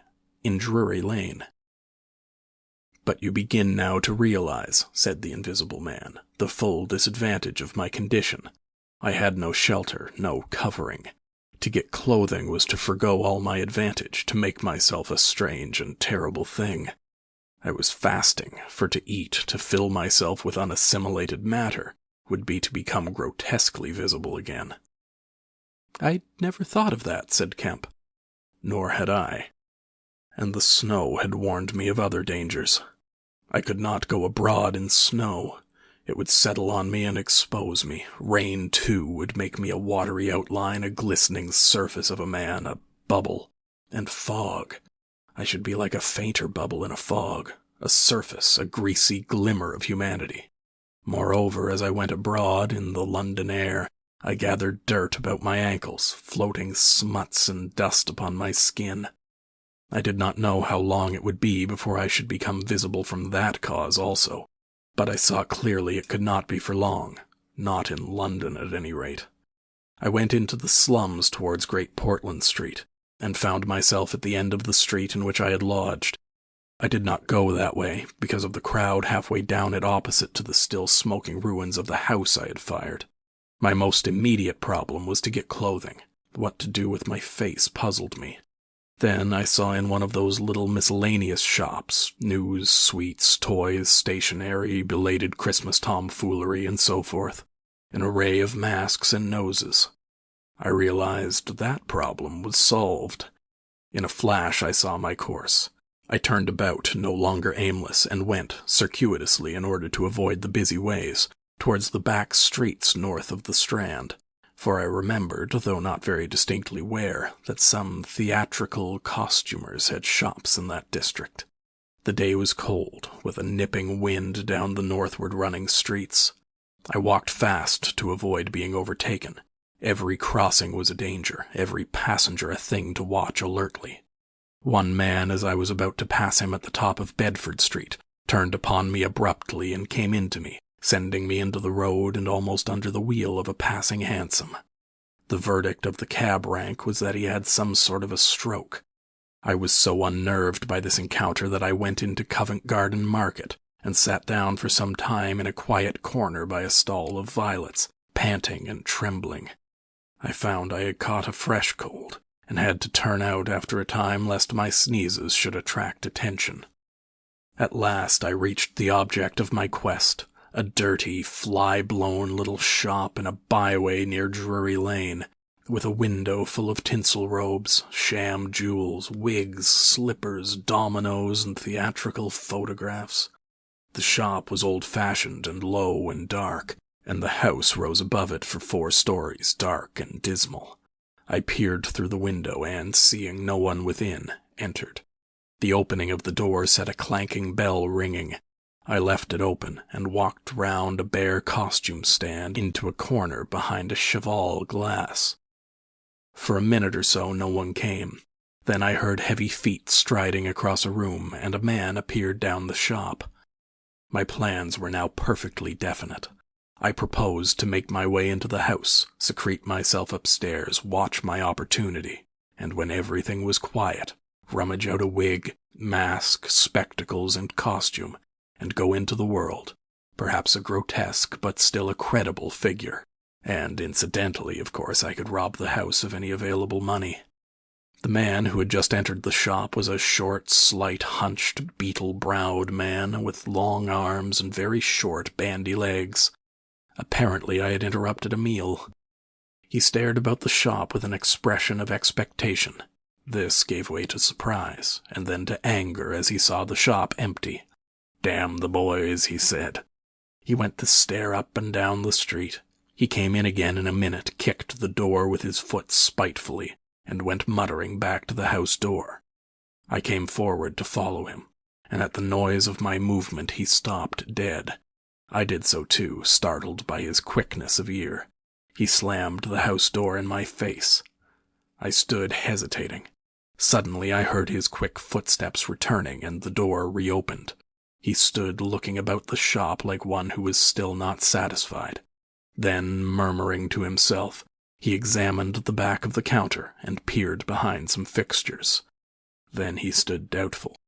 He had left the house door open, and I slipped into the inner room. It was a queer little room, poorly furnished and with a number of big masks in the corner. On the table was his belated breakfast, and it was a confoundedly exasperating thing for me, Kemp, to have to sniff his coffee and stand watching while he came in and resumed his meal. And his table manners were irritating. 3 doors opened into the little room, one going upstairs and one down, but they were all shut. I could not get out of the room while he was there. I could scarcely move because of his alertness, and there was a draft down my back. Twice I strangled a sneeze just in time. The spectacular quality of my sensations was curious and novel, but for all that I was heartily tired and angry long before he had done his eating.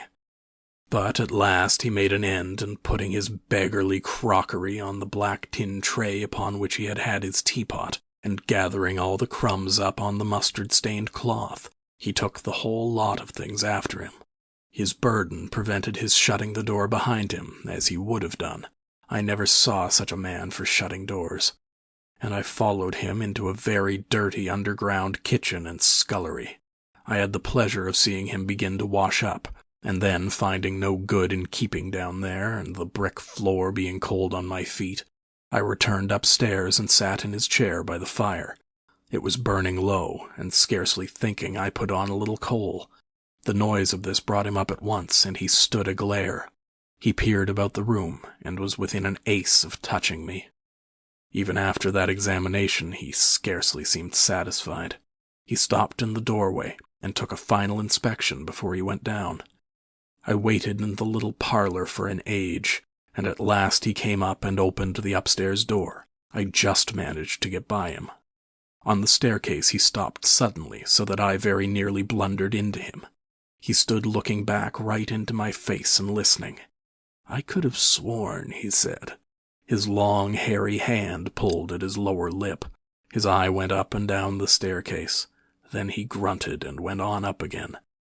His hand was on the handle of a door, and then he stopped again with the same puzzled anger on his face. He was becoming aware of the faint sounds of my movements about him. The man must have had diabolically acute hearing. He suddenly flashed into rage. "If there's anyone in this house," he cried with an oath, and left the threat unfinished. He put his hand in his pocket, failed to find what he wanted, and rushing past me went blundering noisily and pugnaciously downstairs. But I did not follow him. I sat on the head of the staircase until his return. Presently he came up again, still muttering. He opened the door of the room, and before I could enter slammed it in my face. I resolved to explore the house, and spent some time in doing so as noiselessly as possible. The house was very old and tumble-down, damp so that the paper in the attics was peeling from the walls, and rat-infested. Some of the door handles were stiff, and I was afraid to turn them. Several rooms I did inspect were unfurnished, and others were littered with theatrical lumber bought second-hand, I judged, from its appearance. In one room next to his I found a lot of old clothes. I began routing among these, and in my eagerness forgot again the evident sharpness of his ears. I heard a stealthy footstep, and looking up just in time saw him peering in at the tumbled heap and holding an old-fashioned revolver in his hand. I stood perfectly still while he stared about open-mouthed and suspicious. "It must have been her," he said slowly. "Damn her." He shut the door quietly, and immediately I heard the key turn in the lock. Then his footsteps retreated. I realized abruptly that I was locked in. For a minute I did not know what to do. I walked from door to window and back and stood perplexed. A gust of anger came upon me, but I decided to inspect the clothes before I did anything further, and my first attempt brought down a pile from an upper shelf. This brought him back, more sinister than ever. That time he actually touched me, jumped back with amazement, and stood astonished in the middle of the room. Presently he calmed a little. "Rats," he said in an undertone, fingers on lips. He was evidently a little scared. I edged quietly out of the room, but a plank creaked. Then the infernal little brute started going all over the house, revolver in hand, and locking door after door and pocketing the keys. When I realized what he was up to, I had a fit of rage. I could hardly control myself sufficiently to watch my opportunity. By this time I knew he was alone in the house, and so I made no more ado, but knocked him on the head. "Knocked him on the head?" exclaimed Kemp. "Yes, stunned him, and as he was going downstairs, hit him from behind with a stool that stood on the landing. He went downstairs like a bag of old boots." "But, I say, the common conventions of humanity—" are all very well for common people. But the point was, Kemp, that I had to get out of that house in a disguise without his seeing me. I couldn't think of any other way of doing it. And then I gagged him with a Louis XIV's vest and tied him up in a sheet. Tied him up in a sheet? Made a sort of bag of it. It was a rather good idea to keep the idiot scared and quiet, and a devilish hard thing to get out of, head away from the string. My dear Kemp, it's no good your sitting glaring as though I was a murderer. It had to be done. He had his revolver. If once he saw me, he would be able to describe me. But still, said Kemp, in England, today. And the man was in his own house, and you were, well, robbing. Robbing? Confound it. You'll call me a thief next. Surely, Kemp, you're not fool enough to dance on the old strings. Can't you see my position? And his too, said Kemp. The Invisible Man stood up sharply. What do you mean to say? Kemp's face grew a trifle hard. He was about to speak and checked himself. I suppose, after all, he said with a sudden change of manner, the thing had to be done. You were in a fix, but still. Of course I was in a fix, an infernal fix, and he made me wild too, hunting me about the house, fooling about with his revolver, locking and unlocking doors. He was simply exasperating. You don't blame me, do you? You don't blame me? I never blame anyone, said Kemp. It's quite out of fashion. What did you do next? I was hungry. Downstairs I found a loaf and some rank cheese, more than sufficient to satisfy my hunger. I took some brandy and water, and then went up past my impromptu bag, he was lying quite still, to the room containing the old clothes. This looked out upon the street, 2 lace curtains brown with dirt guarding the window. I went and peered out through their interstices. Outside the day was bright, by contrast with the brown shadows of the dismal house in which I found myself, dazzlingly bright. A brisk traffic was going by, fruit carts, a hansom, a 4-wheeler with a pile of boxes, a fishmonger's cart. I turned with spots of color swimming before my eyes to the shadowy fixtures behind me. My excitement was giving place to a clear apprehension of my position again. The room was full of a faint scent of benzoline, used, I suppose, in cleaning the garments. I began a systematic search of the place. I should judge the hunchback had been alone in the house for some time. He was a curious person. Everything that could possibly be of service to me I collected in the clothes storeroom, and then I made a deliberate selection. I found a handbag I thought a suitable possession, and some powder, rouge, and sticking plaster. I had thought of painting and powdering my face and all that there was to show of me in order to render myself visible, but the disadvantage of this lay in the fact that I should require turpentine and other appliances and a considerable amount of time before I could vanish again. Finally, I chose a mask of the better type, slightly grotesque, but not more so than many human beings, dark glasses, grayish whiskers, and a wig. I could find no underclothing, but that I could buy subsequently, and for the time I swathed myself in calico dominoes and some white cashmere scarfs. I could find no socks, but the hunchback's boots were rather a loose fit and sufficed. In a desk in the shop were 3 sovereigns and about 30 shillings worth of silver, and in a locked cupboard I burst in the inner room were 8 pounds in gold. I could go forth into the world again, equipped. Then came a curious hesitation. Was my appearance really credible? I tried myself with a little bedroom looking-glass, inspecting myself from every point of view to discover any forgotten chink, but it all seemed sound. I was grotesque to the theatrical pitch, a stage miser, but I was certainly not a physical impossibility. Gathering confidence, I took my looking-glass down into the shop, pulled down the shop blinds, and surveyed myself from every point of view with the help of the cheval glass in the corner. I spent some minutes screwing up my courage and then unlocked the shop door and marched out into the street, leaving the little man to get out of his sheet again when he liked. In 5 minutes a dozen turnings intervened between me and the costumer's shop. No one appeared to notice me very pointedly. My last difficulty seemed overcome. He stopped again. "And you troubled no more about the hunchback," said Kemp. No, said the Invisible Man, nor have I heard what became of him. I suppose he untied himself or kicked himself out. The knots were pretty tight. He became silent and went to the window and stared out. What happened when you went out into the Strand? Oh, disillusionment again. I thought my troubles were over. Practically, I thought I had impunity to do whatever I chose, everything, save to give away my secret. So I thought. Whatever I did, whatever the consequences might be, was nothing to me. I had merely to fling aside my garments and vanish. No person could hold me. I could take my money where I found it. I decided to treat myself to a sumptuous feast, and then put up at a good hotel and accumulate a new outfit of property. I felt amazingly confident. It's not particularly pleasant recalling that I was an ass. I went into a place and was already ordering lunch when it occurred to me that I could not eat unless I exposed my invisible face.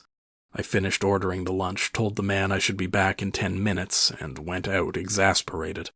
I don't know if you have ever been disappointed in your appetite. Not quite so badly, said Kemp, but I can imagine it. I could have smashed the silly devils. At last, faint with the desire for tasteful food, I went into another place and demanded a private room. I am disfigured, I said, badly. They looked at me curiously, but of course it was not their affair, and so at last I got my lunch. It was not particularly well served, but it sufficed, and when I had had it I sat over a cigar trying to plan my line of action, and outside a snowstorm was beginning. The more I thought it over, Kemp, the more I realized what a helpless absurdity an Invisible Man was in a cold and dirty climate and a crowded civilized city. Before I made this mad experiment I had dreamt of 1,000 advantages. That afternoon it seemed all disappointment. I went over the heads of things a man reckons desirable.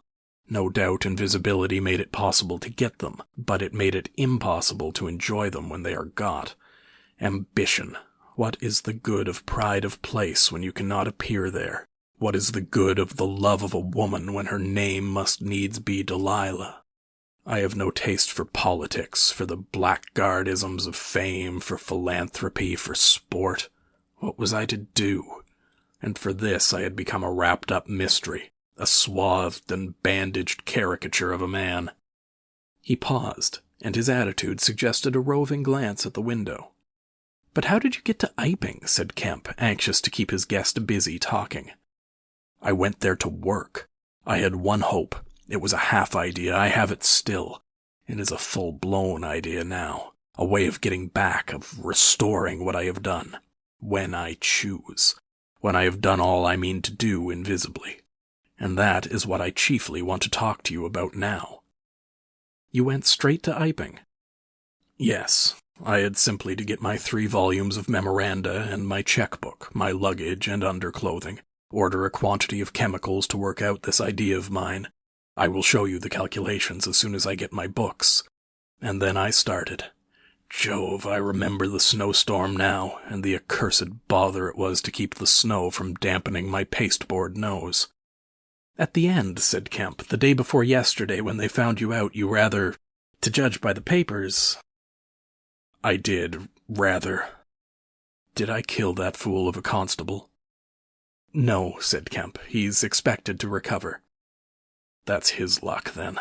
I clean lost my temper, the fools. Why couldn't they leave me alone? And that grocer lout?" "There are no deaths expected," said Kemp.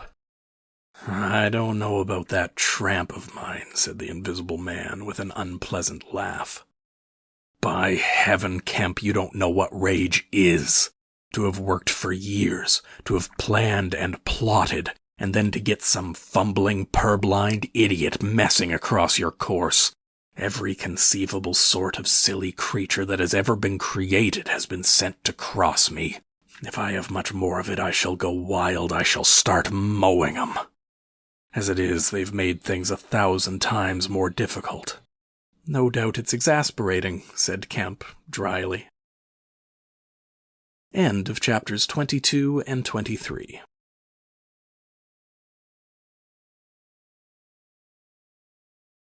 Chapters 24, 25, and 26 of The Invisible Man by H.G. Wells. Chapter 24, The Plan That Failed. "But now," said Kemp with a side glance out of the window, "what are we to do?"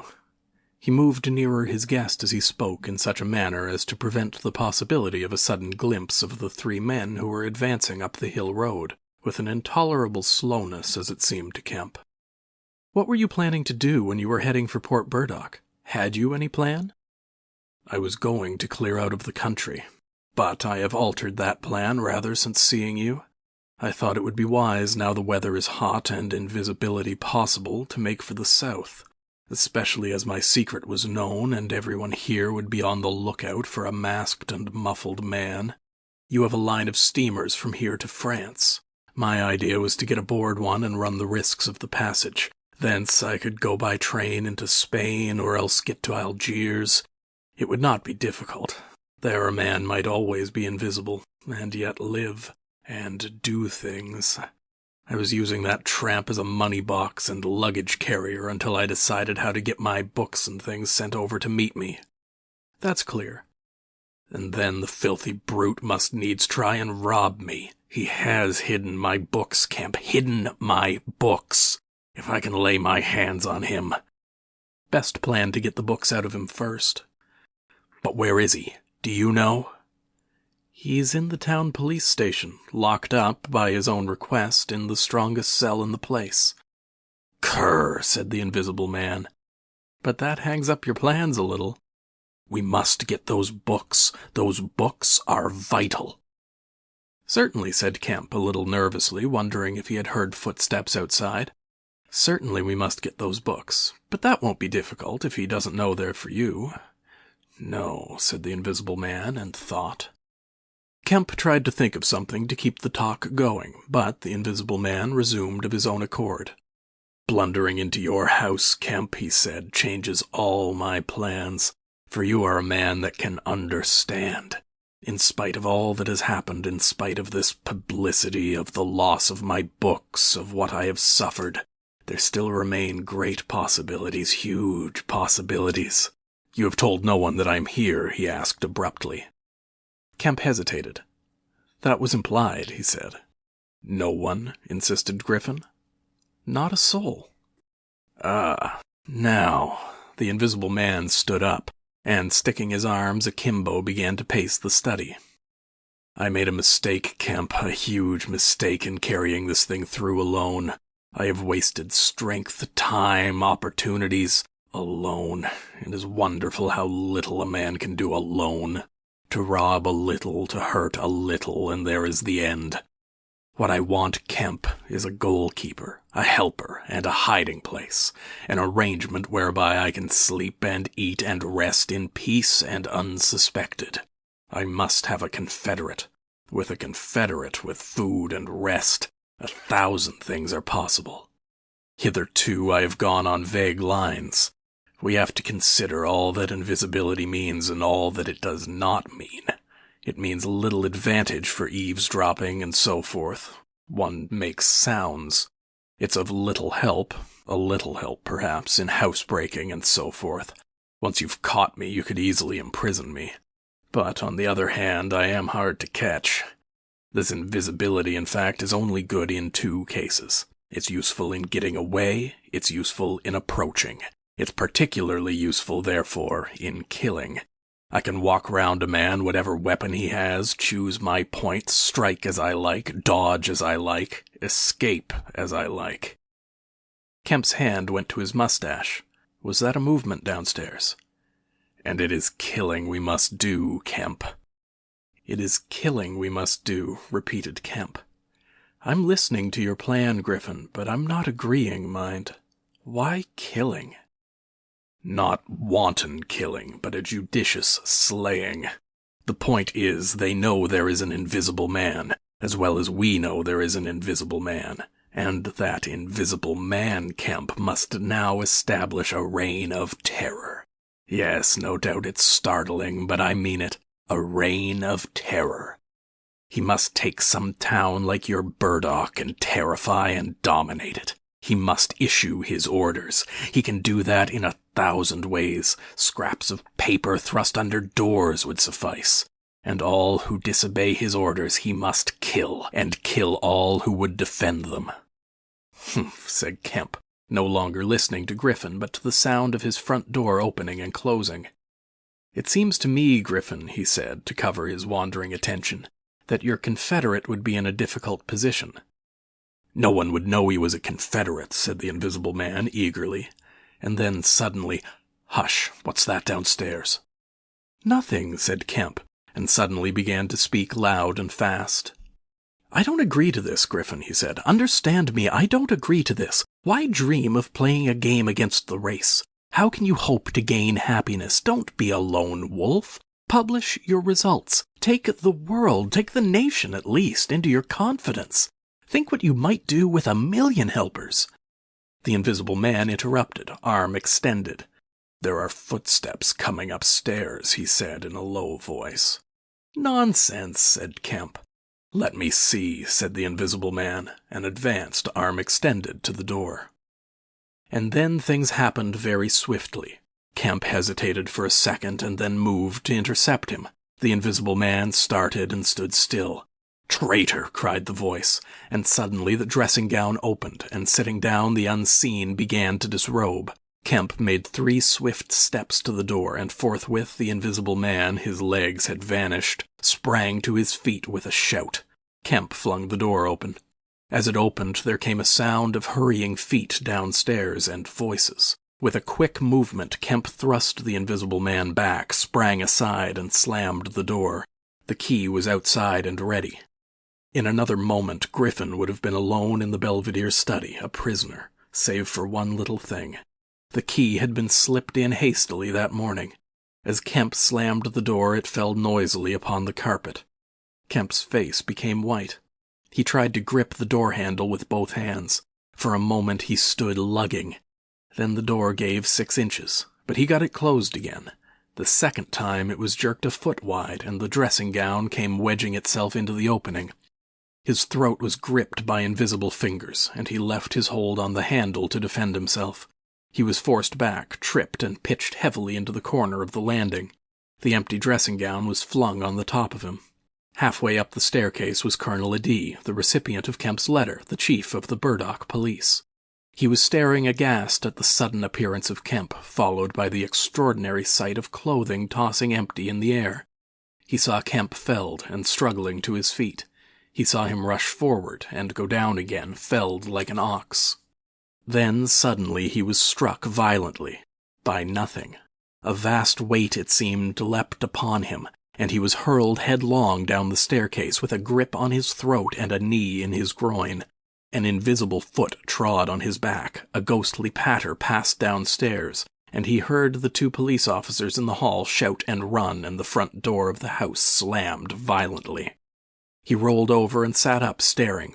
He saw, staggering down the staircase, Kemp, dusty and disheveled, one side of his face white from a blow, his lip bleeding, and a pink dressing-gown and some underclothing held in his arms. "My God!" cried Kemp. "The game's up! He's gone!" Chapter 25. The Hunting of the Invisible Man. For a space, Kemp was too inarticulate to make Adee understand the swift things that had just happened. They stood on the landing, Kemp speaking swiftly, the grotesque swathings of Griffin still on his arm. But presently Adee began to grasp something of the situation. "He is mad," said Kemp. "Inhuman. He is pure selfishness. He thinks of nothing but his own advantage, his own safety. I have listened to such a story this morning of brutal self-seeking. He has wounded men. He will kill them unless we can prevent him. He will create a panic. Nothing can stop him. He is going out now, furious." "He must be caught," said Adee. "That is certain." "But how?" cried Kemp, and suddenly became full of ideas. "You must begin at once. You must set every available man to work. You must prevent his leaving this district. Once he gets away, he may go through the countryside as he wills, killing and maiming. He dreams of a reign of terror. A reign of terror, I tell you. You must set a watch on trains and roads and shipping. The garrison must help. You must wire for help. The only thing that may keep him here is the thought of recovering some books of notes he counts of value. I will tell you of that. There is a man in your police station, Marvel." "I know," said A.D., "I know. Those books, yes, but the tramp says he hasn't them. But he thinks the tramp has. And you must prevent him from eating or sleeping. Day and night the country must be astir for him. Food must be locked up and secured, all food, so that he will have to break his way to it. The houses everywhere must be barred against him. Heaven send us cold nights and rain. The whole countryside must begin hunting and keep hunting. I tell you, A.D., he is a danger, a disaster. Unless he is pinned and secured, it is frightful to think of the things that may happen." "What else can we do?" said A.D. "I must go down at once," and began organizing. "But why not come? Yes, you come too. Come, and we must hold a sort of council of war, get Hops to help, and the railway managers. By Jove, it's urgent. Come along, tell me as we go. What else is there we can do? Put that stuff down." In another moment, A.D. was leading the way downstairs. They found the front door open, and the policeman standing outside staring at empty air. "He's got away, sir," said one. "We must go to the central station at once," said A.D. "One of you go on down and get a cab to come up and meet us, quickly. And now, Kemp, what else?" "Dogs," said Kemp. "Get dogs. They don't see him, but they wind him. Get dogs." "Good," said A.D. "It's not generally known, but the prison officials over at Halstead know a man with bloodhounds. Dogs. What else?" "Bear in mind," said Kemp, "his food shows. After eating, his food shows until it is assimilated, so that he has to hide after eating. You must keep on beating, every thicket, every quiet corner, and put all weapons, all implements that might be weapons, away. He can't carry such things for long, and what he can snatch up and strike men with must be hidden away." "Good again," said A.D. "We shall have him yet." "And on the roads," said Kemp, and hesitated. "Yes," said A.D. "Powdered glass," said Kemp. "It's cruel, I know, but think of what he may do." A.D. drew the air in sharply between his teeth. "It's unsportsmanlike. I don't know. But I'll have powdered glass got ready if he goes too far." "The man's become inhuman, I tell you," said Kemp. "I am as sure he will establish a reign of terror so soon as he has got over the emotions of this escape, as I am sure I am talking to you. Our only chance is to be ahead. He has cut himself off from his kind. His blood be upon his own head." Chapter 26. The Wicksteed Murder. The Invisible Man seems to have rushed out of Kemp's house in a state of blind fury. A little child playing near Kemp's gateway was violently caught up and thrown aside so that its ankle was broken, and thereafter for some hours the Invisible Man passed out of human perceptions. No one knows where he went nor what he did.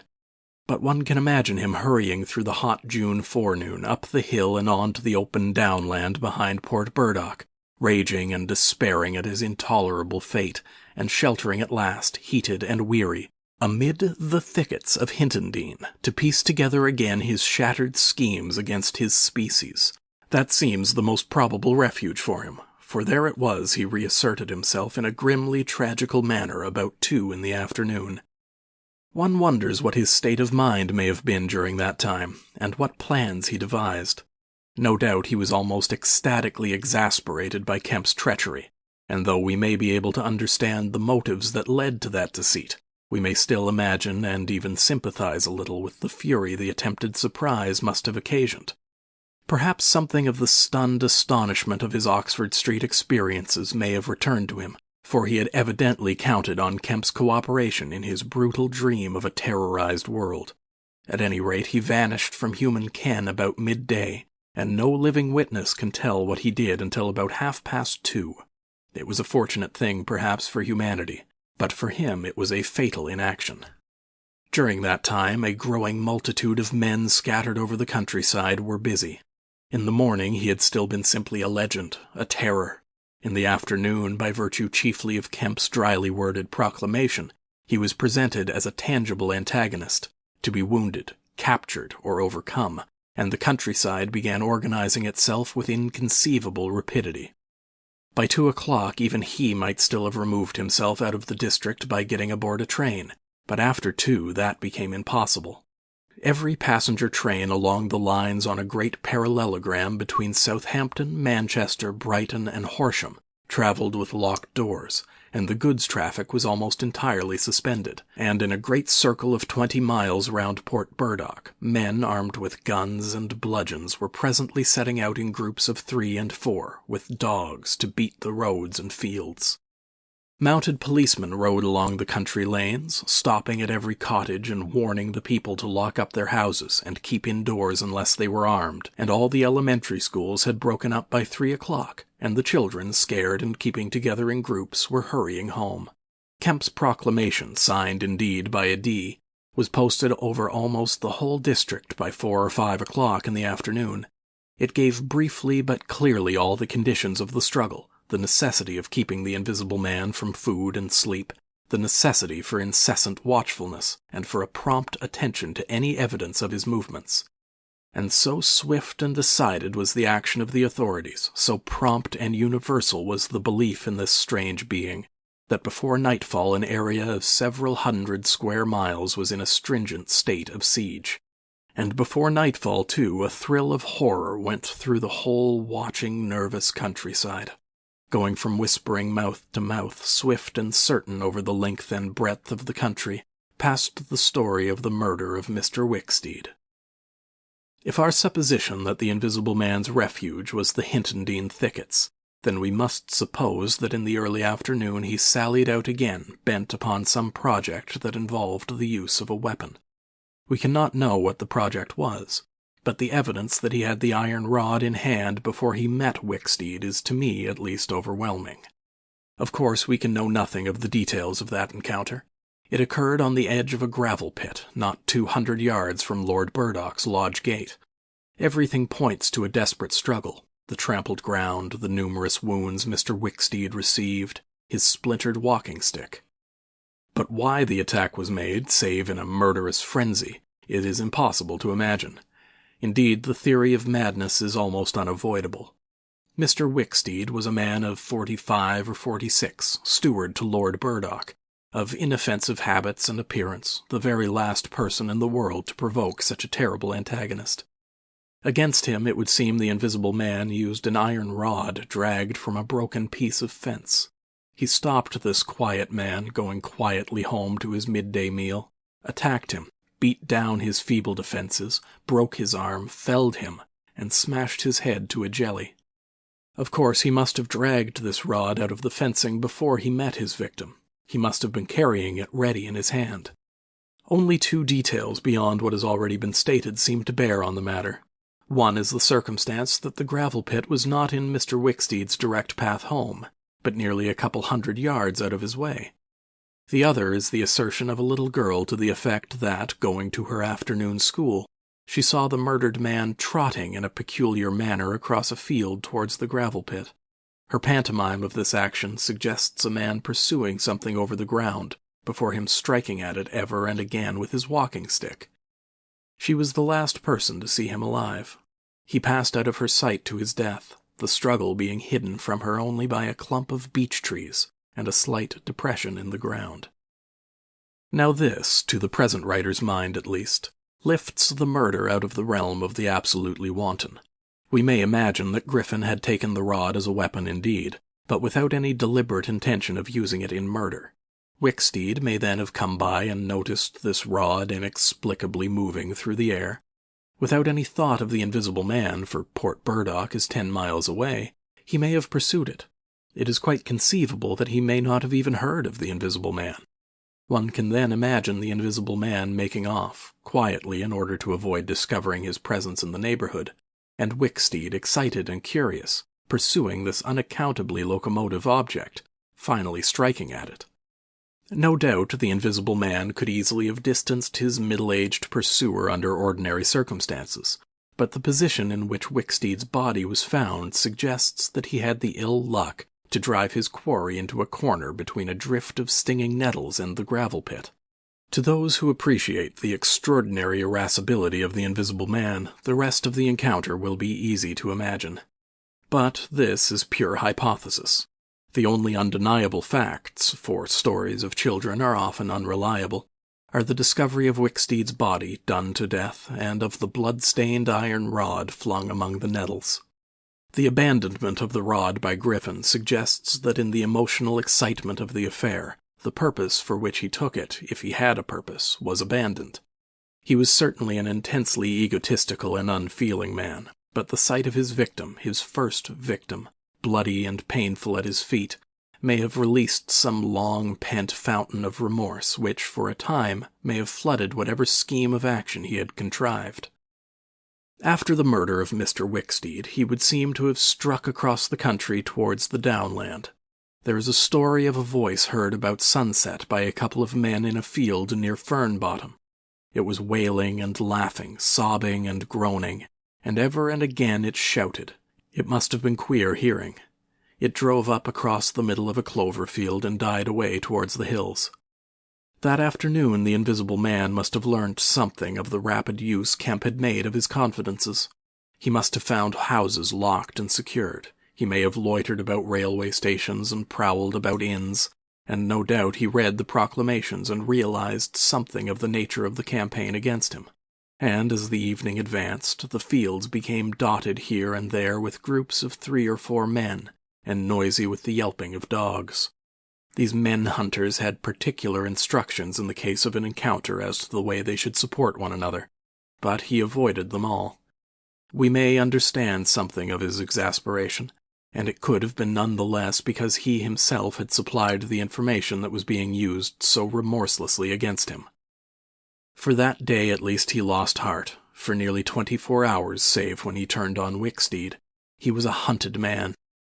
In the night he must have eaten and slept, for in the morning he was himself again, active, powerful, angry, and malignant, prepared for his last great struggle against the world. End of chapters 24, 25, and 26.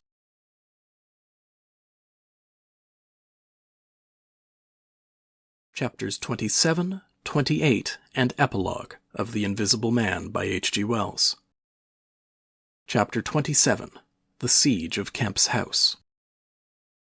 Kemp read a strange missive, written in pencil on a greasy sheet of paper. "You have been amazingly energetic and clever," this letter ran, "though what you stand to gain by it I cannot imagine. You are against me.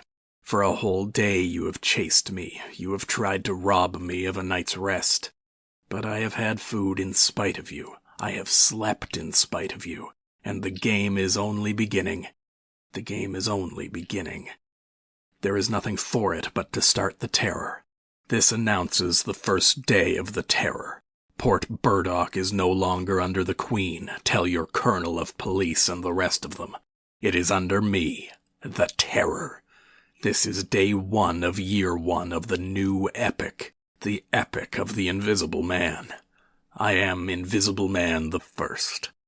To begin with the rule will be easy. The first day there will be one execution for the sake of example. A man named Kemp. Death starts for him today.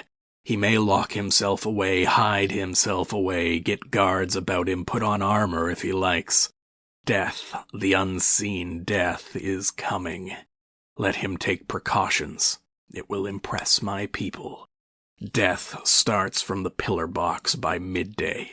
The letter will fall in as the postman comes along, then off. The game begins. Death starts. Help him not, my people, lest death fall upon you also. Today Kemp is to die. Kemp read this letter twice. "It's no hoax," he said. "That's his voice, and he means it." He turned the folded sheet over, and saw on the addressed side of it the postmark Hintondean, and the prosaic detail, 2 pence to pay. He got up slowly, leaving his lunch unfinished, the letter had come by the 1 o'clock post, and went into his study. He rang for his housekeeper and told her to go around the house at once, examine all the fastenings of the windows, and close all the shutters. He closed the shutters of his study himself. From a locked drawer in his bedroom he took a little revolver, examined it carefully, and put it into the pocket of his lounge jacket. He wrote a number of brief notes, one to Colonel Adee, gave them to his servant to take with explicit instructions as to her way of leaving the house. "There is no danger," he said, and added a mental reservation, "to you." He remained meditative for a space after doing this, and then returned to his cooling lunch. He ate with gaps of thought. Finally he struck the table sharply. "We'll have him," he said, "and I am the bait. He will come too far." He went up to the Belvedere, carefully shutting every door after him. "It's a game," he said, "an odd game, but the chances are all for me, Mr. Griffin, in spite of your invisibility. Griffin contra mundum, with a vengeance." He stood at the window staring at the hot hillside. He must get food every day, and I don't envy him. Did he really sleep last night? Out in the open somewhere, secure from collisions? I wish we could get some good cold wet weather instead of the heat. He may be watching me now. He went to close the window. Something rapped smartly against the brickwork over the frame and made him start violently back. "I'm getting nervous," said Kemp. But it was 5 minutes before he went to the window again. "It must have been a sparrow," he said. Presently he heard the front doorbell ringing and hurried downstairs. He unbolted and unlocked the door, examined the chain, put it up, and opened cautiously without showing himself. A familiar voice hailed him. It was Adie. "Your servant's been assaulted, Kemp," he said round the door. "What?" exclaimed Kemp. "Had that note of yours taken away from her. He's close about here. Let me in." Kemp released the chain, and Adie entered through as narrow an opening as possible. He stood in the hall, looking with infinite relief at Kemp refastening the door. "Note was snatched out of her hand. Scared her horribly. She's down at the station, hysterics. He's close here. What was it about?" Kemp swore. "What a fool I was," said Kemp. "I might have known. It's not an hour's walk from Hintondean. Already." "What's up?" said Adie. "Look here," said Kemp, and led the way into his study. He handed Adie the Invisible Man's letter. Adie read it and whistled softly. "And you?" said Adie. "Proposed a trap, like a fool," said Kemp, "and sent my proposal out by a maidservant. To him." Adie followed Kemp's profanity. "He'll clear out," said Adie. "Not he," said Kemp. A resounding smash of glass came from upstairs. Adie had a silvery glimpse of a little revolver half out of Kemp's pocket. "It's a window upstairs," said Kemp, and led the way up. There came a second smash while they were still on the staircase. When they reached the study, they found 2 of the 3 windows smashed, half the room littered with splintered glass, and one big flint lying on the writing table. The 2 men stopped in the doorway, contemplating the wreckage. Kemp swore again, and as he did so, the 3rd window went with a snap like a pistol, hung starred for a moment, and collapsed in jagged, shivering triangles into the room. "What's this for?" said Adie. "It's a beginning," said Kemp. "There's no way of climbing up here." "Not for a cat," said Kemp. "No shutters?" "Not here. All the downstairs rooms—" "Hullo!" Smash, and then whack of boards hit hard came from downstairs. "Confound him," said Kemp. "That must be— Yes, it's one of the bedrooms. He's going to do all the house. But he's a fool. The shutters are up and the glass will fall outside. He'll cut his feet." Another window proclaimed its destruction. The 2 men stood on the landing, perplexed. "I have it," said Adie. "Let me have a stick or something, and I'll go down to the station and get the bloodhounds put on. That ought to settle him. They're hard by, not 10 minutes." Another window went the way of its fellows. "You haven't a revolver?" asked Adie. Kemp's hand went to his pocket. Then he hesitated. "I haven't one. At least, to spare." "I'll bring it back," said Adie. "You'll be safe here." Kemp, ashamed of his momentary lapse from truthfulness, handed him the weapon. "Now for the door," said Adie. As they stood hesitating in the hall, they heard one of the first-floor bedroom windows crack and clash. Kemp went to the door and began to slip the bolts as silently as possible. His face was a little paler than usual. "You must step straight out," said Kemp. In another moment Adie was on the doorstep and the bolts were dropping back into the staples. He hesitated for a moment, feeling more comfortable with his back against the door. Then he marched upright and square down the steps. He crossed the lawn and approached the gate. A little breeze seemed to ripple over the grass. Something moved near him. "Stop a bit," said a voice, and Adi stopped dead and his hand tightened on the revolver. "Well?" said Adi, white and grim and every nerve tense. "Oblige me by going back to the house," said the voice, as tense and grim as Adi's. "Sorry," said Adi, a little hoarsely, and moistened his lips with his tongue. The voice was on his left front, he thought. Suppose he were to take his luck with a shot. "What are you going for?" said the voice, and there was a quick movement of the two and a flash of sunlight from the open lip of Adi's pocket. Adi desisted and thought. "Where I go," he said slowly, "is my own business." The words were still on his lips when an arm came round his neck, his back felt a knee, and he was sprawling backward. He drew clumsily and fired absurdly, and in another moment he was struck in the mouth and the revolver wrested from his grip. He made a vain clutch at a slippery limb, tried to struggle up and fell back. "Damn," said Adi. The voice laughed. "I'd kill you now if it wasn't the waste of a bullet," it said. He saw the revolver in midair 6 feet off, covering him. "Well?" said Adi, sitting up. "Get up," said the voice. Adi stood up. "Attention," said the voice, and then fiercely, "Don't try any games. Remember, I can see your face if you can't see mine. You've got to go back to the house." "He won't let me in," said Adi. "That's a pity," said the Invisible Man. "I've got no quarrel with you." Adi moistened his lips again. He glanced away from the barrel of the revolver and saw the sea far off, very blue and dark under the midday sun, the smooth green down, the white cliff of the head, and the multitudinous town, and suddenly he knew that life was very sweet. His eyes came back to this little metal thing hanging between heaven and earth 6 yards away. "What am I to do?" he said sullenly. "What am I to do?" asked the Invisible Man. "You will get help. The only thing for you is to go back." "I will try. If he lets me in, will you promise not to rush the door?" "I've got no quarrel with you," said the voice. Kemp had hurried upstairs after letting Adi out, and now, crouching among the broken glass and peering cautiously over the edge of the study windowsill, he saw Adi stand parleying with the unseen. "Why doesn't he fire?" whispered Kemp to himself. Then the revolver moved a little, and the glint of sunlight flashed in Kemp's eyes. He shaded his eyes and tried to see the source of the blinding beam. "Surely," he said, "Adi has given up the revolver." "Promise not to rush the door," Adi was saying. "Don't push a winning game too far. Give a man a chance."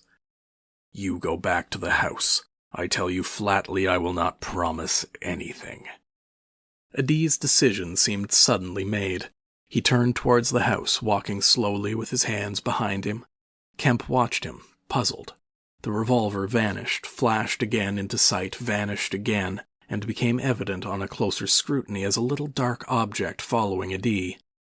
Then things happened very quickly.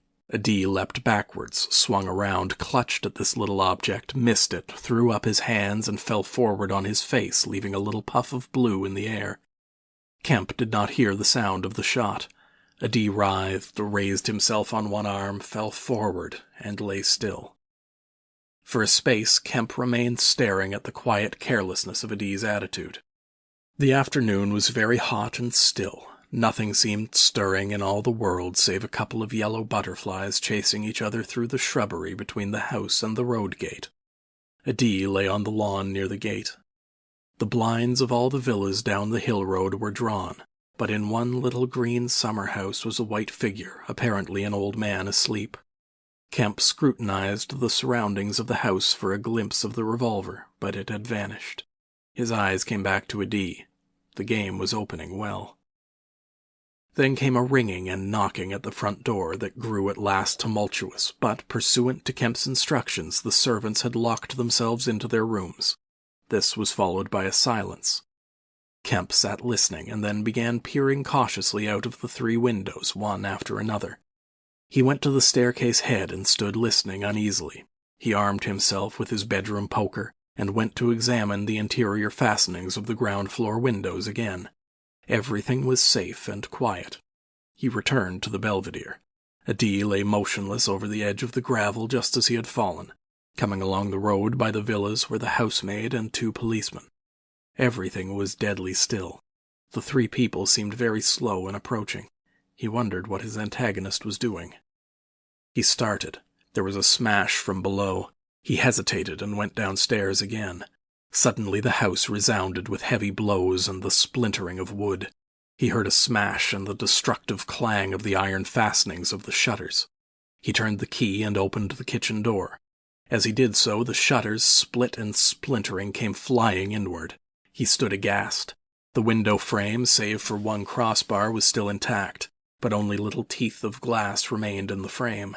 The shutters had been driven in with an axe, and now the axe was descending in sweeping blows upon the window frame and the iron bars defending it. Then suddenly it leapt aside and vanished. He saw the revolver lying on the path outside, and the little weapon sprang into the air. He dodged back. The revolver cracked just too late, and a splinter from the edge of the closing door flashed over his head. He slammed and locked the door, and as he stood outside he heard Griffin shouting and laughing. Then the blows of the axe with its splitting and smashing consequences were resumed. Kemp stood in the passage trying to think. In a moment the invisible man would be in the kitchen. This door would not keep him a moment, and then... A ringing came at the front door again. It would be the policeman.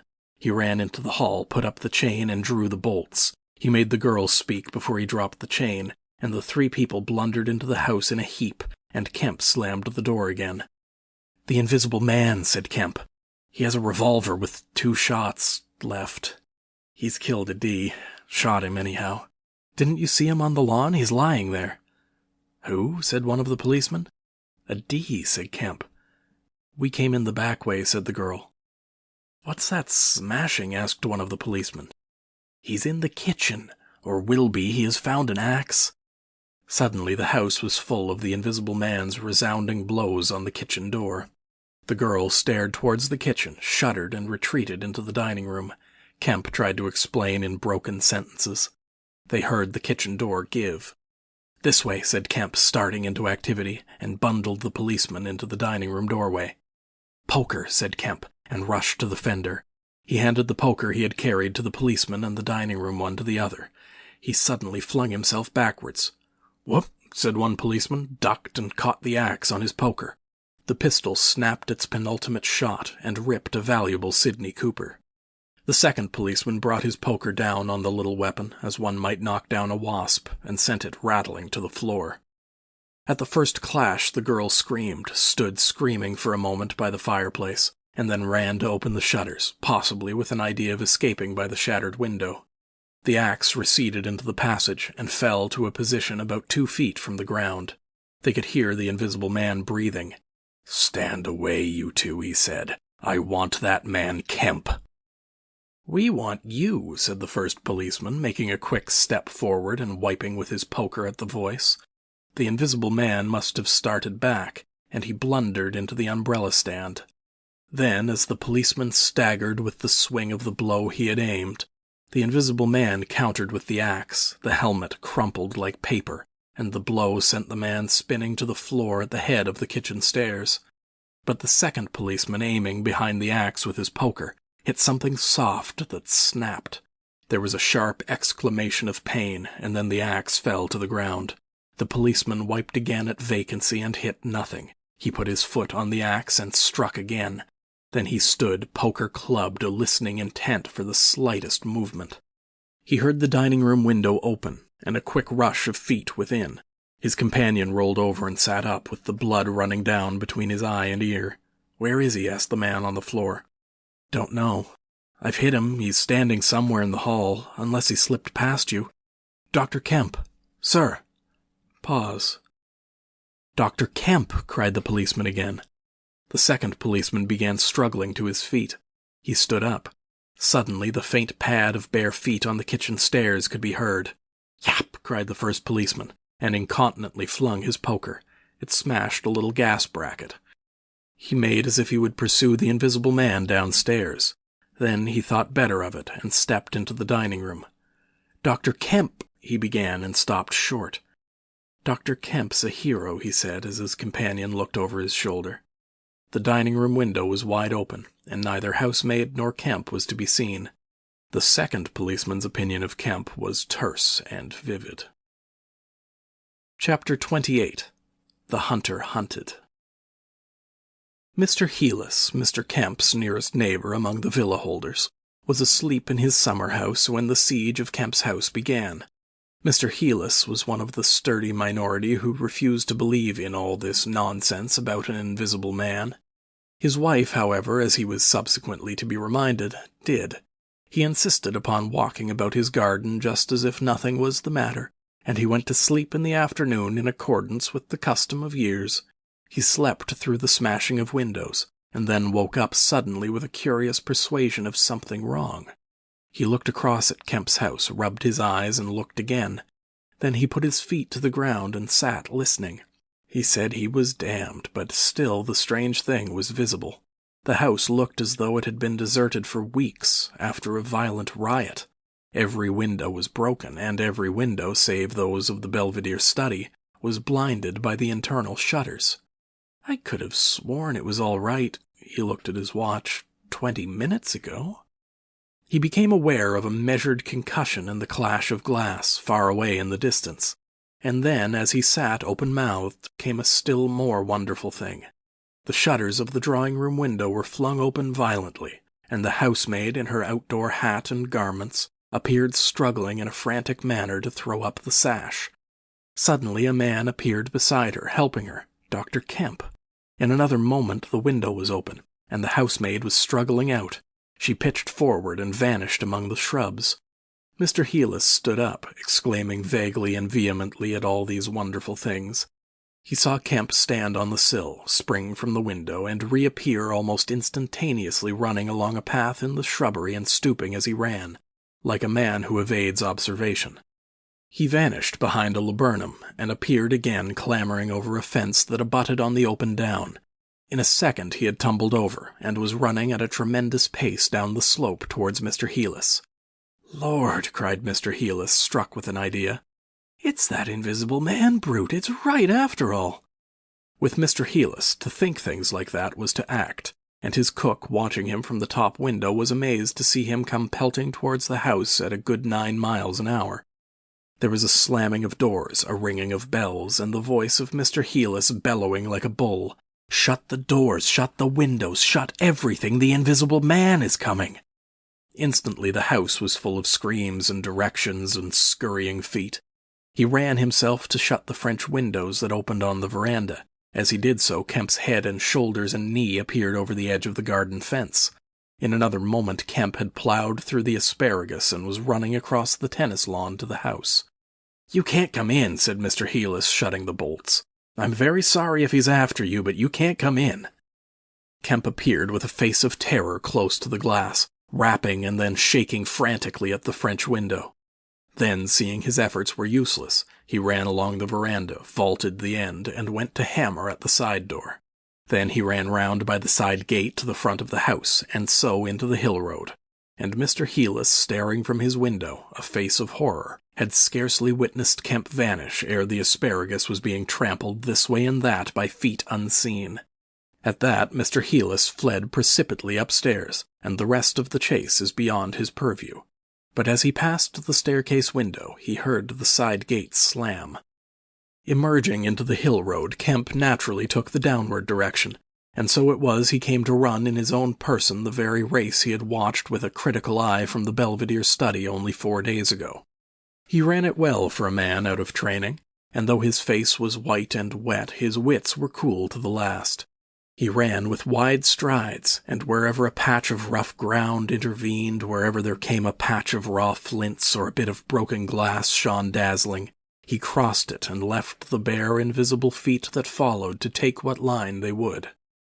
For the first time in his life, Kemp discovered that the hill road was indescribably vast and desolate, and that the beginnings of the town far below at the hill foot were strangely remote. Never had there been a slower or more painful method of progression than running. All the gaunt villas sleeping in the afternoon sun looked locked and barred. No doubt they were locked and barred by his own orders. but at any rate they might have kept a lookout for an eventuality like this. The town was rising up now, the sea had dropped out of sight behind it, and people down below were stirring. A tram was just arriving at the hill foot. Beyond that was the police station. Was that footsteps he heard behind him? Spurt. The people below were staring at him, one or two were running, and his breath was beginning to saw in his throat. The tram was quite near now, and the Jolly Cricketers was noisily barring its doors. Beyond the tram were posts and heaps of gravel, the drainage works. He had a transitory idea of jumping into the tram and slamming the doors, and then he resolved to go for the police station. In another moment he had passed the door of the Jolly Cricketers, and was in the blistering fag end of the street with human beings about him. The tram driver and his helper, arrested by the sight of his furious haste, stood staring with the tram horses unhitched. Further on, the astonished features of navvies appeared above the mounds of gravel. His pace broke a little, and then he heard the swift pad of his pursuer and leapt forward again. "The Invisible Man," he cried to the navvies, with a vague indicative gesture, and by an inspiration leapt to the excavation and placed a burly group between him and the chase.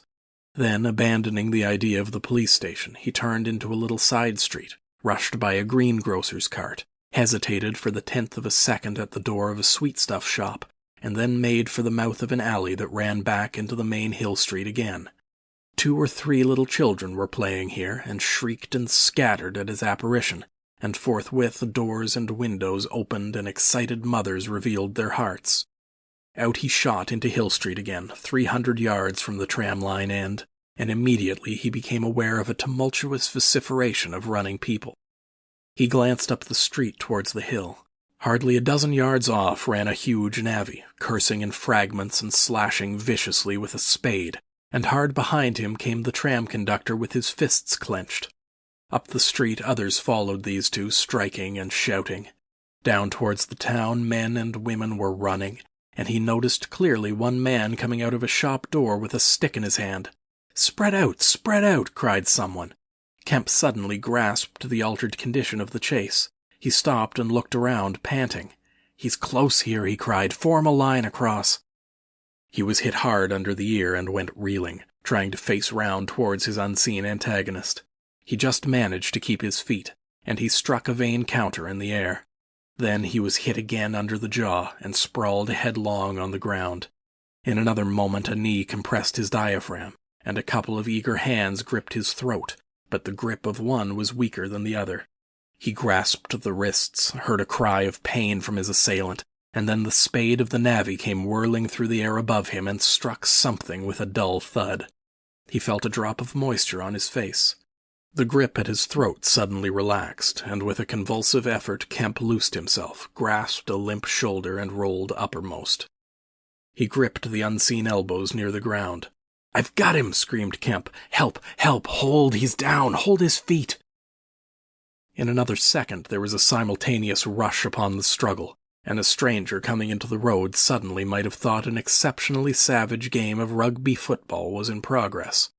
And there was no shouting after Kemp's cry, only a sound of blows and feet and heavy breathing. Then came a mighty effort, and the Invisible Man threw off a couple of his antagonists and rose to his knees. Kemp clung to him in front like a hound to a stag, and a dozen hands gripped, clutched, and tore at the unseen. The tram conductor suddenly got the neck and shoulders and lugged him back. Down went the heap of struggling men again and rolled over. There was, I am afraid, some savage kicking. Then suddenly a wild scream of "Mercy! Mercy!" that died down swiftly to sound like choking. "Get back, you fools!" cried the muffled voice of Kemp, and there was a vigorous shoving back of stalwart forms. "He's hurt, I tell you. Stand back!" There was a brief struggle to clear a space, and then the circle of eager faces saw the doctor kneeling, as it seemed, 15 inches in the air, and holding invisible arms to the ground. Behind him a constable gripped invisible ankles. "Don't you leave go of him," cried the big navvy, holding a blood-stained spade. "He's shamming." "He's not shamming," said the doctor, cautiously raising his knee, "and I'll hold him." His face was bruised and already going red. He spoke thickly because of a bleeding lip. He released one hand and seemed to be feeling at the face. "The mouth's all wet," he said, and then, "Good God!" He stood up abruptly and then knelt down on the ground by the side of the thing unseen. There was a pushing and shuffling, a sound of heavy feet as fresh people turned up to increase the pressure of the crowd. People now were coming out of the houses. The doors of the Jolly Cricketers stood suddenly wide open. Very little was said. Kemp felt about, his hands seeming to pass through empty air. "He's not breathing," he said, and then, "I can't feel his heart, his side. Ugh!" Suddenly an old woman, peering under the arm of the big navvy, screamed sharply. "Looky there," she said, and thrust out a wrinkled finger. And, looking where she pointed, everyone saw, faint and transparent as though it was made of glass, so that veins and arteries and bones and nerves could be distinguished, the outline of a hand limp and prone. It grew clouded and opaque even as they stared. "Hullo," cried the constable, "here's his feet a-showin'." And so, slowly, beginning at his hands and feet and creeping along his limbs to the vital centers of his body, that strange change continued. It was like the slow spreading of a poison. First came the little white nerves, a hazy gray sketch of a limb, and then the glassy bones and intricate arteries, then the flesh and skin, first a faint fogginess, and then growing rapidly dense and opaque.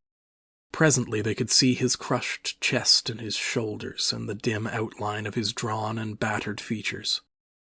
When at last the crowd made way for Kemp to stand erect, there lay, naked and pitiful on the ground, the bruised and broken body of a young man about 30. His hair and brow were white, not gray with age, but white with the whiteness of albinism, and his eyes were like garnets. His hands were clenched, his eyes wide open, and his expression was one of anger and dismay. "Cover his face," said a man. "For God's sake, cover that face." And 3 little children, pushing forward through the crowd, were suddenly twisted round and sent packing off again. Someone brought a sheet from the Jolly Cricketers, and, having covered him, they carried him into that house.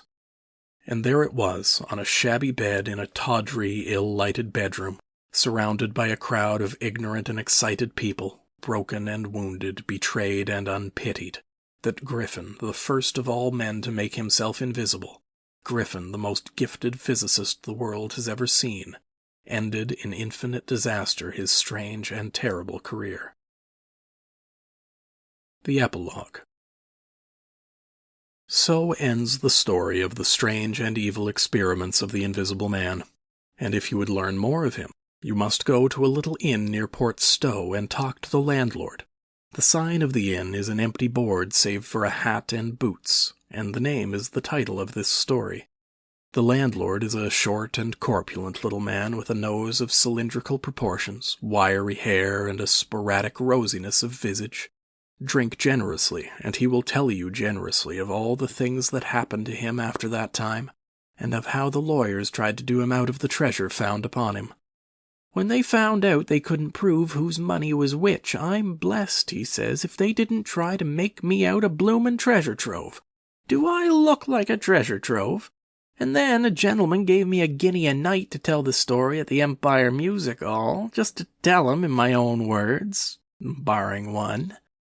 And if you want to cut off the flow of his reminiscences abruptly, you can always do so by asking if there weren't 3 manuscript books in the story. He admits there were, and proceeds to explain with asseverations that everybody thinks he has 'em, but bless you, he hasn't. The Invisible Man it was took off with 'em to hide when I cut and ran for Port Stowe. It's that Mr. Kemp put people on with the idea of my having 'em. And then he subsides into a pensive state, watches you furtively, bustles nervously with glasses, and pretends to leave the bar.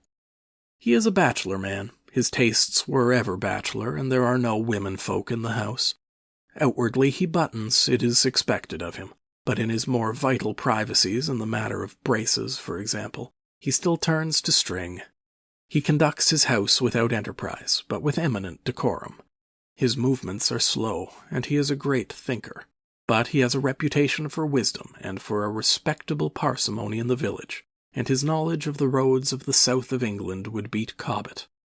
And on Sunday mornings, every Sunday morning, all the year round, while he is closed to the outer world, and every night after 10, he goes into his bar-parlour, bearing a glass of gin faintly tinged with water, and having placed this down, he locks the door and examines the blinds, and even looks under the table, and then, being satisfied of his solitude, he unlocks the cupboard, and a box in the cupboard, and a drawer in that box, and produces 3 volumes bound in brown leather, and places them solemnly in the middle of the table.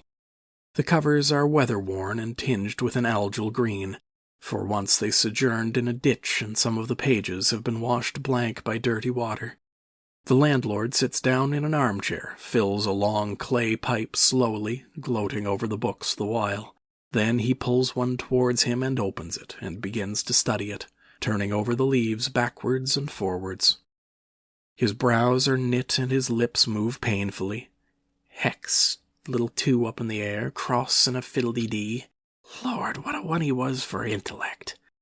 Presently he relaxes and leans back and blinks through his smoke across the room at things invisible to other eyes. Full of secrets, he says, wonderful secrets. Once I get the haul of them, Lord, I wouldn't do what he did, I'd just, well... He pulls at his pipe. So he lapses into a dream, the undying, wonderful dream of his life. And though Kemp has fished unceasingly, no human being save the landlord knows those books are there, with the subtle secret of invisibility and a dozen other strange secrets written therein. And none other will know of them until he dies. End of chapters 27, 28, and epilogue. End of The Invisible Man by H.G. Wells.